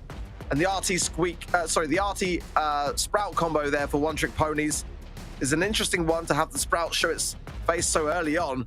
Penny, the draft for Reply Totem, who obviously won the coin toss, but this has got to be on point. Carl is much more like we know the Reply Totem, Sonny. Reply Totems, one of their best maps is going to be Layer Cake, so if they don't turn around things now, well, it's going to be over for them. But also, if they lose this map, I really don't know what is going on with Reply Totem today. They finally have something aggressive in their own hands, going in with the Carl here. Of course, great matchup into the Sprout. One Trick Ponies, again, relying on their RT pick, is going to have a great time into the Carl if they play it right. Grey now, the last pick coming in from Reply Totem, answered by One Trick Ponies with an Ash. The aggression on both sides distributed well. Which comp would you play yourself for? I've waited all day to see Grey. You know, it's been underplayed today, in my opinion, in a lot of the maps that we've seen. I don't think this is the time for it. It's going to have a great matchup against the Sprout, no question about it. But the Ash is just going to... it's just going to be tickling it. It's going to be doing very little. I think that it's going to come down a lot to the Carl here for Reply Totem. And I just worry for them massively so, because it's like they might have left this a little bit too late. It's placing a lot of stress on a singular draft here to just create enough time for it to go all the distance here. It's going to be a reverse sweep or nothing here. Walking Kane to start things off for Joker will not connect there to Xiaku.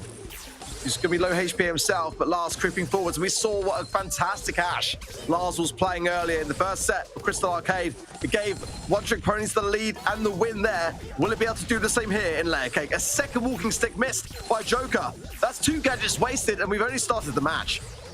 We have Seed 2 versus Seed 3 here. Who will make it into the challenge season? It could be already Reply Totem's last match here. Pushback all the way into spawn. I do love the comp that One Trick Ponies is showing us. Xiaku getting the first kill here, turning around things as Reply Totem had the lead previously with only the blue star, but it's still a lead that they should be able to capitalize on. Usually, Joker trying to go in there aggressively, immediately gets hit by gas.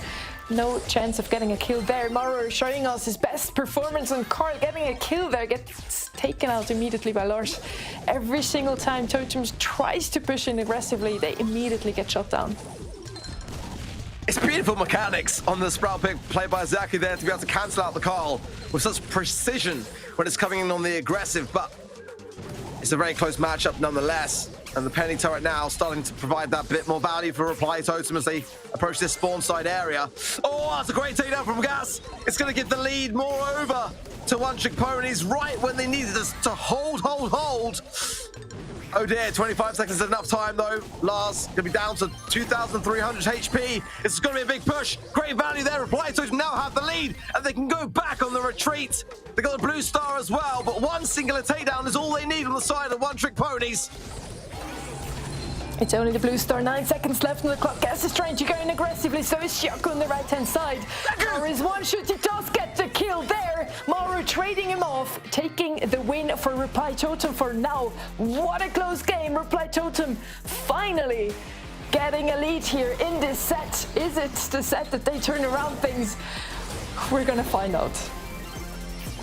I don't know whether my heart can really take this at the moment. These back and forths are just too close. They really are. I mean, look at that. I mean, I don't know. Reply Totem are hanging on, but just by the skin of their teeth, aren't they, really? But it might have been enough. That first game might be enough to just go to the 5th and final set here if they can just hold on. 1 star is all that separates the 2 teams. Blue star went the way of Reply Totem, so any takedown will give them that lead. It's a better start, it's a slower start, isn't it, than last time round, but was that just Reply Totem doing great things towards the end, or was that just kind of fortunate that it landed the way it did in the previous game? This game has got to be more conclusive. Well, the stars are telling the same exact history. Blue star on the side of Reply Totem, One Trick Ponies with their first kill.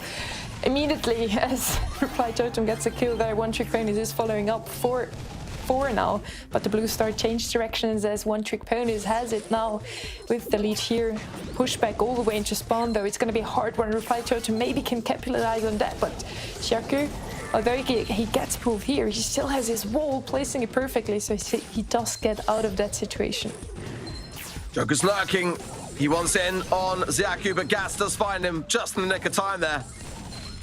We're all tied up, just the blue star separating these 2 sides as another wall goes out for Xiaku.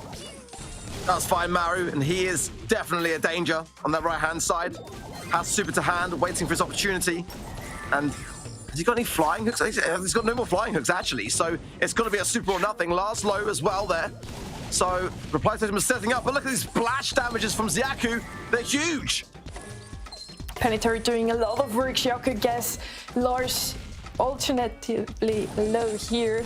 9 seconds left on the clock. Reply Totem has to push in now, otherwise it's going to be over for them. Marvel finally going in with a super, gets taken out 10-7. One Trick Ponies equalizing the score here. 1-1 match point for them if they win the next game. Reply Totem isn't even in the season. Let that sink in. What are we seeing? What is happening?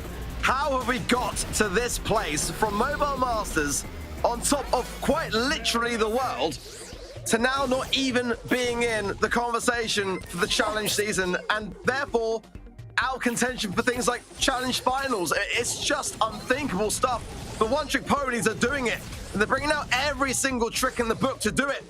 They're one game away from doing the unthinkable and eradicating Reply Totem from Season 3. I'm having goosebumps right now, and it's not one of the good kinds. 2-1 up again, history repeating itself again. The exact same scenario. Blue Star on the side of Reply Totem. One Trick Ponies with the lead though at the moment. 2-1. Who gets the next kill? Mara pushing in aggressively onto Lars. Carl versus Ash, not the perfect matchup there, but if he gets him low, maybe Joker now helping him as well, getting some pressure onto Guess. One Trick Ponies find themselves in their own spawn very soon if they get pushed back further. But with the help of Xiaku's shots onto Joker, at least he can't push in right now. It's looking like a good lineup here for Reply Totem, but every time they get in this spot, it doesn't seem to come out and bring the goods in. Zeka's got the wall as well into mid, great place for it. It's going to allow the crossover. And this time might not be on the side of Reply Totem. Walking Kane will connect now from Joker, and the follow-up is good. Maru on the left-hand side as well going in, but does get taken down. Gas comes out on top, but the lead now with Reply Totem, it's not a big one. It's just the 1 star, but it's enough for now. It's getting the high ground, but they are far, far from out of the woods as 29 seconds now approach. Another missed gadget from Joker. These have got to land. Lars has got to go down here. They need to give themselves a safety net here. 19 seconds left on the clock. Blue Star on the side of One Trick Ponies, a single kill, and Totem is going to be out. It's 10 seconds. Murray's one shot. Murray goes in aggressively. He's also low. Murray falling. Shaku's as well. Lead still with Reply Totem. 3 seconds. Is it going to be Totem moving on? They are. 4th set incoming. Totem does not want to go down just yet. It should not be this close. It really shouldn't. But Reply Totem have bought a valuable lifeline now. Will it be enough to secure themselves into something? You know, at this stage, it's just anything they will take. Anything other than going out. But One Trick Ponies are looking so dangerous. I mean, you really cannot count out the question that the next set could be all over for Reply Totem. For now, they're still in the conversation, only just. But that did not look comfortable towards the end. They survived it. That's the main takeaway. Statistically, you know, 15,000 more damage. Not really much to say in terms of the start differentials there, but I don't know. It's just not what we expect from Reply Totem, is it? Let's be honest. It shouldn't be. It shouldn't be this close. It's not expected. My palms are sweaty. I don't know if it's because it's like 30 degrees outside still, or because I'm just feeling so much for them. Yeah, exactly. Or if I'm just feeling so much for Reply Totem right now. Imagine what's going on in their minds right now. The ESL Mobile Masters, and now all of a sudden on the brink of not even making it into the season at all. We're gonna head into our 4th set, potentially again the last one for Totem. If One Trick Ponies wins this one, they move on onto the semi-finals against ANR. Shelly double ban is gonna be a thing today. Barley banned out by One Trick Ponies, as well as the Stu. Once again, Max for the first time open by One Trick Ponies. Sprout and Wheeler are gonna be the bans for Reply Totem. They do not want to see any throwers on this map. Ruffs is gonna be the pick for Totem. Squeak, that showed some brilliant value today is going to be the pick for One Trick Ponies, as well as the Grey. You have been waiting for it all evening. Today it's going to be 2 times already in this matchup. It can work really, really well on this particular map, and combined with a PAM as well, you can get some great results with it. Kind of an interesting Willow ban here from Reply Totem. Not sure whether it's necessary for me. I mean, in the amount of times I've seen Split played out, I haven't really seen Willow be that valued. So unless it's got some kind of knock-on effect to their strategy here, I'm not really sure why it's there, to be frank. You know, I just kind of worry because, call me a biased caster, but I want this to go to the 5th and final set. I don't think that if Reply Totem are going to leave the competition at this stage, that we should see it in the 4th set. PAM, I think it's smart from Reply Totem to bring over to their side because, like I said, it's a great pairing with Grey. So to take that away, I think makes a lot of sense to me. They've got some opportunities here to secure something like a B, or, you know, they've already got the Ruffs, so they can't really go with something like a Rico on that sort of pocket max. I don't like it. I know that Reply Totem like to bring it in on Split. I'm not against it, but personally, I just don't like the idea of Max in Split. I don't think it produces the most, you know, realistic results on a long-term basis.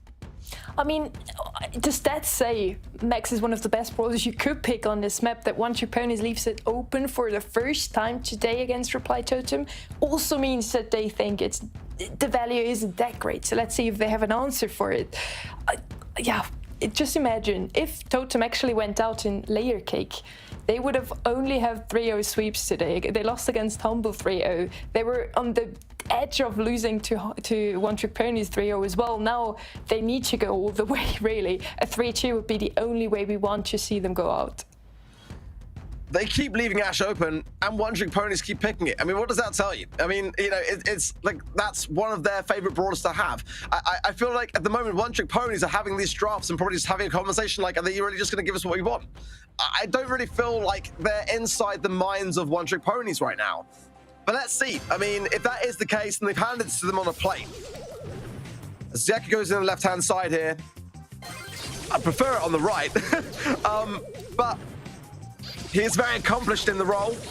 Looking down the left-hand side already, but yeah, he's going to get overrun pretty quick, and that's the one thing here. In the meanwhile, Lars and Gas going to solidify themselves on that right-hand side, and they get that early lead which they are looking for. So yeah, now he's going over to the right. They might be looking to either triple stack or swap and put Lars on the left. It's kind of a bit of a messy start, really, as One Trick Ponies try to find where they want to be. I think what they should do is just open up the left-hand side as quickly as possible with a gadget coming in from Gas. Usually you want to have that left-hand side open, just as Totem did as well. When you have it open up, you can just enter the zone a lot easier. Lars now standing in the left-hand side lane, doing a great job against Mari. And Maru there, Joker, gets hit.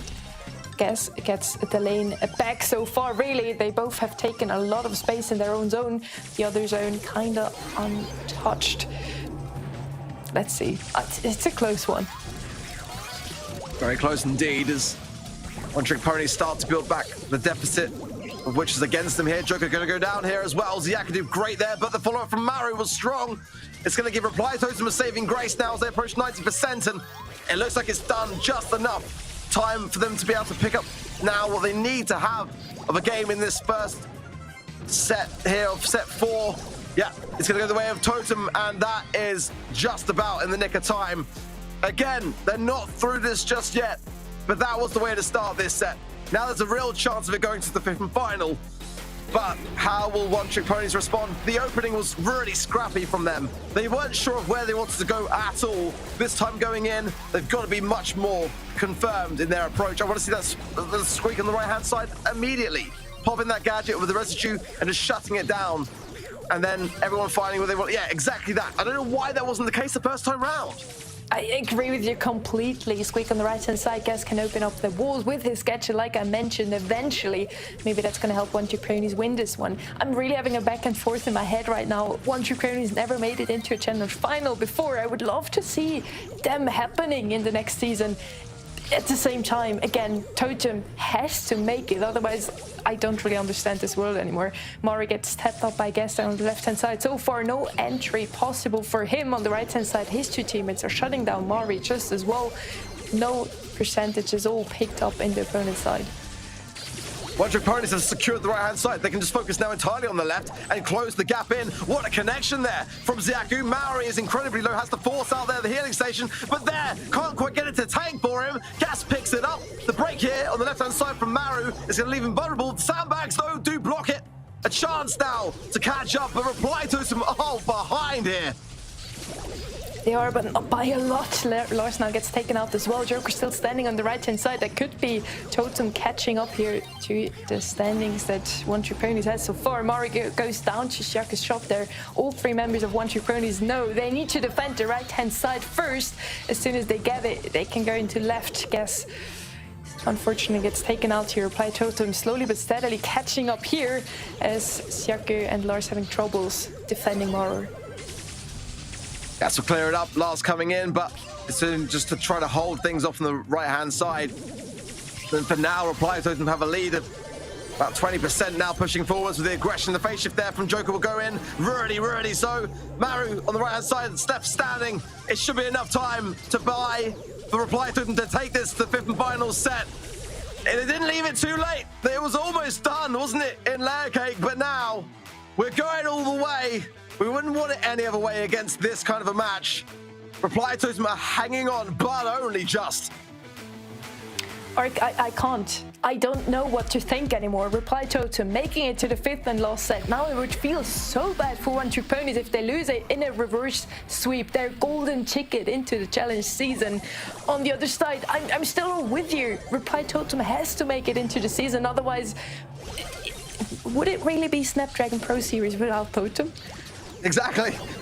We've not known anything else. So, it would be literally rewriting the history books before our very eyes.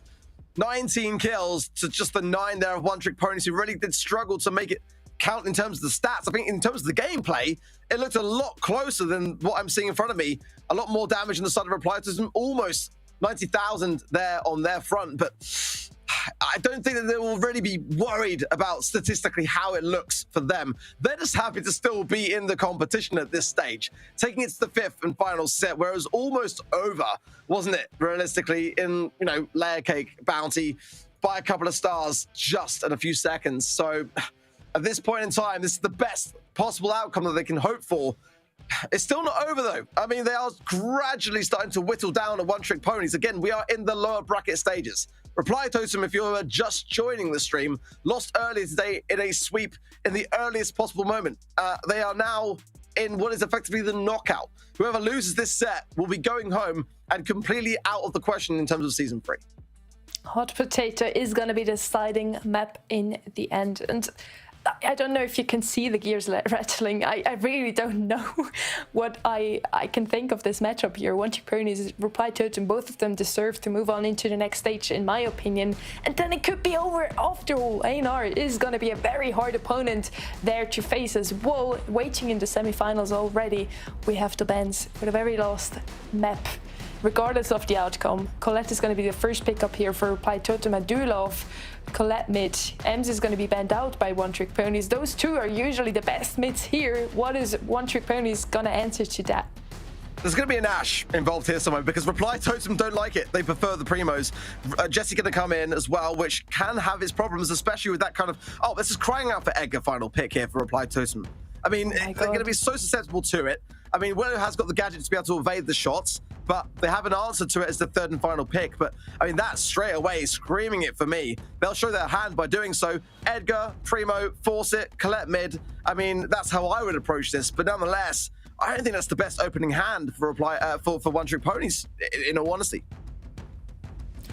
How can you be 2-0 up and then picking Jesse and Willow? I don't really see it yet. Giving Totem the dynamite as well. We all know how good they are with this brawler. I think they have hardly ever lost a game with it. Colette and Dynamite looking like a very strong comp already. They still can go with a tank here, or as you said, with the Edgar. Well, basically a tank, not as tanky as others, but could jump over walls, having an easy matchup against the Willow and the Jesse. It's not going to be a tank. It's going to be something aggressive, though. Carl is going to be the last pick. Totem now with all three brawlers feeling very comfortable in them. And there's the Edgar, but on the other side, or... I don't get it. I'm sorry. I don't get it. they've picked Dynamite, and that's just, we know that Edgar has, in my opinion, this is his best map. I mean, it always has historically been. They had the opportunity to really have something on their side. They're obviously concerned with the Jesse turret, right? So the Dynamite there to really just counteract that. But that could have been overthrown in itself if they wanted to bring in the Ashe as well, and they could just hold W and run to the spawn. Reply Totem just don't feel like themselves to me right now. I'm hoping for their sake that they are prepared for this draft. But I don't know. At this stage, I don't know. At the same time, sometimes you need to go with comfort picks over a meta picks, which is what Reply Totem just did now. Again, they all feel very comfortable in the brawlers they have here in their hands. Mara already on save, doing some damage on the other side. Not a single scratch on the save on Reply Totem. But it's good to see the Colette with the hands of Joker, because we know what he can do. I mean, got fond memories of Challenge Finals of Season 1, when the Grand Finals we saw them face against SK, and Joker was the MVP for me on that particular Brawler pick. But we are so far away from that as a possibility right now. The damage definitely in favor of Reply Totem, but now the Jesse pick comes in all its force, and this is what we were concerned about, and that's why they went with the Dynamite. Is that going to be enough? I don't really think it's going to be. They're going to take care of Gas. He's shooting around this so well. Zeku's still in the conversation here as well, and this could all be over here. 6% is all it's needed, down to 4% now. The Reply Totem cannot lose mid-control. Gas has super. He's going to go down. There's no question whether he'll finish this one up or not. Almost gets taken out by Joker though. He does get the better out of that one. Gets taken out by Mara. It's only a single shot though. Shaku walking through. This is going to be one-trick ponies with the match point. 1-0 for them. The third match point in a row. Can they finally make it? Yeah, I feel like we stressed it enough. Totem. Without you, Snapdragon Pro Series is going to feel different. They could have handled the Jesse with the Edgar if they drafted it. It clearly wasn't defending in the way that they were wanting it to. Now Gas going in again, gets their takedown. No surprises there. Joker with the pickup will be able to shut down the very idea, but Lars is still there, a problem. Joker defending on, but you want to Colette to be able on the aggressive, don't you really? At the moment, though, it's the best they can ask for. This could be their last game, not just for today, but of Season 3, unless things start to change. Mind control there from Lars keeps Maru in a compromised position. And the control now, all with one-trick ponies. Zeku's got Super 2, and that makes me very worried for Reply Totem. The first game looked a lot better for Reply Totem at the start. This one is looking quite precarious as one-trick ponies are already leading with 60% of damage here. Shaku trying to get a super again, gets taken out there. Joker, Mari and Maru, all three pushing up to the safe now. They need the damage now, they need the game now.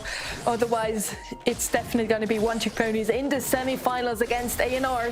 Guess jumping in there, getting the takedown to Mara, gets treated off though. Such a close game. Well, fortunately, Zeku did not have super there, because if he did, that was over. It was done. Mari was out of position, and everyone respawning back in on the side of Reply Totem now. A big bomb into the mid from Mari will be able to open up some of what they can have there as what was previously unexpected. But look at this. They've got to keep Zeku back. No one can go down here for Reply Totem, and Gas is waiting on that left-hand side for his chance to strike. Guess even if it gets it left, gets the takedown on Mari. Super shots coming in from Shaku there as well. This has to be over now. Guess Lars and Shaku all on save, winning against Reply Totem. One-trick ponies moving on into the semi-finals. Congratulations to them. Commiserations to Reply Totem. They're not in the challenge season of Snapdragon Pro Series Season 3. I'm without words. Yeah, you just took the words out of my mouth, because that was all I was going to say as well. I mean, one-trick ponies there have just single-handedly rewritten the history books for the EU and MENA region. It is the first season without Reply Totem. They've gone from top of the world to bottom of the scrap pile as quickly as that. They're out for today. They're out for the season. They're not in Season 3 of the Snapdragon Pro Series, and I would never have predicted this coming today.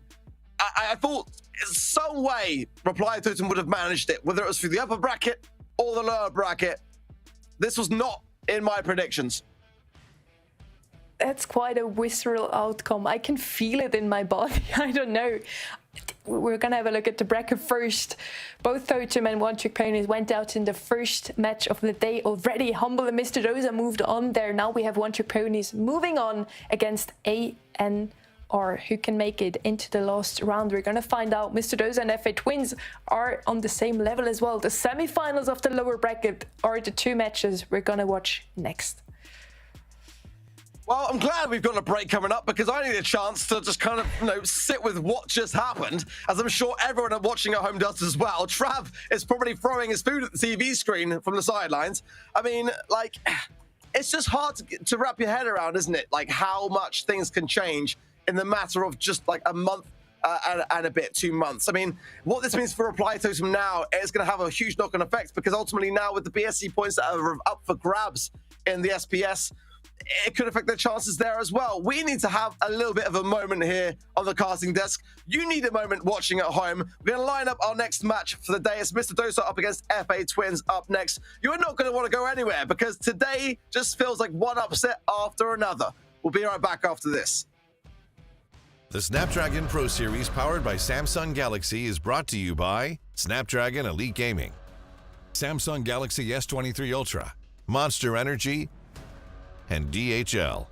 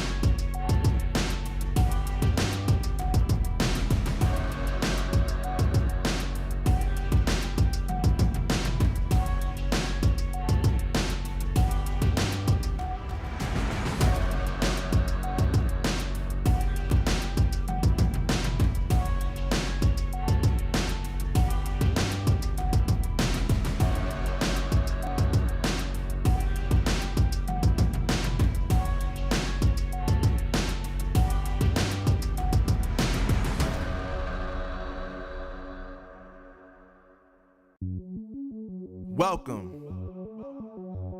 to the place where dreams come true, where everything you want can be yours, if and only if you're willing to work for them, you're willing to hurt for them, but most of all, you're willing to be first for them. Ha! Look, I'm going straight to the top. I don't know how it would stop, like it or not. I got some goals that I'm hitting. You hear what I'm spitting, it's hot. Look what I got, whole lot of passion and pain. The road to success is insane. Stay out my lane, cause I'm on a mission. I'm getting what stands in my way. Yeah, I'm a beast, I wouldn't play with me, baby. The way that I'm training is crazy, and I do it daily. You wanna talk about drive? I got more drive than Mercedes. I've never been lazy. I'm in the room, it's a red alert. You wanna compete? Well, get better first. I got 10 toes in the dirt, push through the hurt just to show them my worth. I'm the best. Yeah, I'm the best. I never stress. I know what's next. I'm who they test, like we playing chess. But I'm unimpressed, so now let me flex. Ha. Yeah, I'ma work through the struggle and hurt. cause I know my worth, and I gotta be first. Yeah, I gotta be first. Look, I don't want anyone's sympathy. I understand what it's meant for me. I give my focus and energy. If it's meant to be, then it's meant to be. But mentally, I'm undefeated. They hear that and say I'm conceited. Like there's no reason. Like I don't beat them and come back again just to teach them that when you work under pressure, you reach higher measures. They'll try and bring you down, but you cannot let them, and only get better and focus on cheddar. Eye on the prize and you'll become a legend. Like, when I'm in the room, it's a red alert. You wanna compete, well, get better first. I got 10 toes in the dirt. Push through the hurt just to show them my worth. I'm the best. Yeah, I'm the best. I never stress. I know what's next. I'm who they test. Like we playing chess. But I'm unimpressed. So now let me flex. Yeah, I'ma work through the struggle and hurt. Cause I know my worth. And I gotta be first. Yeah, I gotta be first. They don't know what's gotten into me. How'd I turn pain into energy? Through all the struggle and hurt, remember my worth, and that's why I gotta be first.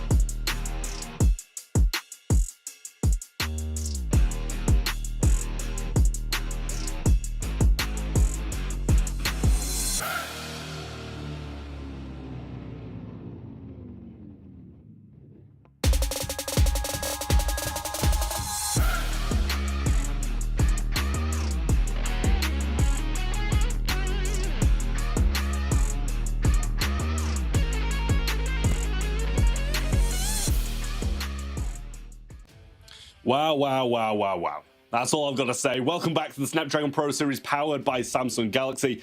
I've just witnessed what I thought to be unthinkable after 3 pretty much wins. Season 1, Season 2 and Masters. They've won it all. And now they're not even in Season 3 of the Snapdragon Pro Series. That is absolutely devastating, Sonny. And I'm very happy for Ark that at least he gets to have a break. I still need a breather here. I can't believe what just happened. One Trick Pony is now playing against ANR in the semi-finals of the lower bracket. First, we're going to head into another match though. FA Mr. Doza is facing off against FA Twins, the 7th versus the 8th seed. History repeating itself also there. Lost split. We had exactly the same story there. And again, one of those two teams, the last 2 seeds, will make it definitely into the challenge season. I mean, maybe it's just meant to be. 7 or 8 seed, the people who are coming in those spots, one of them's going to make it, and it's either going to be Mr. Dosa or FA Twins.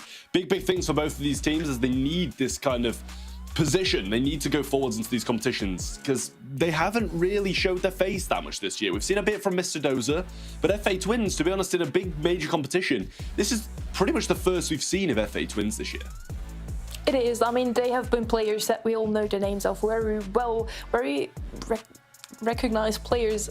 But as you said, they haven't really found their team chemistry yet, Slee. If they have found it by today, they can still make it into the challenge season. They could not be any closer to that. It's a lost step, and Safe Zone could be the map that is giving them the golden ticket here already. Brock is going to be double banned out here. Grom and Penny by FA Mr. Doza. FA Twins going to be banning out the Bell and the Eve on top of that. I do like the Colette pick here. I do feel like Mr. Doza is the team that just goes for damage. Above all, FA Twins seems to be playing a bit more for control usually. Yeah, I mean, I do like the Colette first pick. It's always kind of what people reach for on Safe Zone and Hot Potato, even Kaboom Canyon, people reach for the Colette pick. And it is a very good brawler pretty much across all heist maps. But we're going to see a return pick of the B. I don't mind it. I don't mind it at all. I mean, it's kind of future-proofing the Bonnie pick as well. When you play that Bonnie down the mid, the B's going to pretty much be able to deal with it, or down one of the sides as well. The pinch that the B's able to provide is really, really strong, and I feel that's probably kind of what they're going for there. They might also add the Bonnie to it as well, and kind of have those two long-range picks just to be able to stay out of the range of Colette and deal with her that way, rather than having something face ahead on. And there you go, Trev, already with the B pick there. The Bonnie is free for the taking now. Not that many counters, unless, of course, you face the Colette in your lane. Colette quite a good counter to Bonnie usually. Mr. Deza now still have the Carl open for the picking, usually quite a popular pick here to get some more damage in. They also still need a mid Belly's Band Brock as well. They do not have that many long-range options still open. Maybe an RT, maybe an 8-bit. Those are both very tanky and will feed the Bonnie quite heavily. Let's see with what they're going to go with instead. Or they're going to go with it. Well, I mean, it's going to be the 8-bit. It's going to be a tough game pretty much for both of these, definitely against the B, put it that way. We're going to need to see a lot coming out of that 8-bit turret, whether it's tanking, whether it's getting a bit of assistance to rain down so much damage on the save. But I mean, with Brock out of the way, it kind of takes away another brawler that can just stand by that 8-bit and just absolutely wail away at the safe with it, get a load of DPS down. I mean, Colt's probably the other #1 option, but you don't really feel secure with a Colt. They're going to go with the Squeak over the last pick there, and I don't hate it. I don't love it. I'm thinking maybe, you know, a residue down mid, down one of the lanes can go quite a long way. But other than that, I feel like if Twins get a decent last pick, they're going to be all right. I mean, Carl is still open now. I agree with you. I don't hate the Squeak pick, but I would have seen Carl with them a lot better.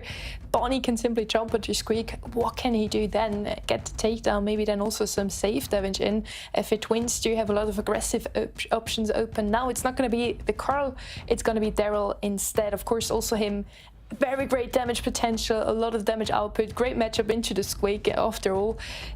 I do like both comps, but I feel like if FA Twins gets the momentum, both of their aggressive brawlers, some supers in, they can win this one quite easily. Yeah, I was going to say, I mean, if they paired the 8-bit with something with a bit more DPS, the game can be over in one push, but it doesn't really seem like they've got anything like that. If you throw it next to a Colette, she's going to deal a little bit more damage, obviously, as well. And yeah, if she's got that damage gear activated too, then it's going to do a lot with that super. But at the same time, it's not really a composition that I would like that much, but I do feel like, you know, your suggestion of the Carl might have been a little bit better than the Daryl. A bit more control rather than just going all out aggressive. They should just listen to me. Let's see if it's going to bite them later on in this first game of the first semi-finals. Whoever wins this one is on in the challenge season, this third season. Emmerich just trying to get a super, gets some safe damage in already for his team with a great gadget there. Cheat cartridge not going to be in use this time around. Gugu on the right-hand side is doing the same thing as Emmerich, just trying to get a super, but he has an even harder matchup there against Dorian that is just holding him back for now. Also with his gadgets, one is down. Soy now with the super could eventually be a problem there for FM Isodosa. Yeah, I mean, if he rolls on the right-hand side, it's pretty much going to give Emmerich his super, which is his issue at the moment, but he should be able to get Dorian down if he lands the roll perfectly. Kind of seems like they're doing a little bit of a swap here and maybe sending the Squeak down the mid, but even at the same time, just Soy pushing this far up, it's going to be difficult for Mr. Dosa to really deal with, and only 5% thanks to that extra credits is not really that good. And he rolls it now, and he's not even going to get one kill. Double super coming out, though. It did make a connection, but Gugu's jump got his off. And then now Omega just throwing a 3k out towards safe, but at that time, Salty's already dealt that damage on safe with his super. And now an 8-bit turret down the left-hand side, and some damage should start coming down, and a lot of it at that with that extra credits. A lot of kills are happening. Damage, finally some damage coming in from FA Mr. Doza. But still, FA Twins need to push in, otherwise it's going to be hard for them. Emmerich takes down Soy immediately, shuts him down just as he gets another super. Let's see if we see Emmerich with that defensive turret. I'm not sure how necessary that was, and it obviously would have been much more valuable up top rather than placed pretty much in spawn, but I guess they can retreat back to it and use it for that little bit of extra damage when Daryl does come in, but he's coming in over onto the Squeak there, and they can't really get a lot done. Super comes out, does make a connection onto the B, but other than that, they're not really getting a lot from it, and they're only 16% up with 25 seconds. This last push from FA Twins is going to be a meaningful one. On the other side, he can't be that far away from Super now, taking out Soy against the Bonnie and the Daryl. He has a great matchup there to get another Super. 15 seconds left on the clock. Gugu gets some save damage. It's only 2%, but there's the lead for FA Twins. Salty desperately needs a Super now. A single Colette Super could change the whole game here. He does get it. He does get it onto save as well. FA Mr. Doza taking this first game. Really nice stuff from them, I will say. You know, they seem to control the majority of the game. They had a few hiccups here and there where the Daryl did roll in and it came a little bit sketchy, and the same with the Bonnie jumping in as well. But for the most part, it seemed like they had the majority of the control, and there was that defensive turret that I kind of questioned, but in the end, it didn't really matter too much, and Salty managed to pick up that kill on the Daryl on the left-hand side. I feel like the roll could have been a little bit better, but they've still got, you know, a couple of games to make up for it if they manage to get this next one as well. So far, not that big of a momentum coming in from FA Twins. Again, they just need a double push with Bonnie and Daryl, and they would do a lot of damage there and safe. But FA Mr. are doing such a great job at just shutting them down every single time they are trying to push in the first standoff again. Everybody just trying to get Super. Emmerich so far not that many shots hit onto Emma. It's going to be a hard one. Gugu now finally using a gadget, trying to get a Super. Feeds Salty instead. Salty with a Super on to save 10% every single time he dashes in with Colette. Lead for FA Mr. once again. Yeah, nice little... Well, I was going to say nice roll from Soy, but it didn't really get a lot other than him dead and back to spawn. That residue really did a lot more, just keeping B back and not allowing him to pinch, but the jump comes in. Can they get him down before they actually get any kills? But no, they do manage to trade it out. They can't complain about that, really, and now they should just focus on Soy, just get him out of there and try waste this 3k coming in from Omega, but he does actually get the hit, and he gets another one off Salty there as well. Emma now holding on to his big shot. Not using the shield star power here, interesting to see. Usually that's the preferred one, but we also saw that we had some balance changes onto star powers and gadgets. Squeak gadget coming in now. Again, it's a very control matchup here. Both of those teams going for control rather than the damage. Although So and Gugu are playing such aggressive brawlers, they just can't ever get those supers because I feel Mr. Doza is playing so passively. Yeah, well, Daryl roll still over that right side. It's not really doing a lot so far when he goes in. They always seem to have the answer of just grouping up and making sure to get him down before any harm can be done. Omega trying to get through this mid now as well. Gugu's got his super also, and residue, I believe, being placed down there as well, just to slow them just a bit in their tracks. 30 seconds left, so a Colette super on safe is definitely going to deal a great amount, and the slow still remains on the floor with another residue there. Emmerich going to have to play this defensively now, get Soy down so nothing more can be done, but they're adding more damage on the safe up top as well. I believe another Colette super came down from Salty, and that brings it to 56. 10 seconds left on the clock. Gugu with no super gets shot down. MIs as well. So the last man standing from the side of FA Twins doesn't get any damage on to save. This is going to be FA Mr. Doza taking this first set. I have to say, it was a bit of a boring match to watch simply because it was so passive. The whole goal for FA Mr. Doza was really to play off of Colette's supers every single time, hitting it onto safe. Emmerich then just completely playing it defensively. But if it works out, who is there? Who am I to blame them? Yeah, exactly. I mean, playing passively, it works the majority of the time, and if it works, then, you know, why change it up? They just played that really, really well, and I mean, I feel like maybe FA Twins needed to be a bit more aggressive, take a few more risks for them to be able to get the win, because Mr. Doza just felt so comfortable just sitting back and playing slow. And it seems like that's just what they do, you know, just play it slow, play it calm, composed, and they are, at the moment, a bit more of a successful team than FA Twins, so I'm sure they're coming into this one feeling confident, and I think that first set kind of backs that up. 15 kills to 7, 76,000 damage in comparison to 60,000, and just a bit more heals. I believe it was about 13,000 more heals, so a decent amount on top of that as well. So they just played it very, very well, and as you say, it might have been a bit boring, but sometimes boring wins. Sometimes, that's why I'm here. FA Twins just comes out with 3-2 match against Smirkets, and they do not carry any of this momentum into this match just now. It seems like they're playing very hesitant with an aggressive comp like they have in their hands. They should play a bit more aggressive, as you said. Maybe the next map is going to be a bit better for them. I do see both of those teams qualifying at this point, Seed 7 and Seed 8. Who would have thought that they both make it into the semifinals? But here they are, and both are there and ready for the season for sure. I mean, they need to be ready because, you know, one of them's going to be going forward, and they're going to be facing a lot of strong teams there. You know, we saw 4 from last week as well. We get to kind of find out who comes from the lower bracket here, but it's also SK and Humble plus 4 good teams, and then one of these, and then either One Trick Ponies or A&R down below. So they're going to have 7 fierce opponents no matter who qualifies through that last one as well. We do have Hard Rock Mine coming up next. Mr. P, Sam, and Carl going to be banned out from Mr. Dozer, and then the twins are going to ban out Shelly, Stu, and Ash. First pick of the Squeak. Well, interesting to see that one. We have a lot of aggression banned out by FA Twins this time around. And Squeak again from FA, Mr. Doza. It works out once, maybe it does twice.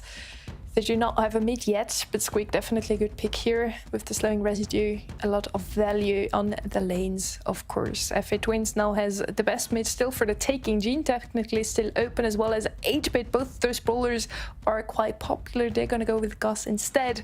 Maybe they want to go with another aggressive brawler in the end that would have a great synergy with Gus. Yeah, we'll see if that's kind of what they do choose to go for. I mean, Gus pretty much alone here is very, very good if you just play him through the mid, and in that 1v1 matchup, I think Gus is always going to be pretty solid. But we'll see if, as you say, they do choose to pair it up with something a little bit further down the line. I mean, still quite a lot of things that they could use. They're going to go with the Rico, though, and perhaps leave a little bit of a more surprising pick for the last one, as these two, they feel pretty common. Rico's going to be the next pick for FA Twins, one of those brawlers that we have seen on this map ever since I can think, really. Rico, one of the best brawlers on this map, although not really picked on any other map still. On this map, he's quite strong. Ruffs would be the option here for FA Mr. Dozer to counter and play the same role at the same time, a tiny little bit. They're going to go with Gene mid now, of course. Best of matchups into a Gus mid. You can just pull him whenever. Gus really doesn't have anything to place in his way. Let's see with what they're gonna round off their comp now against the Rico. I would also see some throwers. Then on the other side, FA Twins still has the last pick here, can come in with an aggressive pick, so maybe a Penny would be a safer option here. Or yeah, Otis. Well, I mean, I'd say Penny's always a safe option, but I mean, Otis is very, very solid as well, you know, with the mute against tanks. I think it's probably a smart thing to do.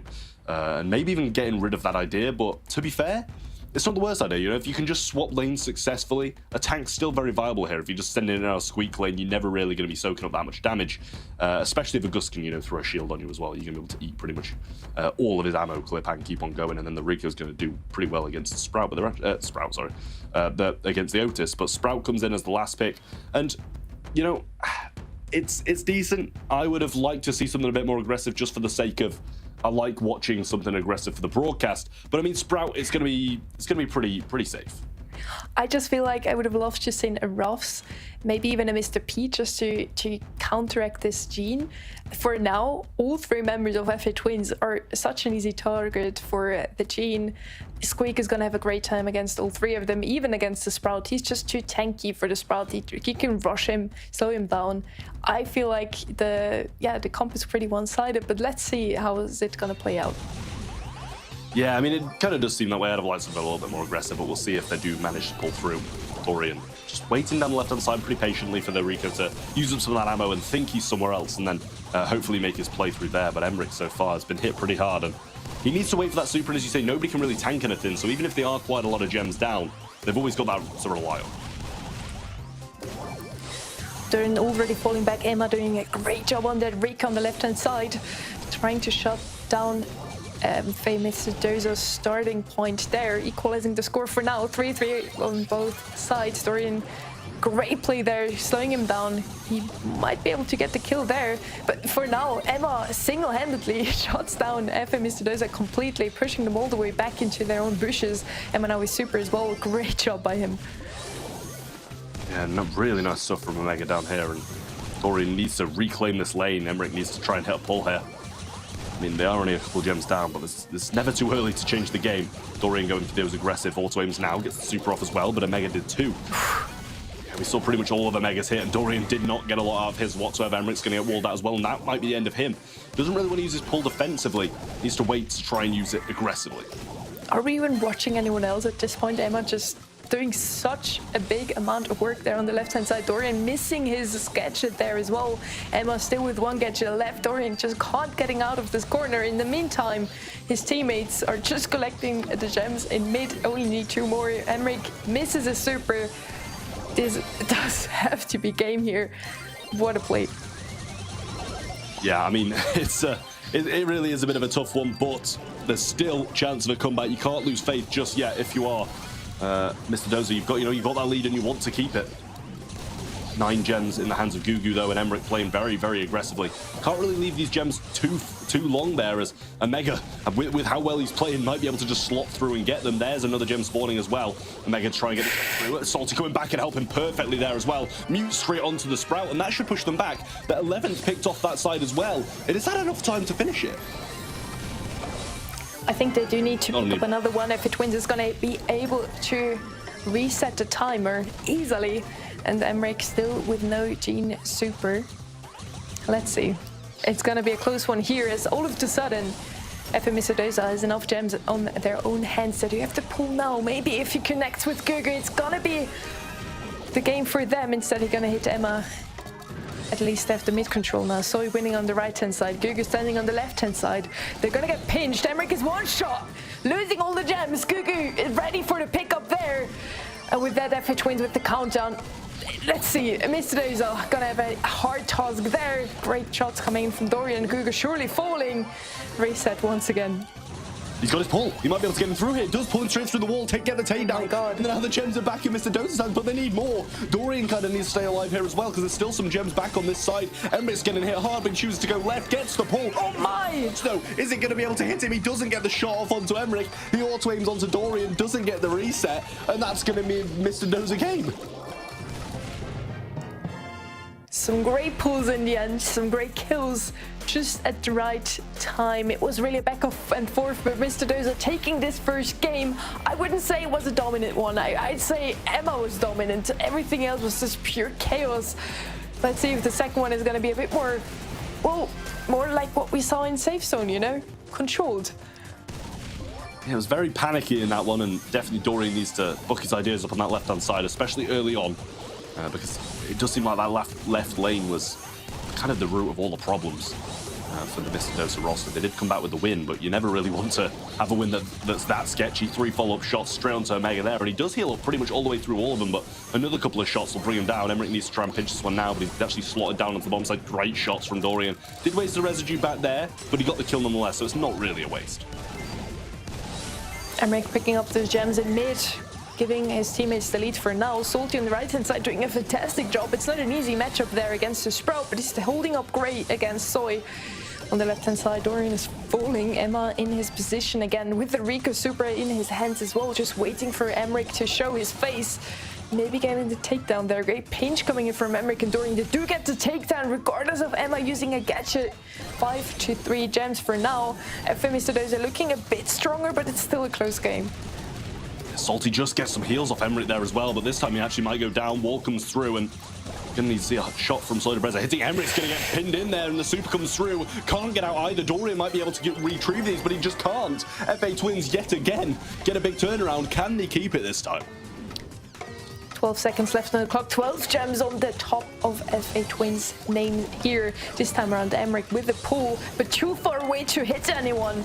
Salty with the last push up there. Great wall coming in from Soy. This surely is going to be FA Twins games. They make it 1-1 in this set.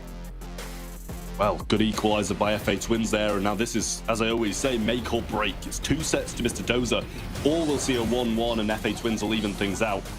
I kind of feel like FA Twins, if they play smart, if they play composed like they have been over the past couple of games, it's definitely going to be their set. But if Mr. Dozer can get another good pull or another turnaround, then they might be all right. You get to see how this game is going. Another close set, as we expect from those two teams. They're looking on paper very similar in strength. Let's see if it's also going to play out like that. Who takes the first set? Already in question here. Emma still doing a great job on the left-hand side. On the right-hand side, Soy having the upper hand there. In mid, Emmerich and Gugu really just waiting for the gems to spawn. Can't really hit each other. Gugu doing a great job and not feeding Emmerich too much. Really just a standoff there. Yeah, Mega coming down the side now. Needs to get Gadgeoff off, but actually used all of his ammo beforehand. Good heals from Emmerich here with these magic buffs onto Dorian. Emmerich might have been able to snag one over the opposing side there, but Soy did come round and help out a little bit. Has his pull now. I'm not sure if that kind of flew under the radar either, but I'm sure he'll know once he gets some shots off. And Omega now coming down this left-hand side once more, gets hit hard by that super and a shot from Dorian. Actually brought down. And now this is their chance to get this gem lead. And that's exactly the problem that the FA Twins comp had. Never mind, Cookie Papa coming in, Emmerich falling. Dorian with the gems for now, but Emmerich still with super. He can connect with anyone, even with Gugu. If he gets him, they trade off gems. They would have enough gems to start the countdown already. 3 gems on the field here, but nobody can pick them up. It's going to be Gugu picking them up. Never mind, he's too scared of Emmerich's super there. He really just needs to bait it out, otherwise he will never be able to pick any gems up for now. Once again being blocked off, but now looking like he wants to try and go for those gems. I mean, Omega might just need to just try and go aggressive. Oh, great pull from Emmerich. Gems lay on the floor, but that actually might give an opportunity for Gugu to get them. But actually, no, Emmerich, they sat on the floor for that long right in front of Gugu, and it's actually Emmerich who grabs them, and that's 10 gems to start the count. Gugu just too scared of the pull, even after he pulled the Sprout already. Emma with the super now. Maybe he can get the takedown onto either Dorian or Emmerich. Both have been off. Super connects, but not perfectly. Emmerich one-shot, Dorian is as well. Both of them survived this one. FA Mr. Doza taking the first set. Well, I mean, they're making it 2 now. Great stuff from Mr. Doza to really extend this lead to 2, and they just looked pretty calm towards the end there. You know, it was a lot thanks to the fact that Gugu just would not step anywhere near that gene pull because he was just so scared of the game being turned around. But I feel like maybe risks have to be taken, and you have to kind of go for some of those gems in a position like that. But we did see great team play from Mr. Doza towards the end there, where, you know, 2 of them were defending against Rico, and Salty went and picked up their gem carrier as well, which was really nice. So 77 gems picked up and only 36 dropped by Mr. Doza, whereas FA Twins seem a little bit more clumsy with them, 66, 52, but a lot less damage came out of Mr. Doza there as well. So it must have been a, you know, a very gem, just picking up the gem focused game for them. Clumsy with them, I do like that expression. 52 gems dropped is actually a big number here. We usually don't see numbers as high. 2-0 are Mr. Doza already up there on their way to making it into the challenge season. If they also win the next set, it's going to be field goal. They would be in for FA Twins. The dream is over. But both of those teams really, we didn't really see them in the challenge season, if you're honest here. Both of those are the underdogs in this tournament today. So yeah, for both of them, props already for making it. I do see both of you now in the challenge season that you showed us how well you can play, and I'm really happy to have you in the semi-final. Yeah, I mean, it's good to see teams like this kind of making their breakthrough in the Snapdragon Pro Series, you know, where teams like Reply Totem are getting knocked out. That's where teams like these get their chance and get to show what they're worth. We're going to be heading on to field goal, possible decider here for Mr. Doza. The bans are in. We've got the Willow, the Shelly, and the Crow. FA Twins is going to be banning out the Dynamite, the Barley, and the Willow, so they didn't want any throwers, and they're going to go straight for that Nita pick. Nita's going to be the first pick here. Of course, a great brawler, especially when all the throwers are banned out here. They do not want to see any of them on the field today. Shelly's going to be banned out. Of course, we talked about her enough already for the day. Let's see what they're going to follow up with. B still open, a lot of value there in mid, as well as Max, of course, too, would be a great option here on lane and in mid as well. M's one of the best brawlers, simply because you're good against tanks, you're good against any Terra or Sandy. Maybe not the best brawler into Anita, but it can still work out whenever you're super. You just need to time them correctly. Let's see who's the mid going to be for them. Do you think they're going to go with range or aggression? I'm not sure, but I would quite like to see a Max paired up with the M's, I think. But they're actually going to go for that pack. I agree. Which is kind of a little bit of both, to be fair. You know, he's got a bit of range, can go aggressive without Scrap Sucker as well, and a little super. So I think I would have preferred the Max to the M, to the Pam. But at the end of the day, it's not bad. The Stew and the Ash, 2 quick, hasty picks from FA Twins there, and obviously playing the Stew through the mid might struggle a little bit, but the lanes are very strong. I was about to say maybe they pick those 2 brawlers because they're good against Ashe and they want him for themselves. Just a triple tanky comp there. Never mind, FA Twins is picking Ashe themselves. Now, what is FA Mr. Doza gonna do? They need another counter maybe. They already have 2, but they're gonna go with Primo. Works well against Yash. I do like to see that. On the other hand, Nita's gonna have a great time at just feeding off of the Primo, cycling her Bruce Bears. I don't know actually. I like both comps. I couldn't decide on this one. Yeah, I mean, I actually kind of like Mr. Dozer's comp a little bit more. I feel like if Primo can pop off and try avoid feeding that Nita, which I get is hard as a Primo, right? You're pretty much a super magnet. But if he can make the plays, then all it takes is one jump towards a wall right near goal and you're pretty much scoring. I feel like it's a little bit harder for Ash to make those plays. And obviously Primo being a little bit of a superior tank in that matchup, I think they might be all right. Let's see how things are going to turn out with Mr. Dozer. Could close this one off already, getting the golden ticket into the challenge season for FA Twins. They need to get the reverse sweep to still make it, and they're about to do. Turn around things already in Brawl Ball, already on their way to getting the first goal here. Emmerich trying to defend it. Is it going to be enough though? They still are in front of the goal. Salty now with super as well. FA Twins doing a great job, but Mr. Dozer shutting down every single attempt they had to.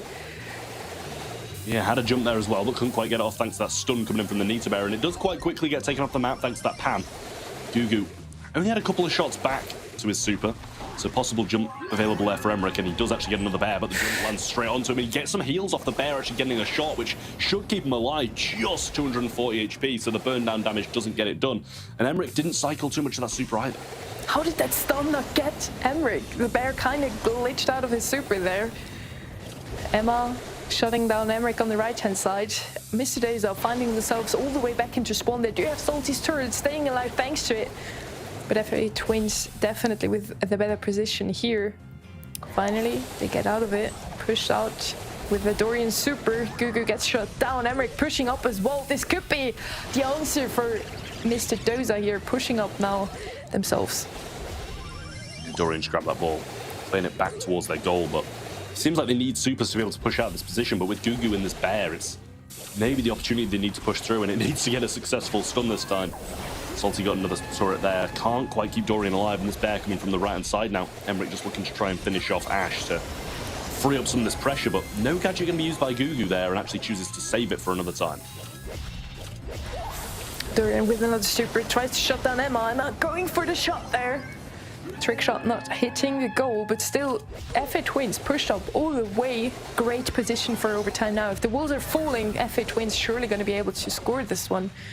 Slowly placing the ball a bit more back now. They just tried to stay alive, but Salty doing a great job there. Shutting down Emma, immediately takes him down as well. 10 seconds left, Rev. I'm not sure that super of the ball it was, but they definitely still have an opportunity here. He's going to throw that super forward, and Emmerich's got the jump. Doesn't have, I'm not sure if he's got any stuns left. He doesn't. He shoots it to the right, and the dash save from Emma keeps them in it, but that was terrible. Such a great start, but the idea was amazing, and then the execution didn't work out at all. Gugu trying to get his super. Soy and Emma already on it. With a lot of control, they're coming in from FA Twins. Great push up there from Emmerich. Maybe they can repeat it. Maybe this time they hit the goal. 30 seconds left. We'll see if anything can happen. It does seem like Emma's going to have the majority of supers, but a Pam turret being placed down is very, very helpful. If Emmerich gets hit, he can just retreat back to it, and you know, him being hit is giving him super as well, so that's something they need to be cautious about. Providing him a few hits, but he didn't get much of his supercharge back from the previous game, so Dorian trying to make the move, but doesn't want to over-aggress either, because they do still have a chance of scoring if they don't. Maybe it's time to just go aggressive and try and get some supers off, because they've got 3 of them now, but there's just not enough time left. Emmerich's going to jump to the ball, but 2 seconds on the clock is not going to allow this, and it's going to be a tie. Both of those teams just waiting for the perfect opportunity that never really came. 4 seconds left on the clock in the end. It just wasn't meant to be. Well, not in overtime. I mean, I would say this is the moment I was talking about. Like, you can't really miss that. Like, that's the moment they got, and I wish shit sad. failed. But I mean, you know, it was a good save, but I also think it shouldn't have been able to be saved. That was my point about the chance being had there. But it seems like a very good start yet again for FA Twins. They had them pinned in the spawn for the entire game, but they didn't manage to get a goal. So we'll see if they do this time. Well, we're back into the spawn of Mr. Dozer. Emmerich jumping in aggressively, trying to get the kill into Soy. Soy survives it. Emma with the pass onto Gugu, surely. Yeah, he can make it. Great goal there coming in from Gugu. Finally with a goal in this matchup here. FA Twin leading here with 1-0. And if this game goes the same way as it did last time, Mr. Doza will not even be able to cross that midline. Well, he does have a super now. Should be able to catch Soy in it, but actually doesn't really. Picking up the ball and passing it a little bit further forward. The stun's available there, and Emmerich does manage to dodge it, but he's just getting heals back to the bear, and that's a little bit of an issue. Too far off cycle with another one, does get another one, but the wall's being broken by Emmerich. The burn down damage does trade it out. They should pinch in here, but with Dorian with no super, this could be an issue, and they might not be able to get this save, but great pass through, and the shot onto Soy as well keeps him low. And Emmerich coming out with the spawn should be able to defend it, but this position's just dreadful for them. They can't really do anything. So far they haven't crossed the midline. They need to, otherwise FA Twins is on their way to maybe making it a reverse sweep here, taking the Brawl Ball game. Emmerich now finally super tries to go, and Emma just dashes away, of course. Unfortunate use of his super there. Dorian, Salty, Emmerich, all three are pushing up now. 3v2 situation here. Gugu with no super, Emma not with enough DPS understood to stop Emmerich. And there comes the Ash just in time. Still, this is going to be a goal. Great execution there coming in from Mr. Doza. 1-1 in this second game. Well, it's a good redemption from them, because I thought they weren't really going to be able to get out of spawn, never mind get a goal in. But there is a need to bear available, and Gadget's still there as well. The robotic rats are on its left-hand side. Now Dorian's just going to eat a few of them, shoot through another, and Soy just pushing this left. It's a real big issue, and especially with the bear there, Emmerich's going to try and tank it. Actually throws it away from his teammates. Nice move from him, and also the Ash does go down, but the ball being passed back, Emmerich doesn't want to risk anything else. Bear coming in yet again, and the stun is available once again. And Salty does get stunned. Gugu passing to Emma. Ooh, a throw! Emmerich saved that one single-handedly. Great play by him. Glad he still had a gadget left. He has one more. This could have been already over here for Mr. Doza. Super was available for Emmerich just in time there. They get the bear down as well, but they're all too low to do anything against Omega here, who's just going to come forward and have decent enough range to be able to get that super. It might be another draw here if Mr. Doza keep on playing it like this, but Gugu did fall low thanks to that Pam getting a few shots off. Super available from Evans as well, but instantly straight through those robotic rats. Good shot from Dorian. Needs to eat shots, but also needs to heal up, so this Pam turret's in a great position. Dorian just trying to make some moves forward, but it's a stalemate. It really is. 20 seconds left on the clock. The first game ended in a draw. This one is about to as well. 13 seconds left. Gugu trying to get the ball there out of the corner, but he gets shot down immediately. Placing his bear now. 7 seconds. Is this going to be another draw? I mean, inevitably it's going to be at this point. These two teams just seem so evenly matched, and it might be 2-0 to Doza at the moment, but it's 0-0 in this set, and it's been back and forward, back and forward, back and forward, and that's just how it is. Gugu scoring that early goal, and then we did see a bit of an equalizer from Dorian and Salty here getting the kills around that 40-second mark, which was really, really nice for them. But in the end, they couldn't quite get it done. Lovely save from Emmerich there as well, I will say. The thing is, though, it doesn't look balanced at all. FA Twins playing in the lower third of the map all the time. Immediately, Mr. Doza gets pushed back into spawn again. They can't do anything, and still, so far, none of those teams were able to get a single game. It was just overtime every single time, a draw every single time. This is what we love to see. 20-second goal here incoming from FA Twins. Finally, they managed to get a goal out of their complete control over the map. Great knockback from Dorian there, and a pass up might be able to do this one. They get the shots through. Emmerich's got super as well. One pass to him. He's even going to throw him over his shoulder. Not sure if that was really necessary, but they get to score the goal. Not feed any more shots to Gugu either. Wow. And that all really sprouted from Dorian getting a beautiful knockback down the right-hand side when the bear was placed onto him, and the super did the rest. 2 draws now, all of a sudden. 2 goals in a row within 50 seconds only. Emmerich trying to go aggressive onto Soy, finally finding the right target here. Still gets taken out here. Salty trying to do his best to shut down Soy there on the left-hand side. Gets hit by the super. FA Twins pushed up here. 3v1, but Emmerich has a super. Huh? Interesting jump. What? On the ball. I mean, I don't know what else he could have really done there, to be fair. He was in a bit of a compromised position, 3v1. But I think maybe holding the ball might have been the best idea there, or trying to find a way through. Or jump on the 2 that are between him and the goal, instead of the one that is furthest away. But yeah, it was the awful position he was in. He couldn't have done much. I agree. But one where FA Twins actually have a game on the board now. After 2 draws, they post one up, and now Mr. Doza really need to answer if they don't want to be going to a 4th set. They need 2 in a row. And we might see a few more draws in between that, but someone is eventually going to win this set. Mr. Doza still on the edge of making it into the challenge season. If they win Brawl Ball, this match would already be over. FA Twins looking into turning things around here, though, as they do have a great comp here on Brawl Ball. Pushing up once again, Stun gets off, hits Salty.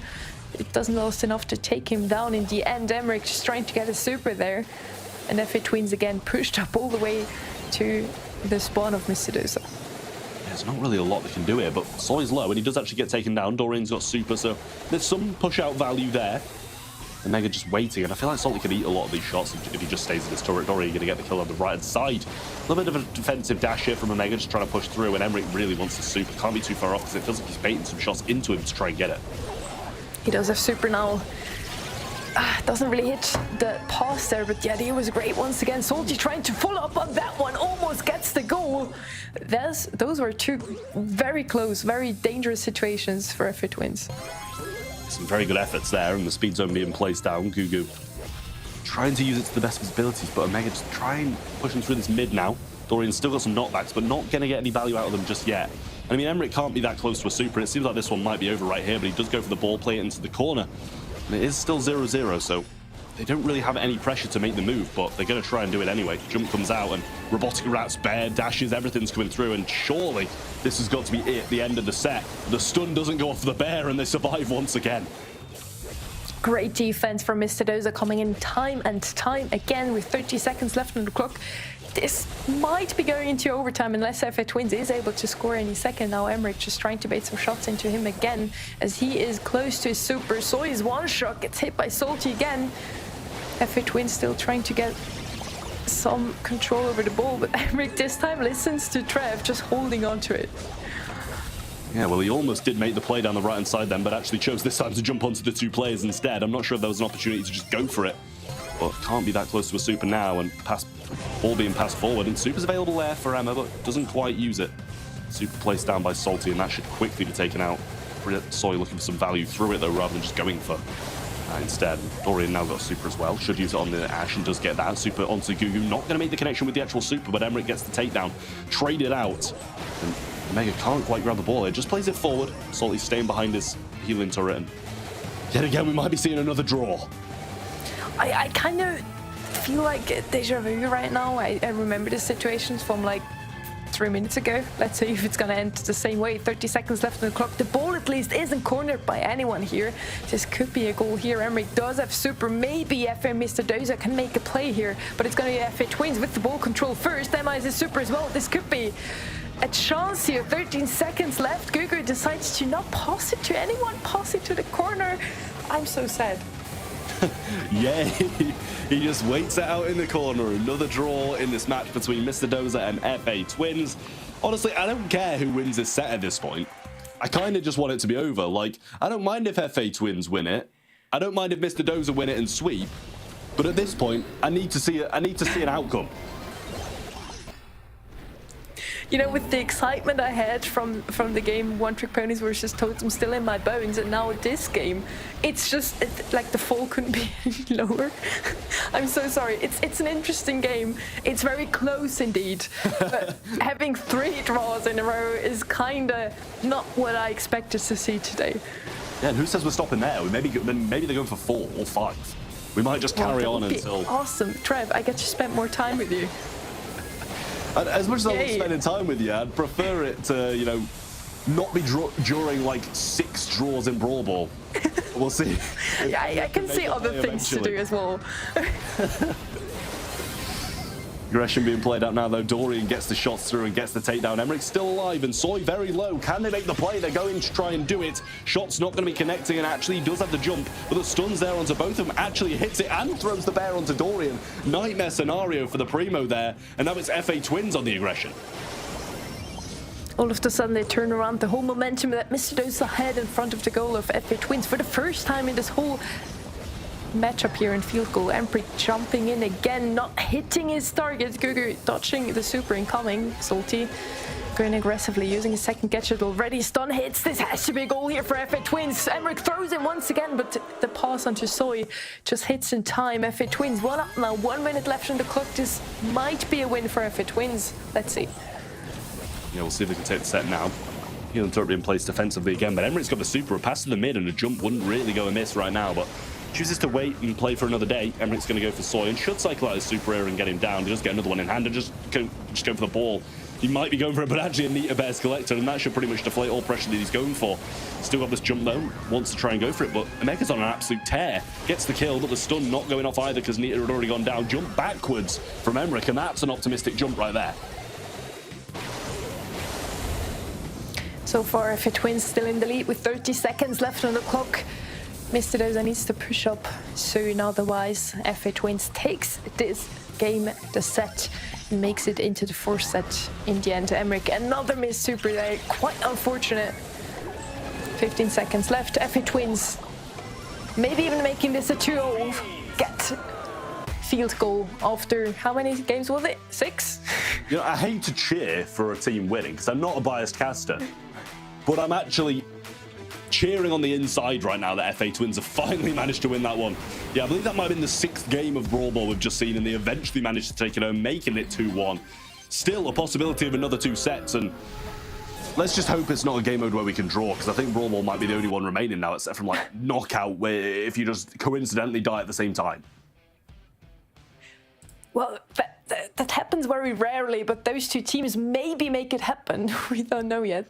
Let's see. We're going to have a lot more damage output coming in from FA Twins, but in the end, all that really mattered was scoring, which they finally did after a little while. We're going to move on into the next set now. 4th set is it, and FA Twins did not want to fall just now. They still want to have the opportunity to get into the challenge season as well. Maybe Flaring Phoenix is going to be the map where they prolong it even more. Maybe it's the last map they play today, though. We will see, but eventually we'll get to the end of this game, as long as it might be, as long as it might take. We will eventually get to the end of this game, whether it be this one or whether it be in the last set. We only do have 2 sets remaining, so it is still 2-1 to Mr. Doza over FA Twins. We'll see if they're able to even things out, or if the 4th set will be the decider, and then we will see Mr. Doza moving on to the challenge season, or whether we'll see FA Twins move on as well. We do still have a game after this one as well, which is looking really exciting. I believe it's A&R versus One Trip Ponies down there as well, so that should be a very, very good game when we eventually get to it. But let's not jinx it. You're so salty. Let's not say we'll let's not say we'll get there quickly, because we might not do. How many more ways to say hurry up, please, do you have? Yeah, no, I actually don't. I've ran out now. That's the last one, I promise. Okay, glad to see.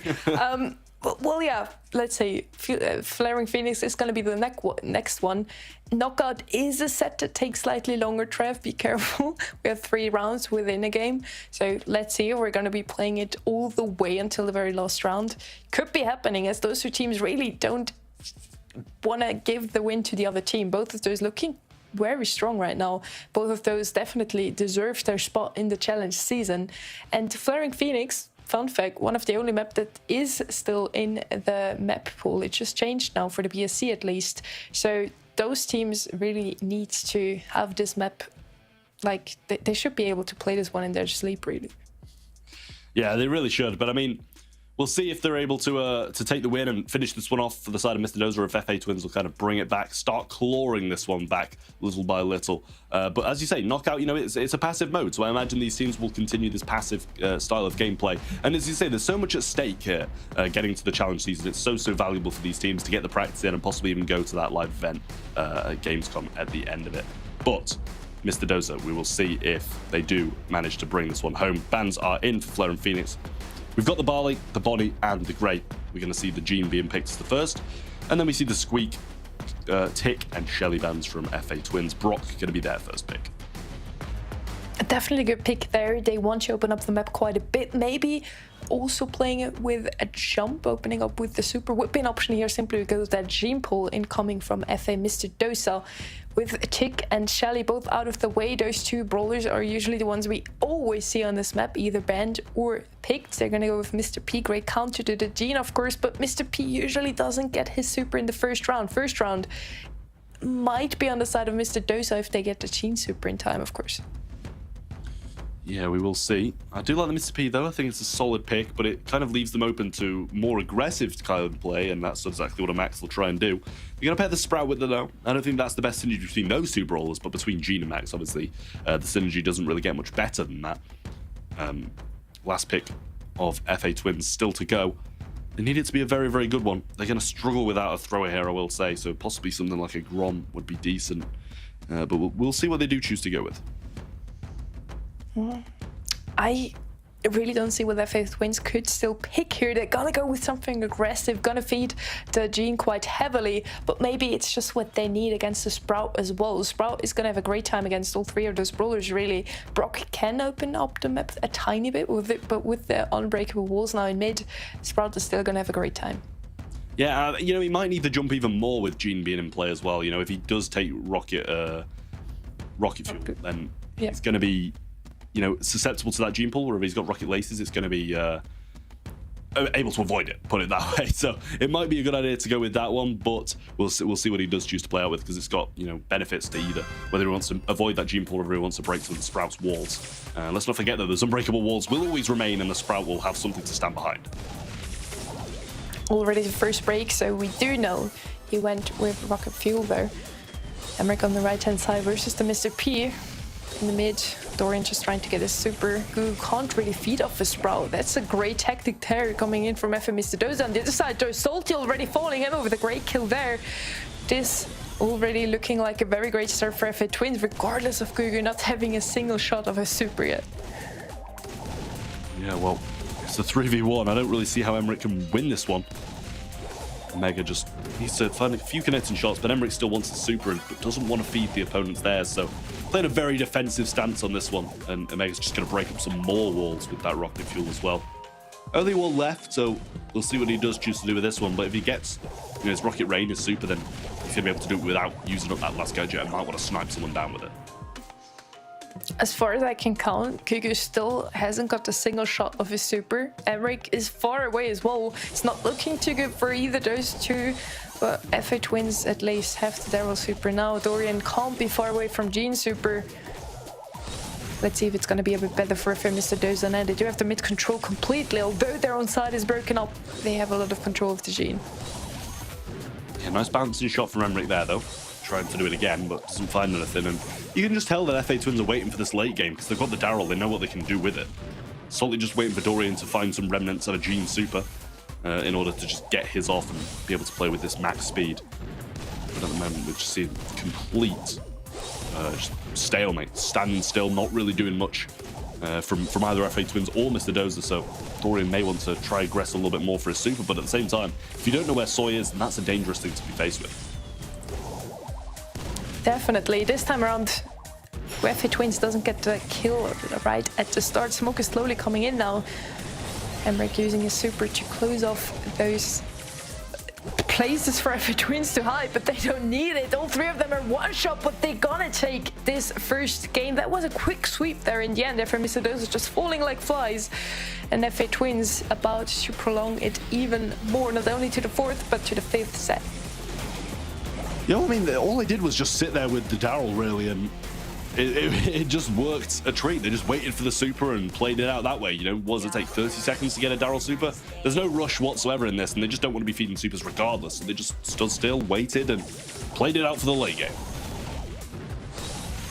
Emmerich now on the left-hand side. Great switch there coming in from Mr. Dozer. They do not want to feed Mr. P still, but with Emmerich on the left-hand side, they just have so much more control. Salty can dodge those shots incoming from Gugu just as well. Dorian with great pressure gets quite a bit of his super now. It's really just whoever gets his super first in this one, I feel like. Yeah, well, Daryl super's there, but Emmerich just trying to still find his. We haven't seen a single Gene pull yet, and might even be worth just using speed now when he doesn't have pull and just make something happen, sure. Anything happen. Just try and get his super from the speed, because he's just not finding any shots. The Mega playing right at the... Oh, and he's just been picked out by Gugu there over the right-hand side. Emmerich not got the best spatial awareness down that right-hand side. Scout it out properly. And now Salty just waiting for the speed. I mean, Tar Barrel even being used by Soy there, and you can't really expect them to go for it. We didn't see a gene pool coming out, but all 3 supers in the hands of FA Twins now, and they're making it look easy in this knockout. Yeah, Mr. Deza looked so strong in the first 2 sets. Now all of a sudden FA Twins turning around the whole story here. And Emmerich there on the right-hand side, always check the bushes, people. Also my Power League randoms, shout out to them. First round, again, going to FA Twins here. They're 1 round away to making it into the last and final set. There, Peril plays would it be. Let's see if they make it. Mr. Peter now in. It's going to be even harder for FA Mr. Dozer to get any value here.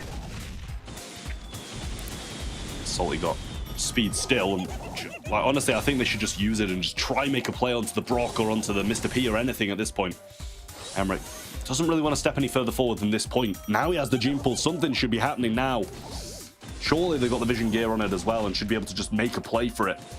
They're just playing so patiently and giving Daryl the satisfaction of being able to play for the late game. Now the speed comes out.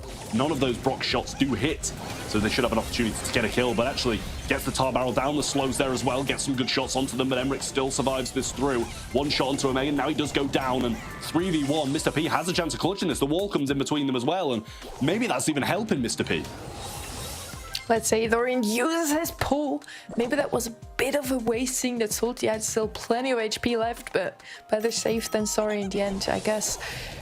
Emmerich trying to get his Brawl wall back now. Another turret coming down from Gugu. Emmerich really needs to try to push up onto that lane to get rid of that turret, otherwise Gene and himself are going to have a tough time there. On the left hand side, Salty finally speeding up the Gene. Now Dorian with another super soon, I'm sure. Soy with Daryl roll. And now with super as well, it's looking good for the Twins, but they are getting pushed quite heavily now. Another wall available as well, just trying to stop them, and there it is. Gugu's surely going to fall now, but the rocket rain comes down. Dorian falls low. They do eventually get Gugu, but the pull comes in, and actually the roll on top of it as well. Soy now in a very poor position, but did get them very low and back them off his teammate. The speed available, and with the heal that Soy's going to be able to get, they should be able to win this late game matchup. They needed to force something there, because now it seems like this is an unwinnable situation. Mr. Peter finally taking out Salty with another speed here. Emmerich and him trying to push up into mid, but Soy has so much HP. Do they have enough damage to take him out? Some missed shots incoming from Emmerich. He gets rolled on by Soy. Does place his wall, but it's really just helping Soy at this point. Salty trying to get the best of this matchup 2v1. He doesn't get it. FA Twins wins this set, making the 5th and last set now. Well, we're going down to another set number 5. We started things off with sweeps all day long, and now we're on to set number 5. At least we're moving in the right direction. We're going to be now deciding this in 1 set. We'll see who'll be moving on to the challenge season, whether it's Mr. Dozer or it's going to be FA Twins.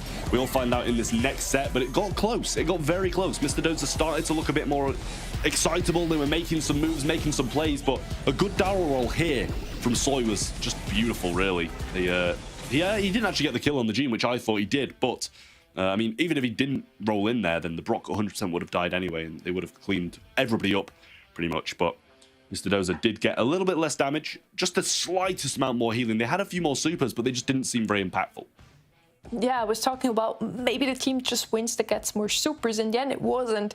They just didn't get the right sprite walls in time, the right gene pools in time. Emma just surviving that single gene pool there in the last match. Really important for them. FA Twins now finally moving on into the 5th and last set, still with the possibility to make it into the challenge season. And Peril Plays is going to be the very last set of this matchup, regardless of the outcome.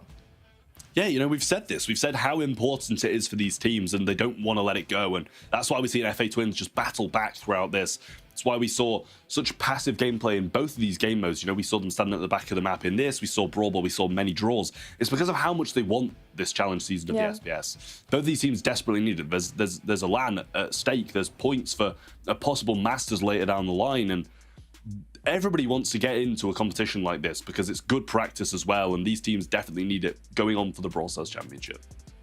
I'm having high hopes for both those teams. Maybe one of those two surprises us in the end, making it all the way into the ESL LAN finals at the Gamescom. Let's see if they actually do. Mr. Doza looked a lot better now in the last game, I have to say.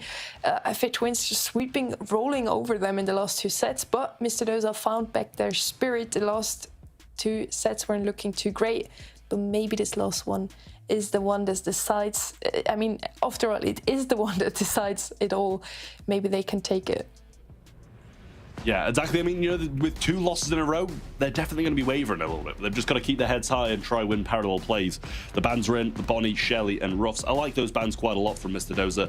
Ban of Ash, Squeak, and Stu from the side of FA Twins. Jesse as a first pick is not something I'd thought I'd see today, but I actually kind of like Jesse on this map quite a lot. It has been played here quite a while back, a lot of times. Jesse always on an aggressive lane, just trying to get super, then pushing in together with your turret might still be a valuable strategy here. If it wins, at least think so.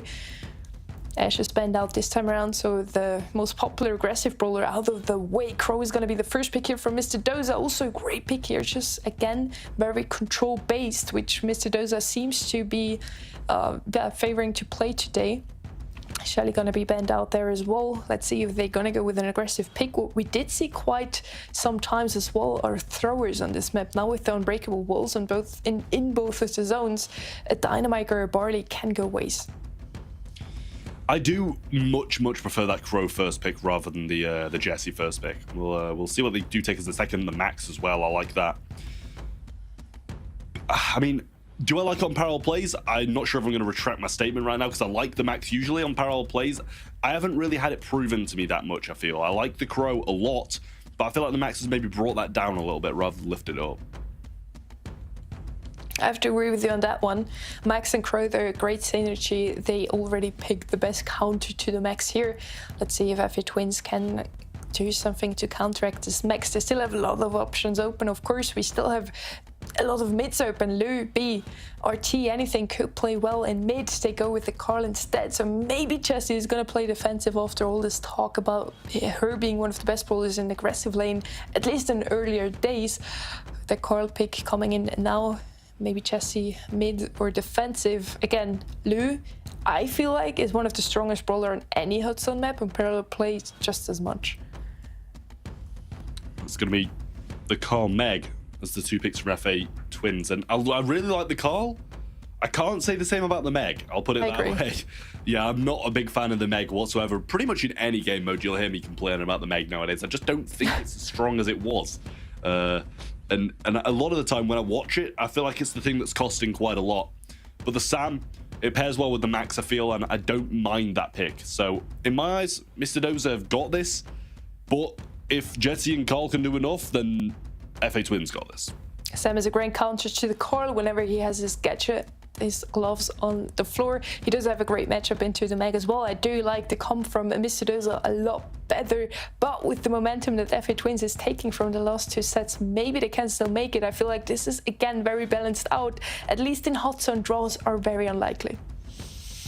Yeah, I mean, they're unlikely, but let's not say they're not possible, because, you know, we can't manifest it, let's put it that way. See an Ash going aggressive on the right-hand side to start with, I like that. See him throw out a super and just using that movement speed to the best of his abilities. Now he's just sitting on this wall and healing with the super, trying to go towards Soy now, and he does actually bring him out of that super and get the heal back. Dorian's with him as well, stays alive. Beautiful stuff, this 3-piece aggression now, and there's the super coming through. Beautiful stuff coming out of Mr. Dozer, and that might have even been a little bit of a wasted super for Carl for me. Some great plays coming in there by Emric, doing a fantastic job on the right-hand side, playing off of his speed, off of the gadget, off of his heal. Amazing by him there. FA Twins push back all the way. Coming out of spawn now, do get the takedown onto Emric, but there's already been more than 25% collected up at the top from Mr. Dozer. Yeah, that's very, very nice for Mr. Dozer to have that buffer zone up top, and now they've still got to pretty much get their entire back zone. Super thrown out from Emric as well, but a good slowdown coming out of the Jesse there.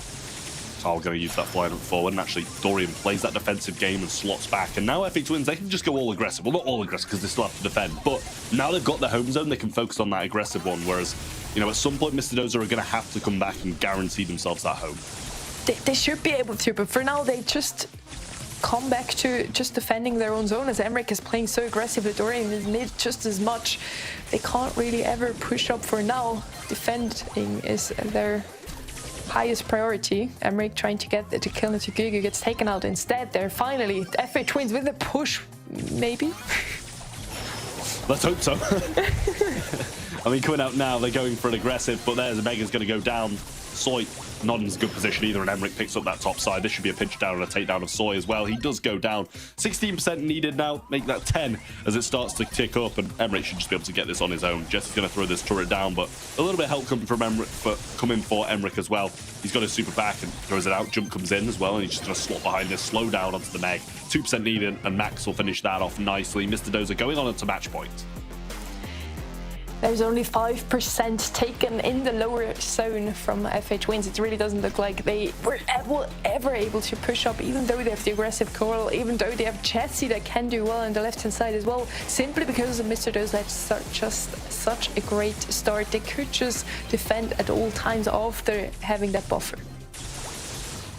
Yeah, well, getting into the second game now already. We come into the game and Emmerich's up top getting some percentage, and he's maybe even going to get a kill there onto Jesse. He does the slow it onto the Meg as well, so he's going to be able to just heal straight back up. And it's a 3v1. Say goodbye to the Meg as well. Doesn't even take Dorian with him. And Mr. Dozer surely got this in the back. 20% already taken, and it's mostly up top there. It really doesn't look great for them. Emmerich finally gets taken out, but Dorian just taking his place again, standing in the right-hand side zone, and it's in parallel plays. We all know that by now. It's all about how much percentage you take in opponent's zone. Gadget being used by Emmerich doesn't even get the kill actually either, but now that Salty's getting this defensive percentage sorted out, he's going to be moving even further up. Soy is very low now, surely going to be taking out this mech and then pinch down. They do perfectly.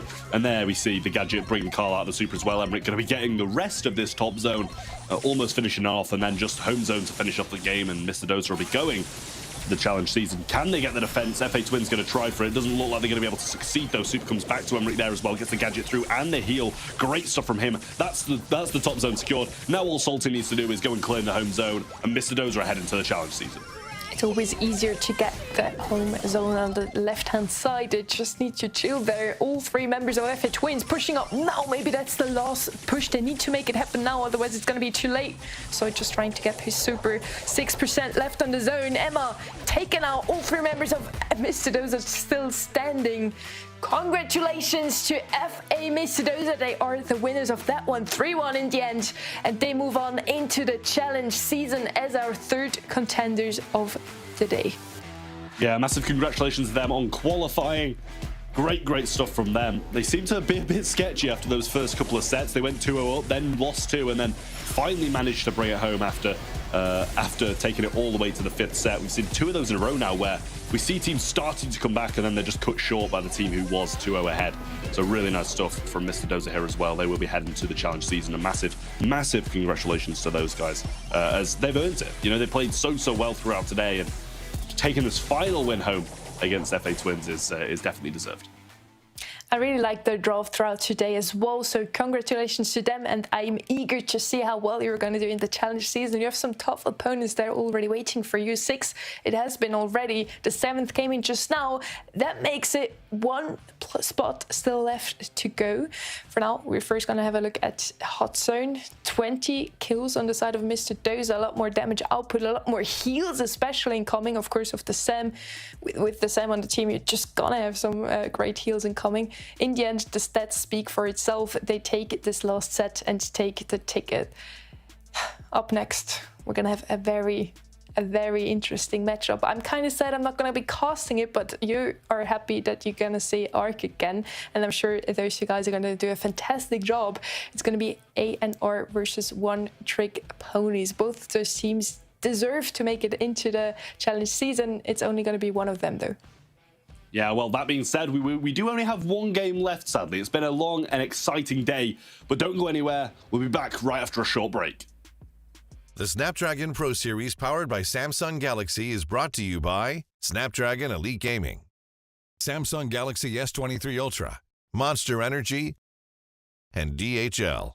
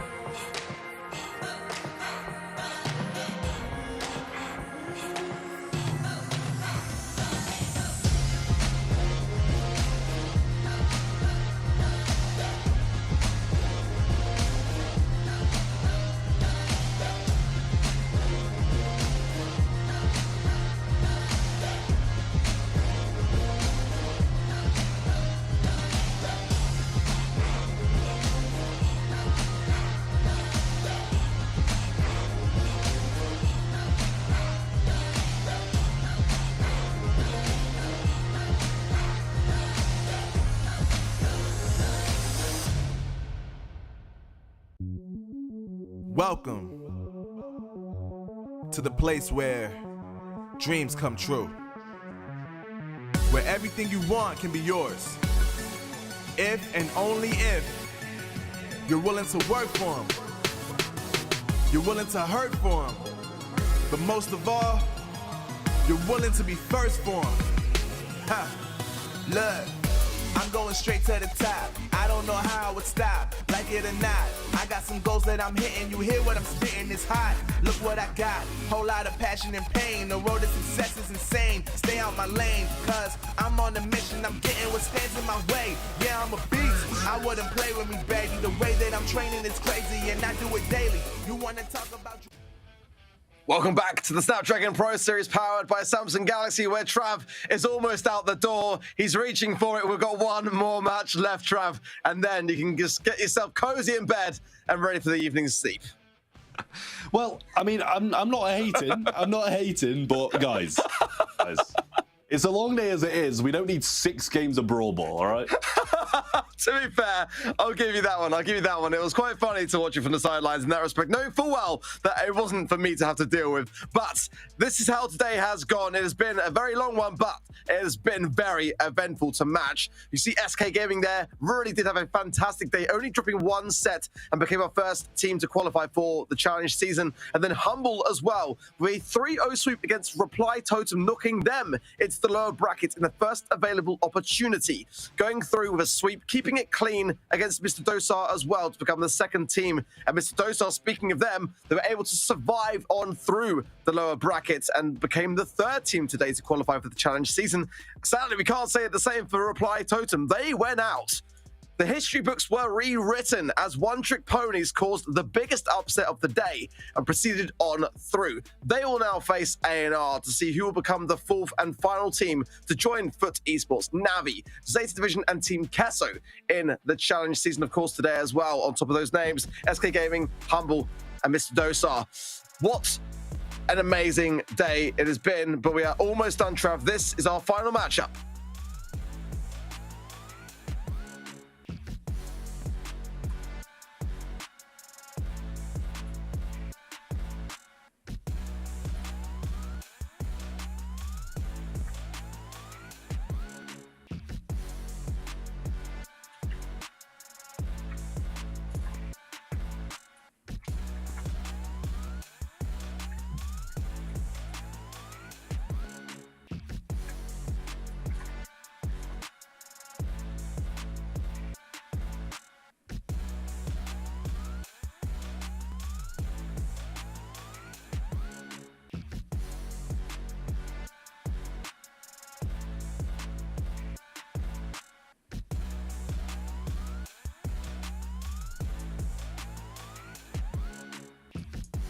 I think I'm back. I had a bit of a cut-off moment there. Trav, if you can hear me as well, that'd be great. But One Trick Ponies up against A&R. This will be the final match of the day.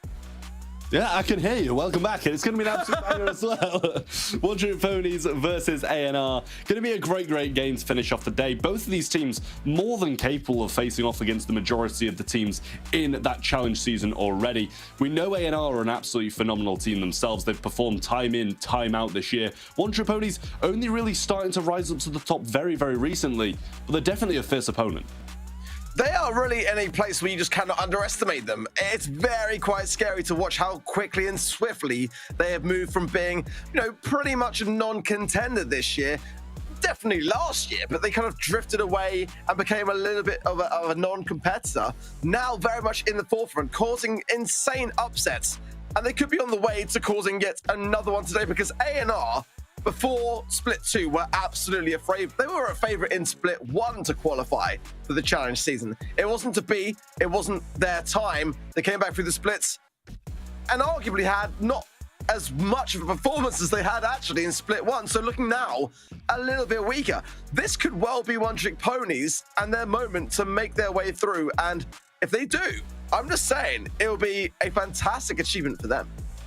It really will. One Trick Ponies, they're a team that desperately needs a spot in the challenge season with the possibility of BSC points later on down the line. And I suppose it's the exact same with A&R as well, where they sit in about 7th in BSC now, thanks to the last couple of months they haven't qualified. They're not looking so good either. So both of these teams, not only is it going to get them to the challenge season for the possibility of playing at Gamescom at the LAN, but also the BSC points, the practice, everything that these guys can earn from being in the challenge season, both of them desperately need. This is why it's very interesting now that we've got the addition of BSC points incorporated into the results of the Snapdragon Pro Series, because it just really opens up the entire scene into one big picture. You're looking through here, you're right, A&R in 7th position currently on the BSC leaderboards. And Fantasia, we haven't really spoken about EUR today. They didn't make it through in Split 2. They were a favorite. I mean, they have been doing consistent results in the BSC time and time again. Didn't make it through. Reply Totem today, not qualifying. There are so many teams at the moment which are in perilous positions for teams specifically like this. One Trick Ponies come ahead here. If they come out on top and they get great results through to the challenge season and into maybe even the challenge finals, who knows? It's a long way ahead of ourselves, but I'm just saying realistically, there is some comeback potential for teams that are currently not performing to that same extent. As I said, both of these teams are in desperate need of the points at that as well. So, you know, this is such a big match for both of these teams, just as it was the last one. And they were playing so passive, so reserved, because they just wanted to make it to the challenge season. No mistakes wanted to be made from either of the teams. But something has to happen. Something has to budge. You need to win. The gas is going to push you in. The time is going to run out. Something needs to happen. Eventually, they'll be pushed into a pressured moment. And that's the question of who can deal with the pressure better. Yeah, and A&R, to be fair to them, have shown some really clear signs of doing that, beating some of the best teams in this region, and consistently so.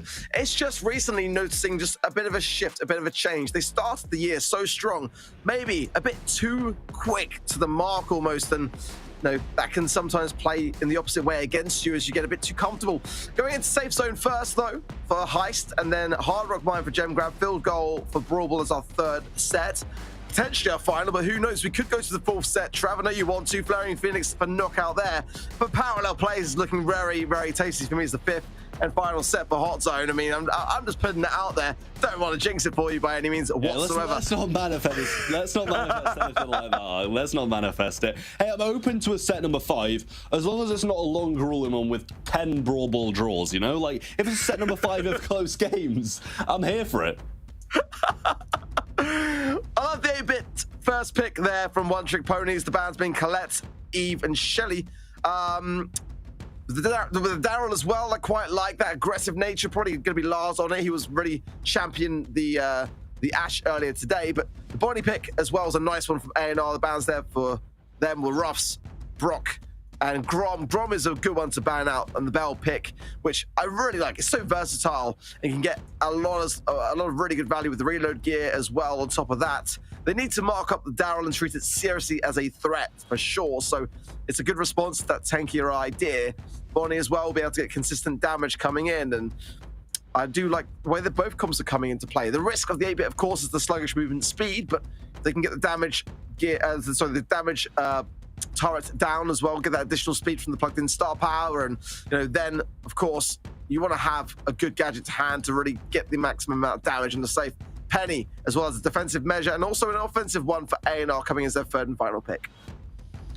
Yeah, I mean, I like both of these comps so far with how they're adding up. I mean, obviously A&R's finished to completion with the Bonnie, the Bell, and the Penny, and I really do like it. If you can, get a Penny turret up in the top left behind that unbreakable wall, it looks absolutely incredible. But they've just added Carl as their last pick, and I'm liking the hair comp as well. I feel they're pretty evenly matched between these two teams, and 2 evenly matched teams as well. I think it's going to be a great game. I think it's set to be a banger, no doubts about it. But the way that One Trick Ponies are playing, this comp matches the aggressiveness that we've seen all day long. And as we've seen with Reply Totem, who are normally the aggressor, not really paying off for them to be as passive as they were today. One Trick Ponies really, for me, have that kind of really, flamboyant play style that is often rewarded, but they're also very cautious when they have to be as well. If they get the balance right here, despite being sometimes outranged, I do like their thought process as we go in to this opening match of the final match for today. cannot wait to see whether it'll be One Trick Ponies or A&R joining the 7 teams already confirmed in the challenge season. Yeah, Rama trying to find some taps through the mid. Shouldn't be too hard to really find them on Giacu, considering how slow he is, but maybe he's in a great position in the top right here.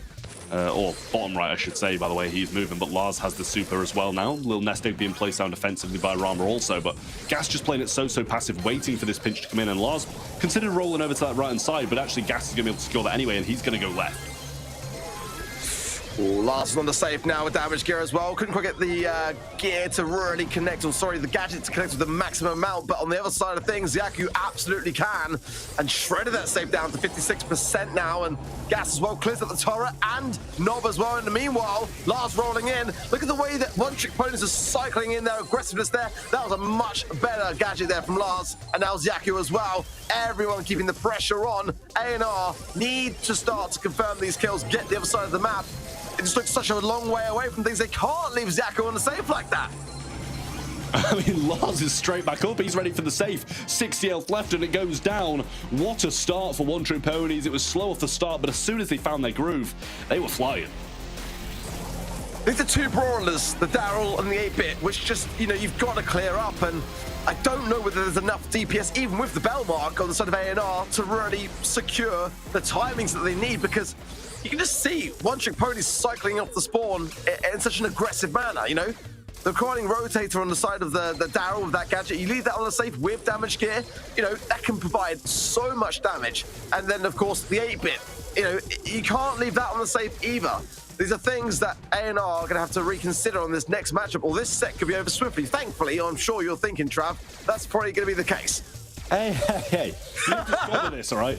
If it's an interesting game, I'm here for it, and it's interesting, right? These teams are evenly matched. Both got good drafts.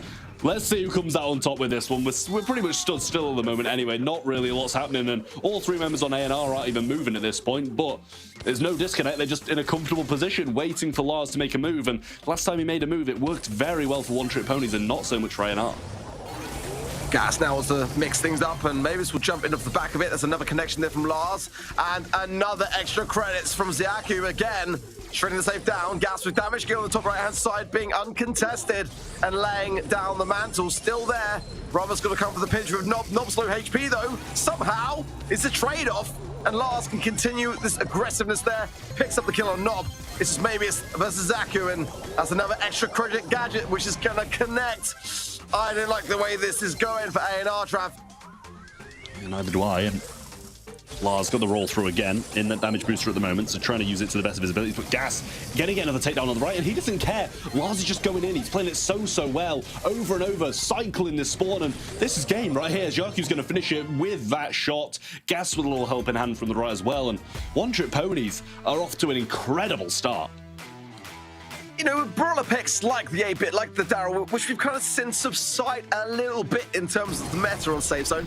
I think for me, the reason why I love what One Trick's Ponies are bringing out of the pocket today is the fact that they're just bringing back to life brawlers that many teams are kind of like left forgotten or just kind of left collecting dust on the shelf. And it just goes to show they still work, you know. Carl has been pretty much a staple diet nonetheless, but you know, I just feel like some of these are keep being forgotten about. And to just show and demonstrate just how good they still are, you know, look at the difference in the healing there, almost double that of A&R. A&R had the damage, but it was just the way the One Trick Ponies focused their damage on the safe that's not necessarily reflected in those stats.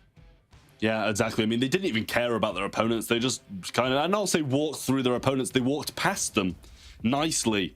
And went for the safe without really asking too much. And it was really good from One Trick Ponies. A&R just couldn't really do a lot. And, you know, they had a good draft. I won't say they won't, but it's the exact same as we saw in that previous game. Daryl sits there for 30 seconds. A&R don't move. He gets super and they just go. Exact same time as Carl flying hooks in. And it works every single time. Yeah, the drafts today for them have been great. Their aggressiveness has been rewarded. Like, it just feels like the team have got so much synergy between one another and are just in a very good spot. They've been consistently growing. They had some great results over the weekend in the BSC. And now, you know, at this stage of the competition, they know that they are now just only 2 sets away from qualifying in. Whereas A&R have had so many chances along the way and just never really able to seal it. to be honest, if they can't seal it now, you know, they could be waving goodbye to a huge opportunity. And it just feels like so far, One Trick Ponies want this more. I mean, both of them want it a lot, but as you say, One Trick Ponies want it that little bit more, and no matter how much A&R want it, if they're not getting the drafts right, if they're not playing it right, they're not going to win it anyway. And that's what One Trick Ponies are taking advantage of you now. A&R are going to be getting frustrated, you know? We've seen how they express themselves on Twitter, Rama especially, and if he's not bringing wins home, he's going to be a little bit annoyed. Well, Rama went on Twitter, didn't he, quite recently, just kind of boasting about every pro team that they were able to dismantle along the way, but none of that really matters when it comes down to this stage of a competition, because it's only you and the team that is opposite you. You know, it's kind of like some of the lead up to this moment in time is less relevant than the now and the present. And what they need to do right now is focus on One Trick Ponies, who have just come out of the middle of nowhere and caused a ruckus in the EU and MENA region. And I love that kind of thing for a team. You know, it's been a long time coming for players like Lars, who have been consistently striving to make moments count and to, you know, provide those opportunities for themselves by just putting in nothing but hard work. And like I said before, going into that first set, have A&R got a bit too comfortable with how they started the year, because it's not necessarily what the viewers at home will remember and us on the casting desk will remember. It's how you finish that really matters, and you've got to finish strong. Well, draft is in for Hard Rock Mine. Well, at least the bans are, I should say. One Trick Pony's going to get rid of the Max, the Ruffs, and the Shelly. I like the Shelly ban, but on the other side of things, the exact same bans. We see a Squeak coming out the start for One Trick Ponies though, and I'm not sure if it's really first pick material for me on Hard Rock Mine. It's not a bad brawler. We saw it just a couple of games prior, but it's not the most convincing either. Here's the thing for me, you know, Squeak got that recent buff, right? Well, to the, you know, the star power that no one really ever used, chain reaction. I think it was like a 10% increase of damage in consecutive blob shots that kind of connect with players. But like, the thing is, nothing else has changed for Squeak, but the rise up in play rates and most notably the win rates today has been noticeable. And it just feels like, you know, again, that example of One Trick Ponies finding an example of a brawler that's kind of been forgotten about, but it's still providing them really good results. Now, the Carl and the Guts coming in is much more traditional from A&R and tried and tested. We know it works fantastically well in Hard Rock Mine. The Ash pick that everyone doesn't seem to be considering when it comes to One Trick Ponies. No one's really banning around what One Trick Ponies are thriving on at the moment. They're just kind of banning the meta. Sometimes you have to ban your opposition. And that's what I've just seen time and time again today, players not really doing. And I've mentioned it before, I'm sure that One Trick Ponies are loving the fact that they've got picks like this Ash to have to their advantage. The RT is going to be a fantastic mid for sure. There is a chance for A&R to shut down the Ash, but that wasn't the brawler that I was going to say would be the one to do it. It's not a bad one, but Otis is probably, in my opinion, the better one to go for, and no one seems to be doing that.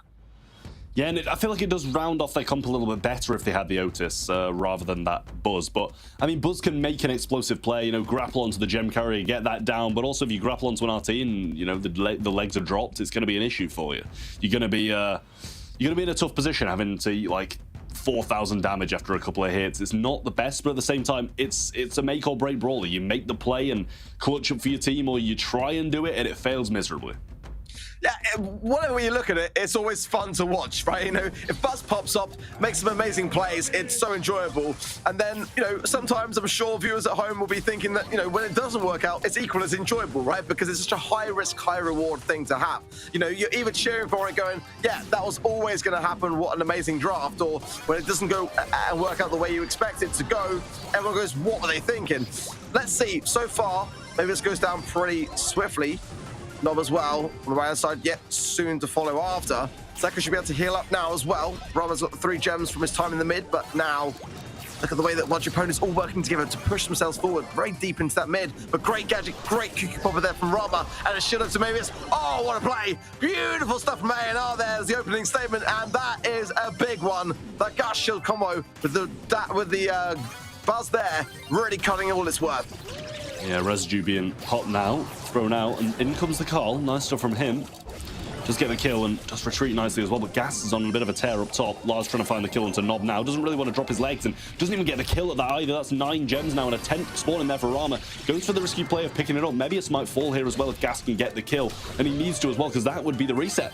I mean, I'm not sure if Mebius didn't know he had a gem or not, but he's just given the countdown away. It was in perfect timing with what you were saying as well. It's almost as if that was actually gifted to them on the platter. They were shut down again, and this is a great position of power, isn't it, for One Trick Ponies? But they're going to buy down the clock for quite a long time now. Yeah, on the right-hand side, drop now. Oh, big stun from maybe. It's double takedown potential. Oh, can Rama escape this now? Nob comes in with defense, and that is a good one of that. You know, he's been able to clear up and alleviate a lot of that pressure. I mean, they've just given gems to each other at this point. I'm not really sure what's going on. I think they don't want to win, but they could want to win more at the same time. 7 gems to 10, and it's just not happening for One Trick Ponies in this set. A&R are going to take the first game there, and I mean, if they play it a little bit differently, the Ash had some moments, it had some good positioning at certain points, but it just wasn't played right to be able to flip the game. And you've got to remember as well, when that carpet comes out, Nob is so dangerous with it. Time and time again, you just really going on the aggressive, and that Gus combo with the buzz, it has a lot more synergy than I really gave this draft credit for so far from A&R. It's still high risk, but the fact that they are willing and daring to make those risks, it's part of their offensive strategy at this stage of the competition. Is daring for sure. Maybe it's able to get too much value, then One Trick Ponies could be finding this set being leveled out as quickly as that. Oh, shot's being thrown out now. Maybe a residue through mid won't go amiss for Jaku, and there it is. Rama's not going to be caught in it though, and does get double tapped nicely by Lars though. Puts himself in a great position, but trying not to feed Mebius at this point. He's walked straight onto the slow, tried to bring the gems back, but that should be a quick pickup for Lars, and Gas is there to cover for him as well. Not going to go aggressively also down this bottom side, but Lars, I mean, he's got 7 already, so not the worst position, and the takedown's Jaku's hands as well. Great stuff from him, survives it out, and that's a 7-0 lead. You see how quickly it can turn. They can just keep Mebius at bay, but he is playing the one brawler which can just as quickly return the favor, let's be honest. Great gadget there from Rama. Lars gets the 8th gem in the pocket. Nob coming in with the shield as well. Protected pirouette just for good measure onto Zaku as Mavis goes in. Everyone then trying to do their thing, but Gas somehow survives, and Lars will lose positioning power for it. Regardless, though, there's still a substantial lead here for One Trick Ponies, but it is delicate. And if Mavis gets in position now as well, oh, the legs weren't enough. Nob survives on 12 HP. If Mavis can get in and get out, it'd be huge, but they don't even need to necessarily do it. Just buy down the clock and make good on the mid. Yeah, maybe he's got a shield now as well, so in a good position right there.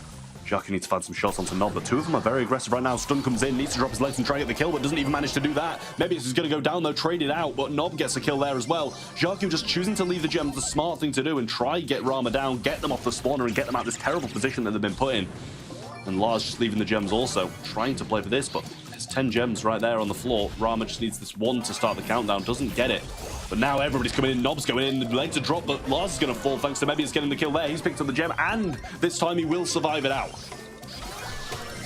I don't realistically see a chance here, especially now Rama's picked up a gem. He can just go back now and ensure that his teammates, shielded up as well, take the front of it. And that is going to be a very convincing way to return the favor, unless there's a reset here, potentially. No, not enough time.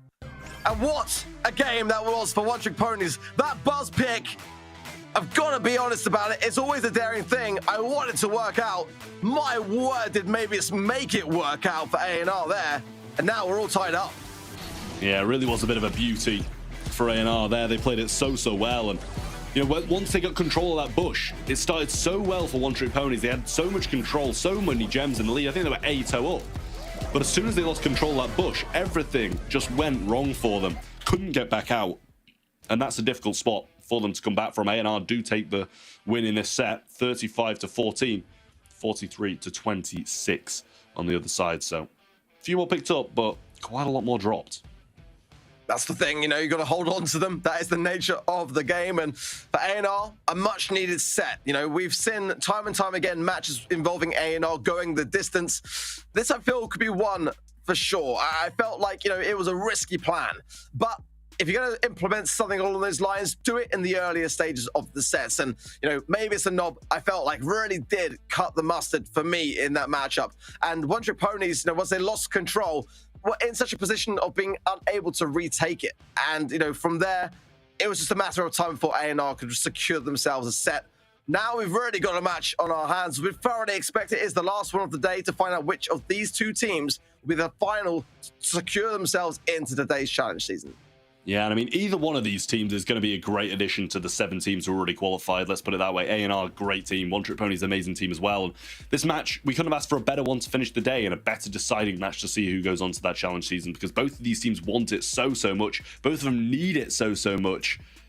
And we'll see in the next couple of sets, or maybe even 3, if it goes the long haul, who will be the one going. We're going on to field goal, and we see the throwers banned out pretty much instantly. Barley by One Trick Ponies, Willow and Dynamite by A&R. And then the Ash banned down by A&R as well, and One Trick Ponies get rid of the Shelly and the Bonnie. See, I like that from A&R, especially because it's very much a Willow map. The Ash is very much, needed, not just because they're facing One Trick Ponies, because it works on field goal. Both of those 2 things now. Spike coming in, and I'd imagine as well with the buff that he's had, no curveball now as well. But first pick then going the way of A&R, 2 to follow from One Trick Ponies. Bonnie is banned by them here as well, which is kind of interesting to see. I like to kind of see the M's mid myself. Now it's kind of coming in to a better place in Brawl Ball in general.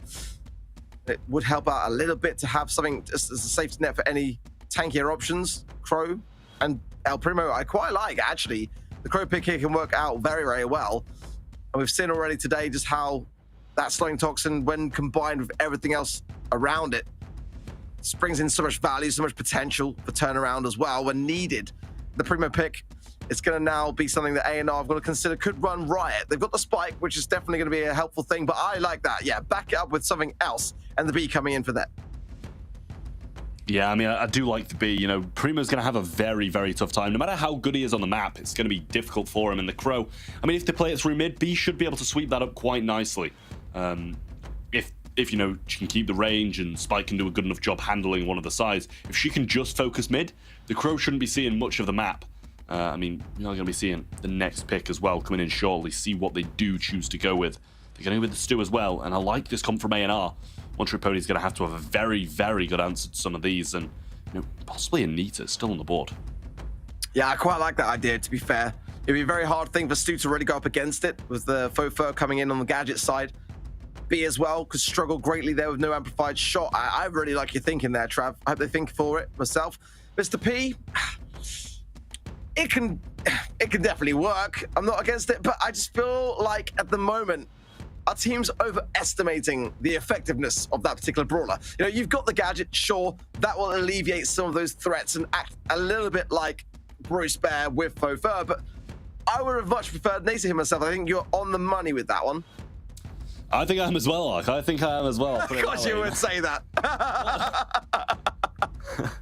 Not to blow my own trumpet, but to play your own trumpet. Yeah. I think my pick would have been a little bit better then. If there's any coaching roles available for either of these teams, then I'm available. I've got quite a lot of spare time.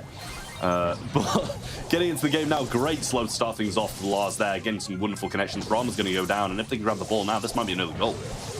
Yeah, stick to coaching, mate. Don't you dare try and dabble in with the playing side. Opening up a bit of space here. Potential pass in for Gas, and he will score it as well. That was a very clear opening statement in the first 12 seconds, or 22 seconds rather, of the match. Yeah, OTP are feeling as though they've got a decent comp for it. Still surprising to me, though. Let's see whether they can maintain it, most importantly. Jump available from Gas now as well. Going to go straight onto Rama, who's going to be able to escape his clutches there. And now this should be a goal itself. Life plant's down as well. Lars is going to be super down. Not sure if that was really necessary. Seems like a little bit of a waste of super, but forcing the goal might be worthwhile. I feel like they maybe could have done it anyway, but speed through the mid needs to find some more connections. Because Gas, he's soaking up shots and getting his super. It's a valuable thing to have, and he's got it now. If the ball can be thrown out and shot, then they're going to be able to make a move, but actually he is brought a little bit too low to be able to try and make it play. Well, now we see A&R starting to close in just a bit more of the goal side of things. Brothers in a great spot here if he can get some value for it and just whittle down Gas.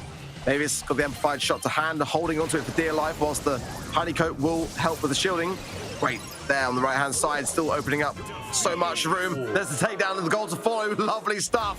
And what a response that really was. A&R will steal the game, and now One Trick Ponies, they've got to start to find more in this draft.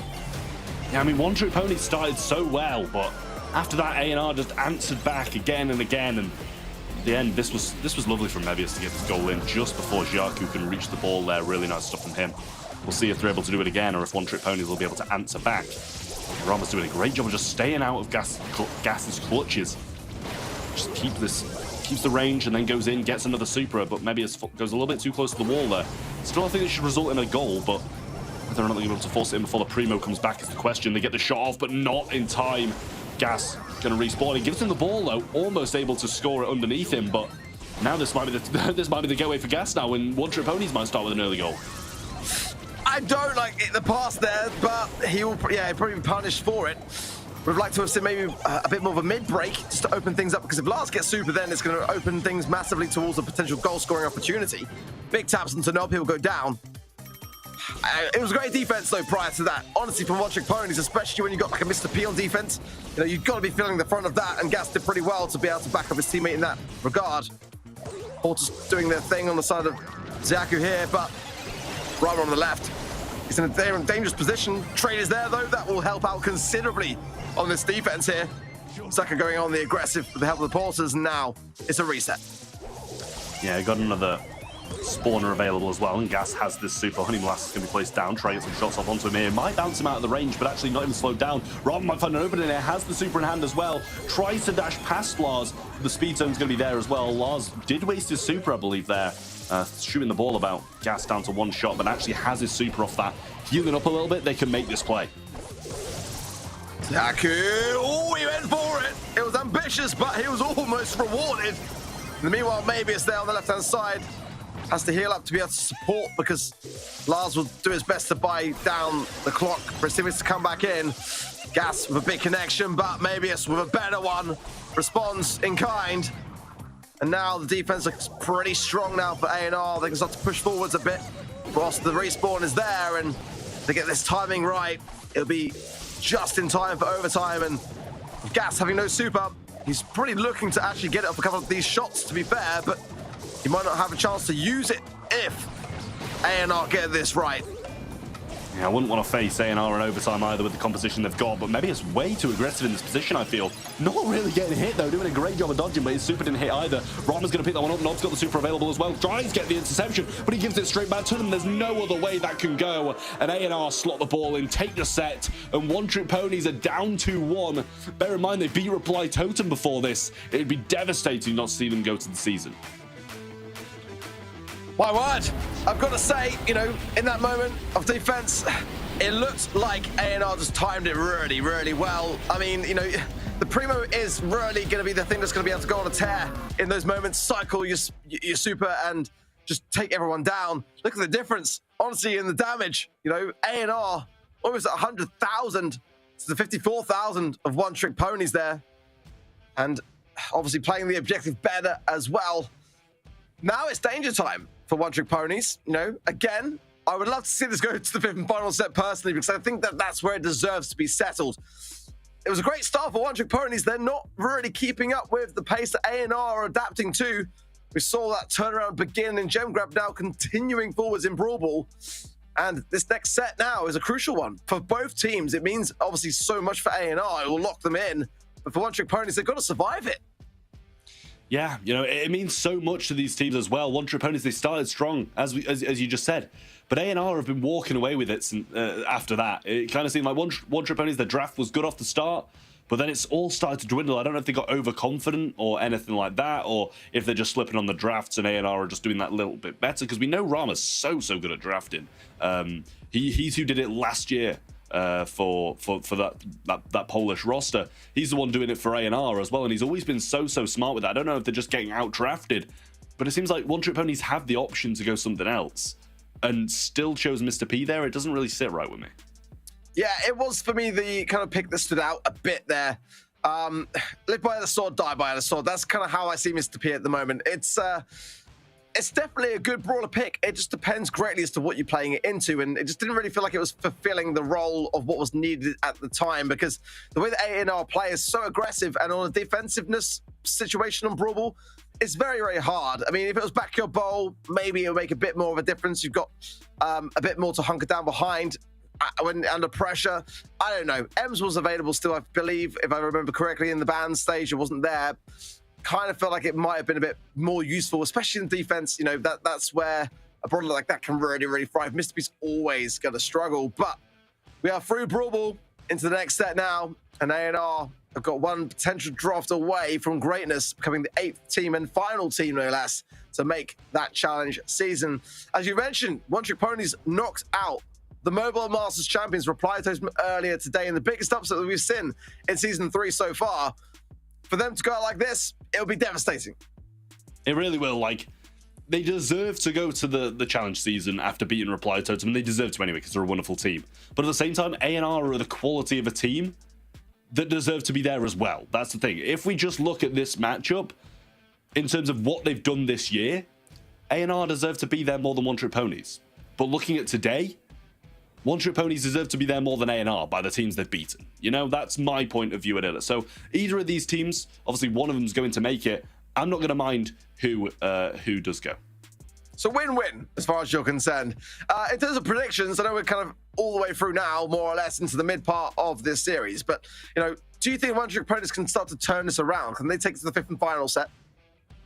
I think they can, and I'd love to see it settled there. I know you're joking about me, you know, wanting to wrap it up, go to bed. I'd love to see it go to set number 5. I'd love to see it go to set number 5, this one, to be decided there. And then I don't mind who wins. Someone clip it. Well, listen. These games are good. They're exciting. We saw 2 quick games in Brawl Ball. Once we're past that, I'm all for it. You're all for it. Now that he's got Brawl Ball out of the way, we haven't had any repeats of that one. Trav is all for it. Well, draft will be coming in very shortly, and again, you know, getting that right is where I feel like A&R have been a little bit more of a step ahead. At the beginning, One Trick Ponies, they looked so strong. You know, they looked exactly how they've looked for the majority of today. They were just coming in with some great ideas that people didn't have a response for, and it was almost like A&R, you know, sort of switched and tuned into the gear, and as soon as they did that, started to play their game at their own pace and start to bring those aggressive ideas that they know and love. One Trick Ponies haven't really found themselves yet in what happened after that first set. Now is the time for them to really go back to their roots.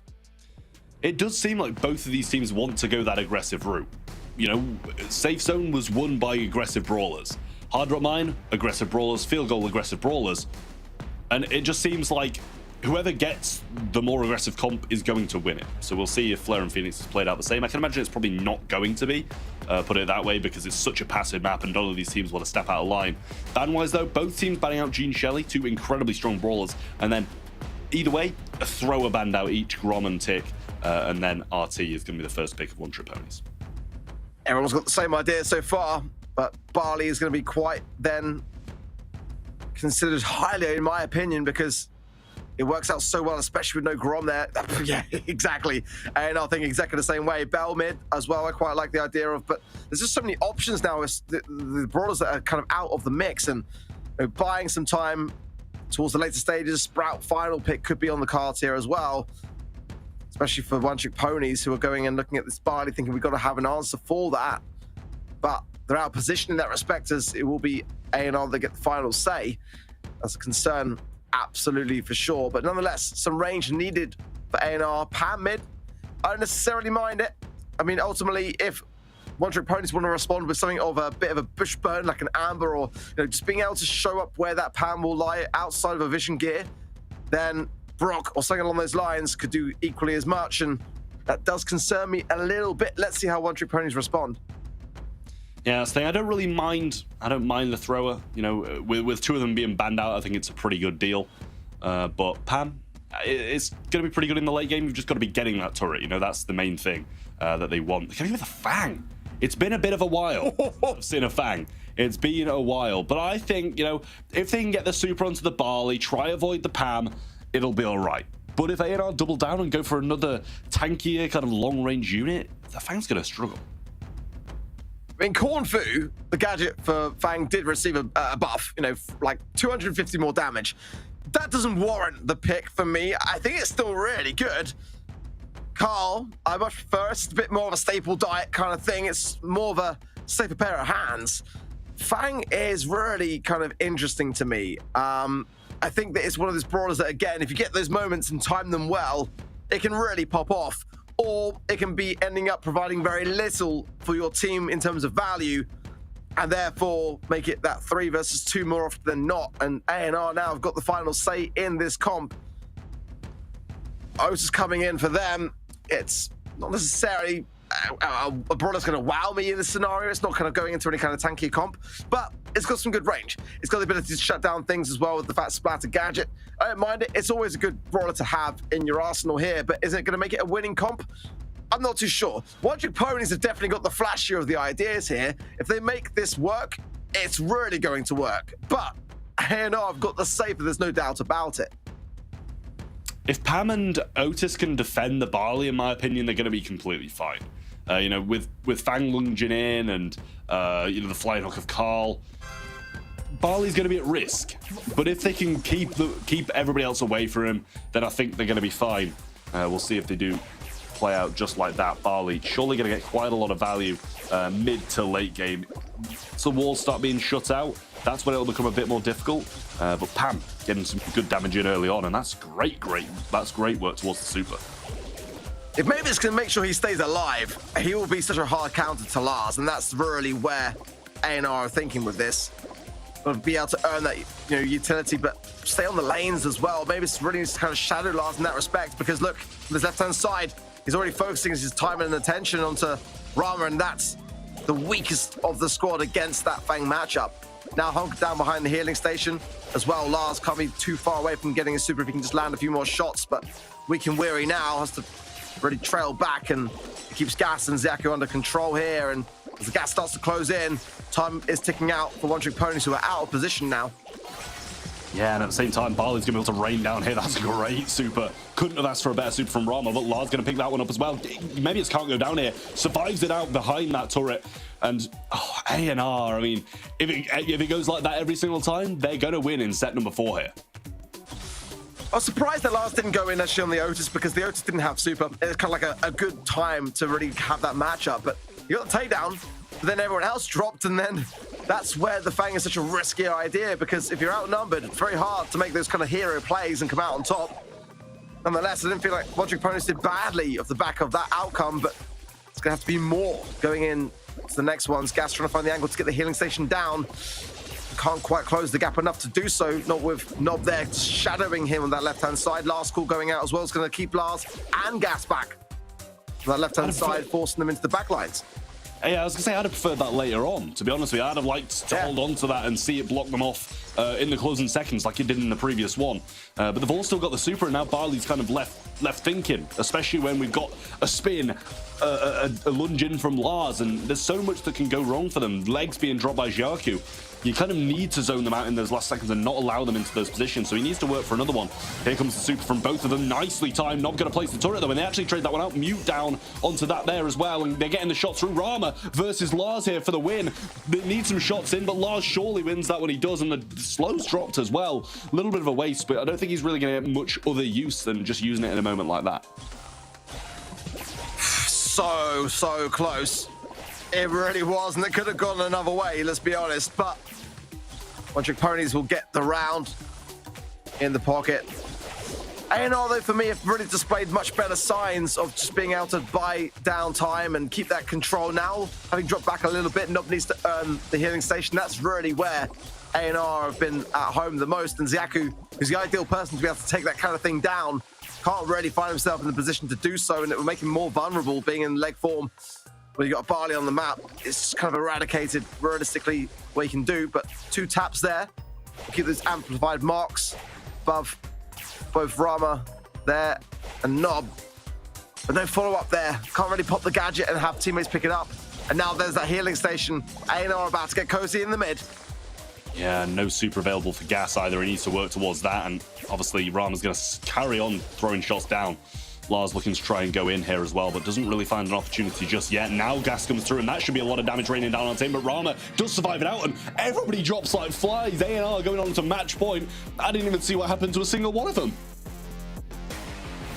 Wiped off the face of the earth, potentially the face of Season 3 of the Snapdragon Pro Series, if One Trick Ponies do not now respond and demonstrate that this comp has got what it takes to take them down. Oh dear, oh dear, oh dear. A&R are running away with this very, very quickly. And it's up to Watcher opponents to stop them in their tracks. It's been such a great day for Watcher opponents. I thought they were coming in such a great place, mental. But A&R shutting it down so far. Got to start to go more on the aggressive, and they are doing so, and depriving these later stage utilities that A&R keep bringing to the table. Yeah, I was going to say, they seem to be a bit more erratic, moving about a bit more, and I don't know if that puts them at more of a risk or if that makes them, you know, in a better position, but all three of them down the mid here. I'm not really sure what to expect. I believe a gadget just came out of Xaku there as well, and I'm not sure what use that kind of served, considering it only did a little bit of damage to Nob, who didn't really feel the effects of it, as he just healed straight back up. And you know, he's working towards another super, and if he gets it, as you said in the last one, they're going to be at home, they're going to be cozy.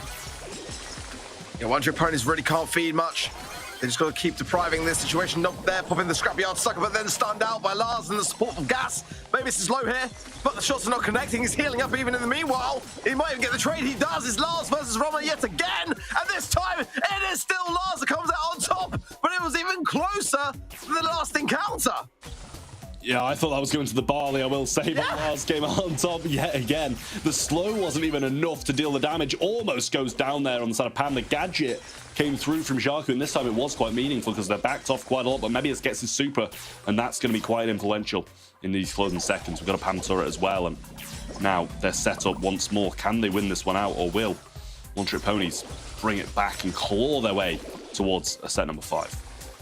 Yeah, Gas really wants to get this turret taken care of, but he's depending on Xaku to be able to close the gap in the mid because he's being shadowed so well by Nob. He's really on the ball, on the money there.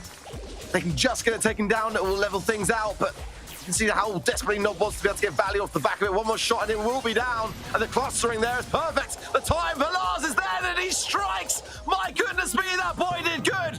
What a difference that made to everything! One Trick Ponies really are starting to get inside the minds of A&R, but they are still up against that match point. It is far from over in that respect. Definitely not off the hook just yet. They still need a lot more, 2 more rounds needed. And I mean, that's going to be tough in itself, considering how comfortable A&R looked through that first game. But once some changes were made, One Trick Ponies starting to look good now. They're looking very, very good. And as you said, Lars is the real savior of One Trick Ponies here. They've got to keep in mind what the difference maker was, though. And hopefully, for their sake, try that Pam healing station. Because A&R now will go more on the aggressive. They know that they are depending upon it quite greatly towards the later stages. Maybe it's marked up, though. Good value there from Gas there, lining things up. This right-hand side is looking precarious. Nob pops the gadget, but he might go down. Oh, my word, almost did. Saved them by the healing station in the meanwhile. Zaka goes down, making it 3 versus 2. A huge advantage for A&R. I think this might be the first time we've seen someone actually go down before the closing seconds and actually make it a 3v2. In comes Gas, though, trying to find some form of trade, but he can't even get that. Fed Nob another super for the next round, and just Mebius looking to acquire his now, and Lars, he doesn't want to feed it. He's heading straight into the Gas, but I don't think Meb's going to be too far off. Yeah, a bit questionable, a bit of a hero moment, but I don't realistically see how he was going to come back unscathed from that scenario, and it would have left Lars in a 1 versus 2 at least. Tough times then for One Trick Ponies. This could be the final round of their Season 3 appearance, unless they can start to bring in Clawless back. It's going to be 2 rounds consecutively just to survive this set, and that is a long way away for now, but it could be as near as seconds for A&R. Supers for A&R. Meb spinning and Protesto pinning up top, and I don't know if he's feeling way too confident or if something's going wrong, but they seem to be spinning in the bushes, giving us a little bit of a show here. We'll see if they do come out on top of this one, but they have 3 supers. One Trick Ponies only have 2, which is definitely a bit of a big thing. Well, Gas just looking for his now. Yeah, nothing in the history of Brawl Esports has ever gone wrong spinning and doing a protester, let's be honest, in the final moments of an intense matchup. Let's see, though, as this could be the final stand here. A&R bring out the last call, keeping Xaku really, really far back here, and he might be able to help out his teammates. Lars thinking about going in on the aggressive, but he needs the support. He goes to the moves, muted out, great response, not with the pickup as well. 3 versus 1, and it is done. A&R will wipe the slate clean and secure themselves in to the SPS Challenge season. Now that was special. One Trick Ponies are not going to be going through. They're knocked out after a beautiful run through. They beat Reply Totem as well, knocked them out of the competition. And A&R will be thanking them for that because they would have had a tough game. And I'm not saying One Trick Ponies weren't a tough game, but they'll be thanking them for beating Reply Totem in the first place. Couldn't have said it better myself. I think that A&R deserved it though. They've been so consistent this year. They were dwindling a little bit throughout the cup stages, but they did good on the open finals, and that's what matters most. And like I said in that matchup, it's about who you're facing. They did make adaptations. You know, we've got to remember that One Trick Ponies in that first set looked very, very confident, very consistent in the way that they were drafting, in what we saw previous to this today. And here is how the day went down. If you're just joining, what a VOD. You can go back and watch. But SK Gaming were the first to really lay down the mantle, only dropping that one set. And then we saw as well that big matchup between Humble and Reply Totem where the upset started for them. But Humble made it a clean sheet. The second team to qualify for the challenge season then. Smart Cats, the underdog, big time in that scenario, lost to FA Twins, who then found themselves losing to Mr. Dosa. They are the third team today to qualify. And as we just saw, A&R, but prior to that, One Trick Ponies knocking out Reply Totem's Season 3 chances in their entirety. By far the biggest upset, possibly that we've seen in SPS history, in my opinion, for the EU and MENA region.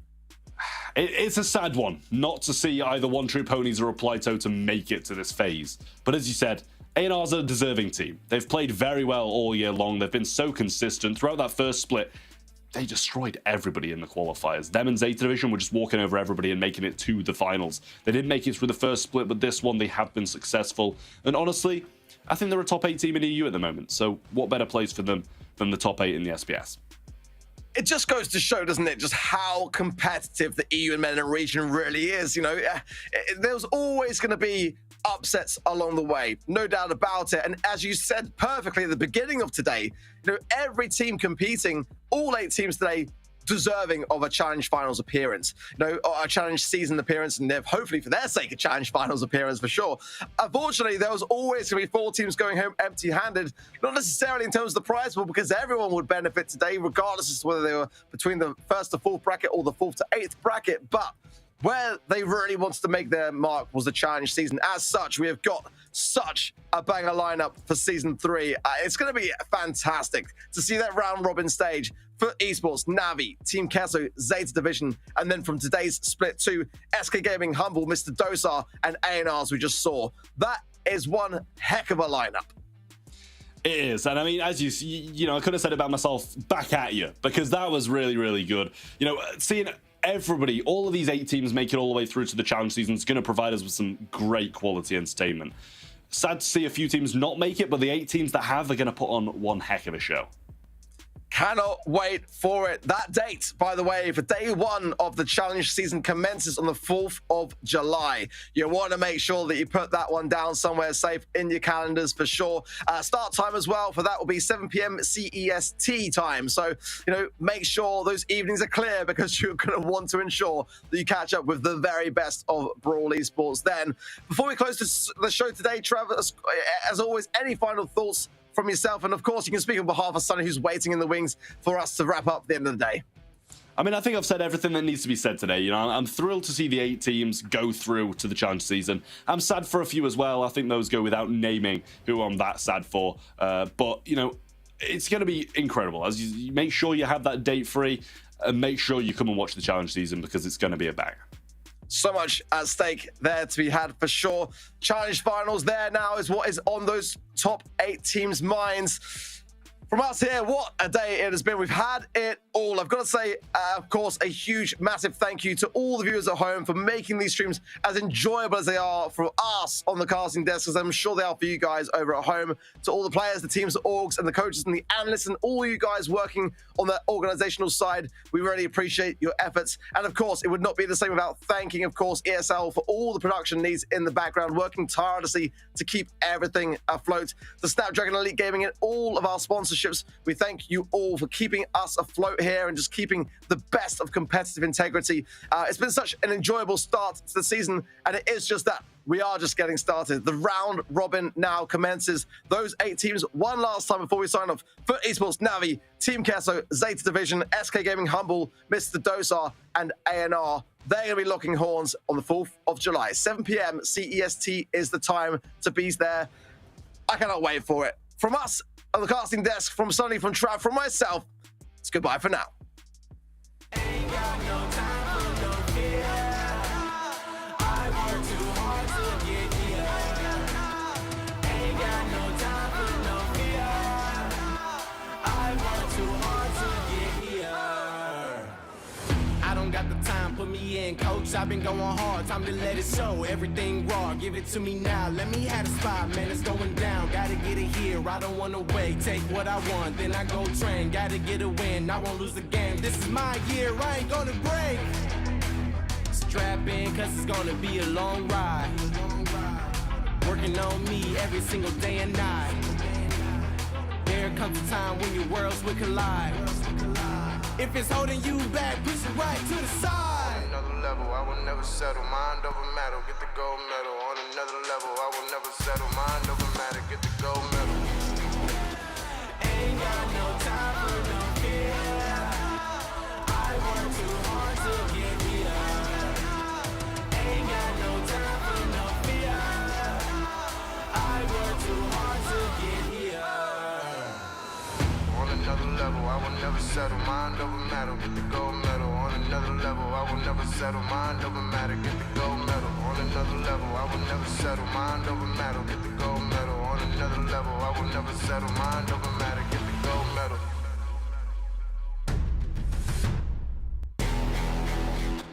Ain't got no time for no fear. I work too hard to get here. Ain't got no time for no fear. I work too hard to get here. Ain't got no time for no fear. I work too hard to get here. Ain't got no time for no fear. I work too hard to get here. Ain't got no time for no fear. I work too hard to get here. I don't got the time, put me in, coach. I've been going hard, time to let it show. Everything raw, give it to me now. Let me have the spot, man, it's going down. Gotta get it here, I don't wanna wait. Take what I want, then I go train. Gotta get a win, I won't lose the game. This is my year, I ain't gonna break. Strap in, cause it's gonna be a long ride. Working on me every single day and night. There comes a time when your worlds will collide. If it's holding you back, push it right to the side. On another level, I will never settle. Mind over matter, get the gold medal. On another level, I will never settle. Mind over matter, get the gold medal. Ain't got no time for no fear. I work too hard to get here. Ain't got no time for no fear. I work too hard to get here. Snapdragon Elite Gaming, Samsung Galaxy S23 Ultra, Monster Energy, and DHL.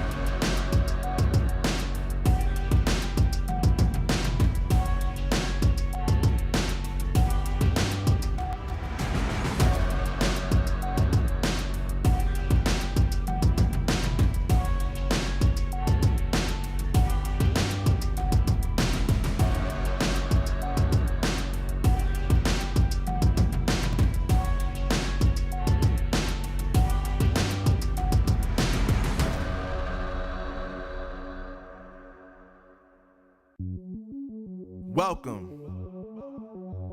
to the place where dreams come true, where everything you want can be yours, if and only if you're willing to work for them, you're willing to hurt for them, but most of all, you're willing to be first for them.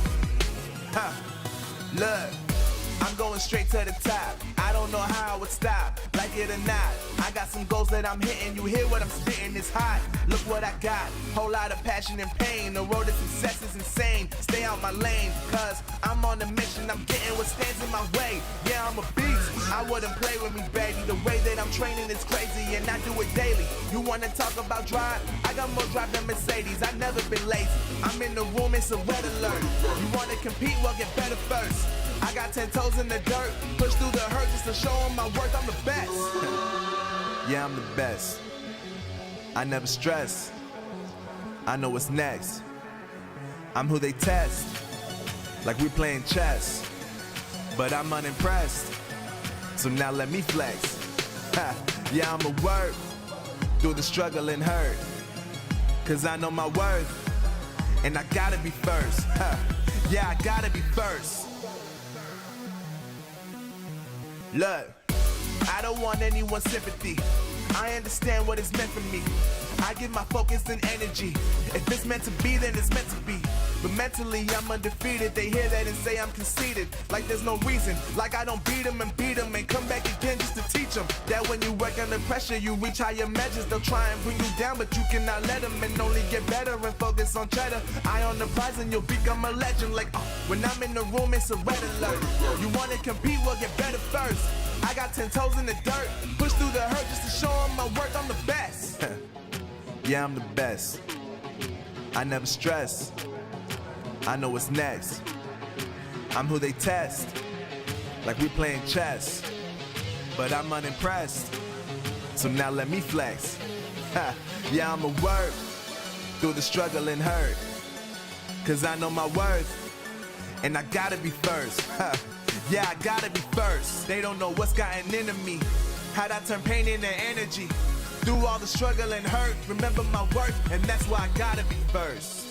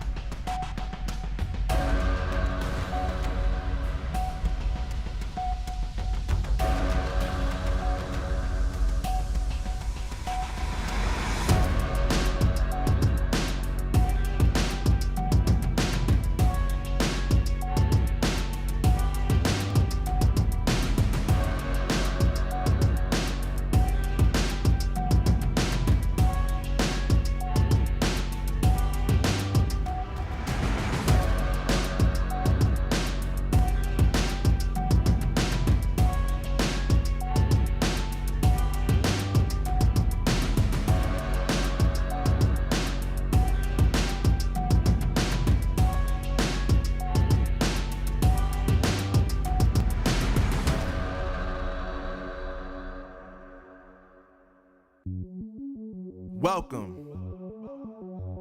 to the place where dreams come true. Where everything you want can be yours. If and only if you're willing to work for them. You're willing to hurt for them. But most of all, you're willing to be first for them. Ha! Look, I'm going straight to the top. I don't know how I would stop, like it or not. I got some goals that I'm hitting. You hear what I'm spitting, it's hot. Look what I got, whole lot of passion and pain. The road to success is insane. Stay out my lane, cause I'm on a mission. I'm getting what stands in my way. Yeah, I'm a beast. I wouldn't play with me, baby. The way that I'm training is crazy, and I do it daily. You wanna talk about drive? I got more drive than Mercedes. I've never been lazy. I'm in the room, it's a red alert. You wanna compete? Well, get better first. I got 10 toes in the dirt, push through the hurt just to show them my worth. I'm the best. Yeah, I'm the best. I never stress. I know what's next. I'm who they test, like we playing chess. But I'm unimpressed, so now let me flex. Ha. Yeah, I'ma work through the struggle and hurt, cause I know my worth, and I gotta be first. Ha. Yeah, I gotta be first. Look, I don't want anyone's sympathy. I understand what it's meant for me. I give my focus and energy. If it's meant to be, then it's meant to be. But mentally, I'm undefeated. They hear that and say I'm conceited. Like there's no reason. Like I don't beat them and come back again just to teach them that when you work under pressure, you reach higher measures. They'll try and bring you down, but you cannot let them, and only get better and focus on cheddar. Eye on the prize and you'll become a legend. Like, when I'm in the room, it's a red alert. You wanna compete? Well, get better first. I got 10 toes in the dirt, push through the hurt just to show them my worth. I'm the best. Yeah, I'm the best. I never stress. I know what's next. I'm who they test, like we playing chess. But I'm unimpressed, so now let me flex. Ha. Yeah, I'ma work through the struggle and hurt, cause I know my worth, and I gotta be first. Ha. Yeah, I gotta be first. They don't know what's gotten into me, how'd I turn pain into energy. Through all the struggle and hurt, remember my worth, and that's why I gotta be first.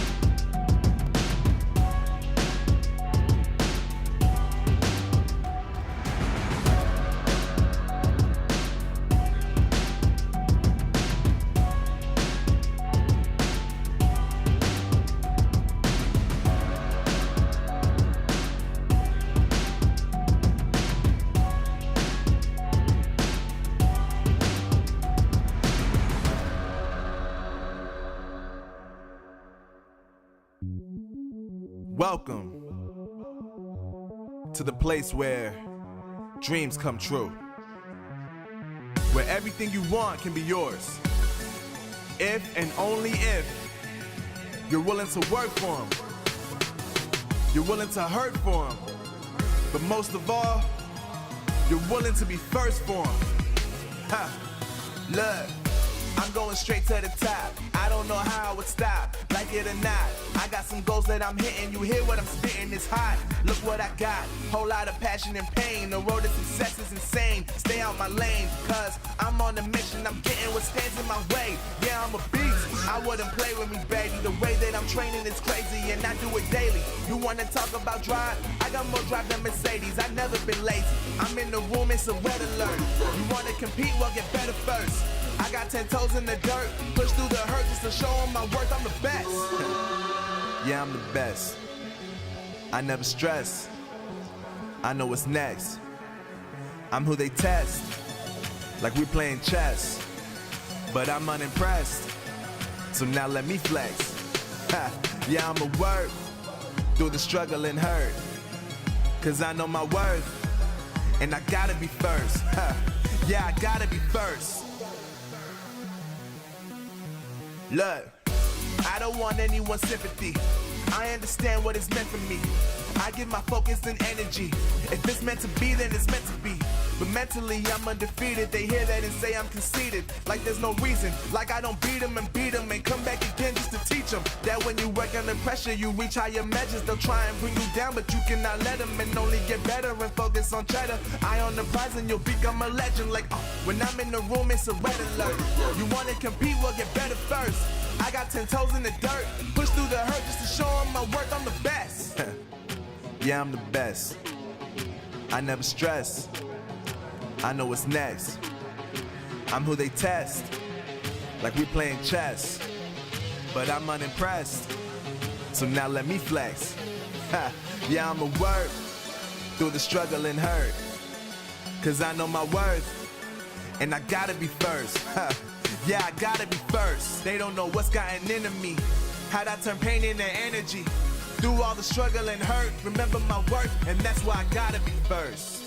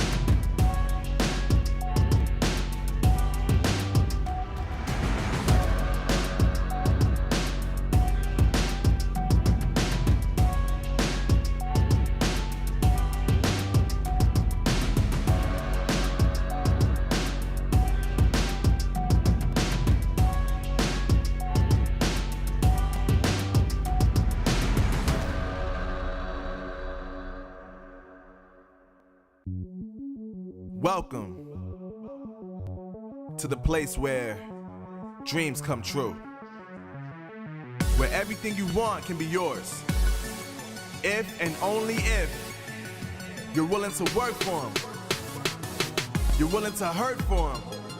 But most of all, you're willing to be first for them. Ha! Look, I'm going straight to the top. I don't know how I would stop, like it or not. I got some goals that I'm hitting. You hear what I'm spitting, it's hot. Look what I got, whole lot of passion and pain. The road to success is insane. Stay out my lane, cause I'm on a mission. I'm getting what stands in my way. Yeah, I'm a beast. I wouldn't play with me, baby. The way that I'm training is crazy, and I do it daily. You wanna talk about drive? I got more drive than Mercedes. I've never been lazy. I'm in the room, it's a red alert. You wanna compete? Well, get better first. I got 10 toes in the dirt, push through the hurt just to show them my worth. I'm the best. Yeah, I'm the best. I never stress. I know what's next. I'm who they test, like we playing chess. But I'm unimpressed, so now let me flex. Ha. Yeah, I'ma work through the struggle and hurt, cause I know my worth, and I gotta be first. Ha. Yeah, I gotta be first. Look, I don't want anyone's sympathy. I understand what it's meant for me. I give my focus and energy. If it's meant to be, then it's meant to be. But mentally, I'm undefeated. They hear that and say I'm conceited. Like there's no reason. Like I don't beat them and come back again just to teach them that when you work under pressure, you reach higher measures. They'll try and bring you down, but you cannot let them, and only get better and focus on cheddar. Eye on the prize and you'll become a legend. Like when I'm in the room, it's a red alert. You wanna compete? Well, get better first. I got 10 toes in the dirt, push through the hurt just to show them my worth. I'm the best. Yeah, I'm the best. I never stress. I know what's next. I'm who they test, like we playing chess. But I'm unimpressed, so now let me flex. Ha. Yeah, I'ma work through the struggle and hurt, cause I know my worth, and I gotta be first. Ha. Yeah, I gotta be first. They don't know what's gotten into me, how'd I turn pain into energy. Through all the struggle and hurt, remember my worth, and that's why I gotta be first.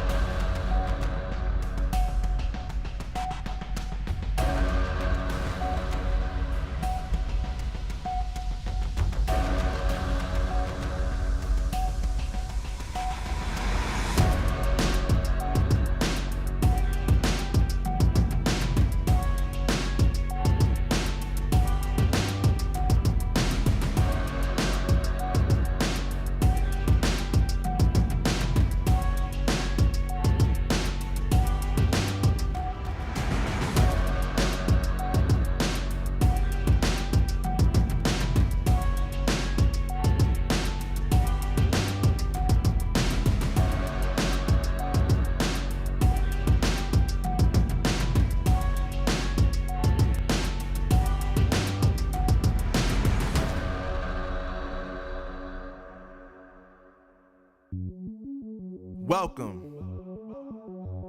to the place where